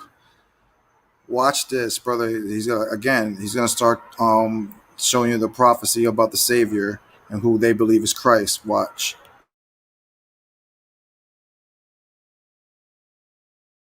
Extended their hand out because the brother is to do a distinctive handshake with the brother, but instead the Spanish placed that gold coin in the palm of the hand, which the ancestors were dumbfounded about that, but later that was the realization that this was the item, which was the description of the yellow metal, or specifically the gold, that the Spanish were looking for. The understandings of that description is given by the stories mentioned that there were 7 cities of gold, or Cibola, that they were looking for. So that was that understanding coming from the east. So we're still waiting for Wahana to return from the east, but it's given another confirmation by Masao that Masao inscripted symbols on stone tablets that he gave to certain Hopi clans, and the one corner portion of one tablet was given to Bahana to do the confirmation act at that actual crucial point of time of the end days or judgment day. Bahana is to return, bringing back that missing corner portion. So, that would be that confirmation of that symbology of that individual, the leader, savior, elder. We don't know specifically and exactly what time date these occurrences would happen. But when it is that time, and actually, again, some certain church denominations that I guide, they would just make reference to that understandings in their teachings, mentioning the return, of the Savior, or Jesus Christ to come at that time point. So there's a lot of, again, similarities and parallels, found within a lot of the different. Did your brothers and sisters hear that? Many similarities of the story. See how the Hopi people are waiting for their Savior to return, right? And you saw how he tied it in with the Christian belief about the Savior Christ. And he says, look, there's many correlations between our stories, our prophecies. So again, to my Native brothers and sisters who were on here earlier disrespecting the channel, is this Native lying also? Because you guys already called Chief Joseph a liar. Is this other Native brother of yours lying also? Huh? Is about because he's a Lakota, and then he's a Lakota, and he's telling you about another prophecy, the same prophecy that the medicine man told Chief Joseph when he talked about the morning star. Do you see a lot of correlations between the Lakota, sirs? But let me guess, your Lakota brothers and sisters are just liars, huh? That's what they are. They're liars. That's your answer to everything. Everybody's pseudo. Everybody's liars. Okay. Even your own brothers and sisters. Okay.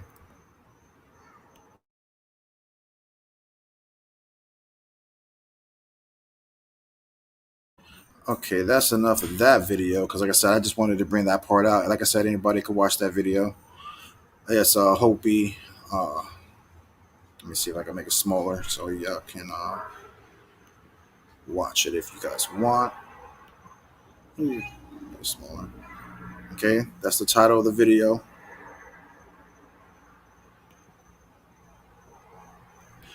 And let me see. Now I want to bring out an article for you brothers and sisters written by Chief Joseph.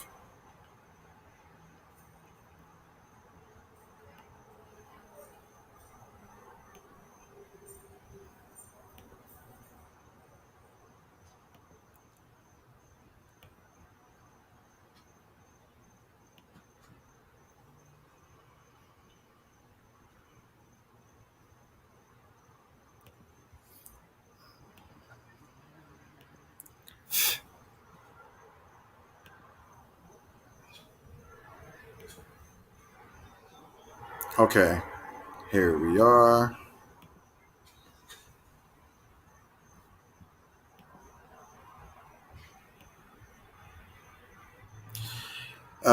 Here it is. The River Winds.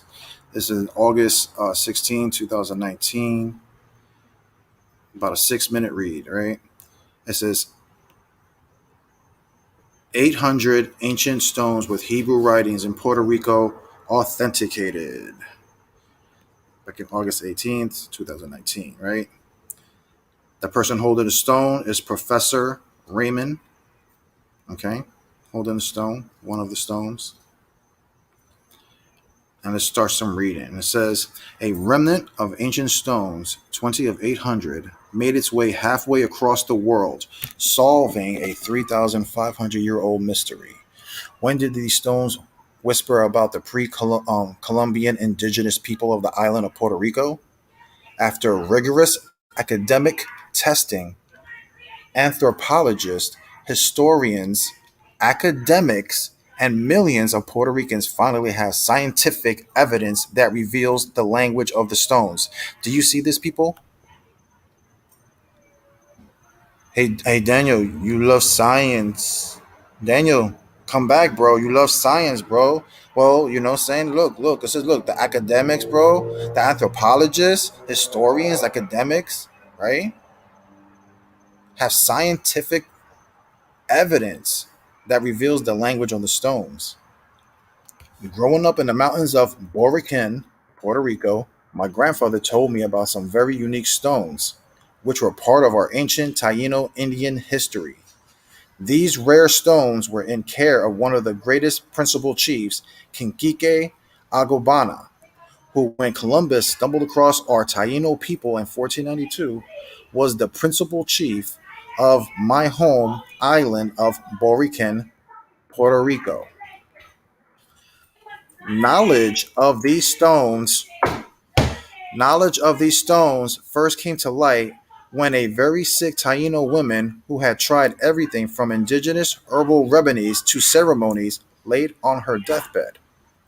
Compelled to tell a secret her family had carried for generations, she sent runners to find someone in the church who would listen. Why she chose the church, we will never know. But a monk named Jose Maria Nazario e Cancil came to her bedside. What this elder revealed to this monk changed the historical narrative of our precious island. There, in tiny Bajo, the monk interceded for the old woman's healing. Then she told him her family secret, a secret that went back to the time of Kinquique Agobana, the principal chief of Borican, the Taino Indian name for Puerto Rico, which means the house of the great and valiant Lord. His secret revealed were to find a hidden stash of stone figurines inscribed with strange symbols and carvings of an ancient people that some called the Habaro, who had lived in the mountains of the islands and still have descendants who call themselves by this name to this day. Osorio had been educated at the University of Salamanca. His studies had included ancient languages, and he was amazed at what he saw. After comparing the writings of these stones, the others from around the world, he came to the conclusions these writings were a form of ancient Hebrew. Because of his religious background, they fueled the possibility that a remnant of the lost tribes of Israel has settled on this island. In 1893, Nazario wrote a short article titled, I can't really speak Spanish. Anybody who can speak Spanish, I can read it for yourself, in which he explained his interpretations of these carvings. After a thorough analysis of the stones and their inscriptions, he dismissed an Arawak Taino language origin, and by 1897, he concluded that the writings were more reminiscent of ancient Hebrew. Comparing this discovery with the spoken Taino language of his day, Nazario discerned words in the Taino Arawak language that were Semitic in origin and pronunciation. One example is the Taino name for the supreme spirit, Yahya. By comparison, the god of the monolithic Hebrew culture is known by the abbreviated form of his sacred name, Yah. Modern-day Taino people say that Kenkike Agobana kept this collection of inscribed stones safeguarded on the island and then buried them, fearing that the Spanish conquistadors might find them. They remained hidden in the earth for over 400 years, until the dying Taino elder Juana Morales told Nazario about the stones and where to find them. It was well known on the island that Juana Morales was the latest descendant of Principal Chief Abogwana. Her story is still told among the mountain people in the interior of the island who still identify as Habaro, a word that in Taino means people of the mountains, but which bears a straight resemblance to the word Hebrew. During the 19th and 20th century, Agwabana's library had been exhibited to the public several times and examined by experts, scholars of high reputation who speculated that the writings was a form of Hebrew. Many scholars agree. You see, people? You see, Daniel, you guys wanted to use science. You guys wanted to use science. You want to use your scholars, right? Because you tired of listening to us religious nuts like you call us, right? No, this is scholars talking, bro. Many scholars agreed these could be a forgery. Some even theorized that the writings predate the Maya and Inca writing systems. In 2012, interest gained traction, and by 2019, it had uh, piqued global curiosity in the Middle East. New tests were done using spectrometry and X-ray diffraction in Israel. This fascinating story came to the attention of the Zimmerman Institution of Archaeology at the University of Haifa. Dr. Iris Gruman whatever, did medical analysis on 20 of these stones. The doctor's results, based on the patina, revealed that these rocks were not forgeries. The results verified that many scholars had theorized. This added to mounting evidence about the origin of the writings. So again, these stones and writings go back to what? Oh, Daniel, you guys gonna have to start explaining why you have the archaeologist from the University of Haifa, Dr. Iris, is talking about they study it. Those rocks are not forgeries, and that those languages is Hebrew, bro. Hmm.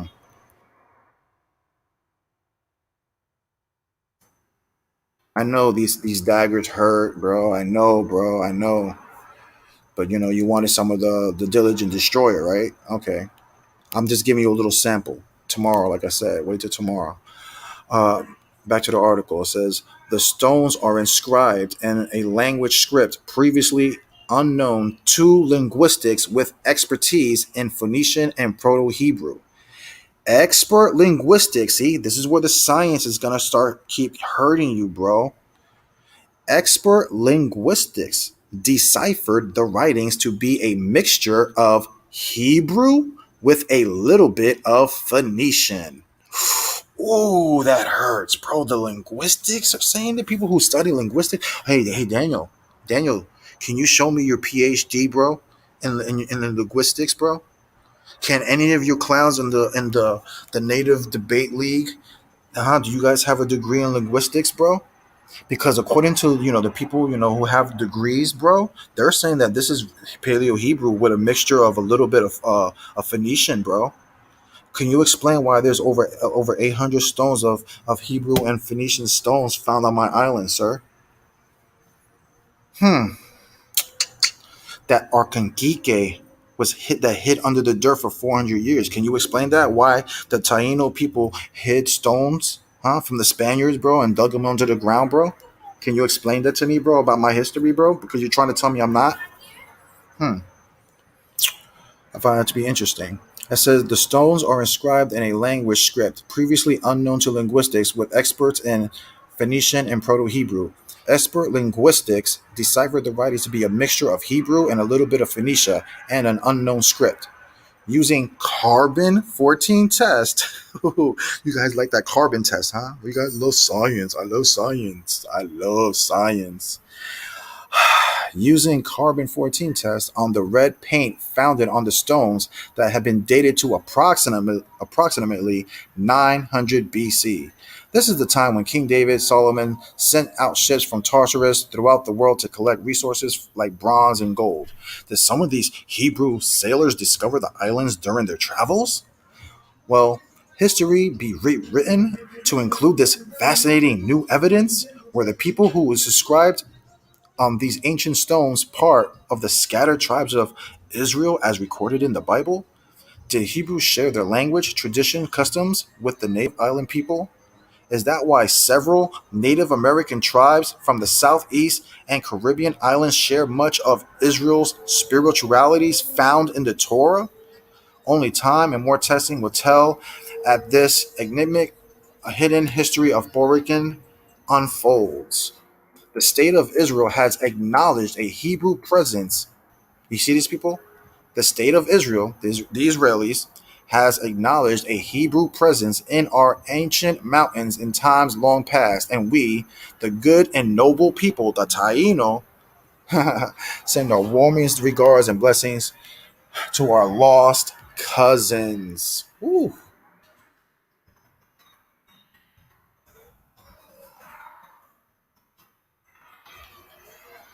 beautiful, beautiful, beautiful, beautiful, beautiful.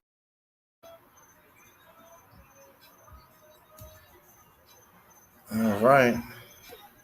Anybody have any more questions or any questions for me? I'm about to log off. I've already been on for like 4.5 hours.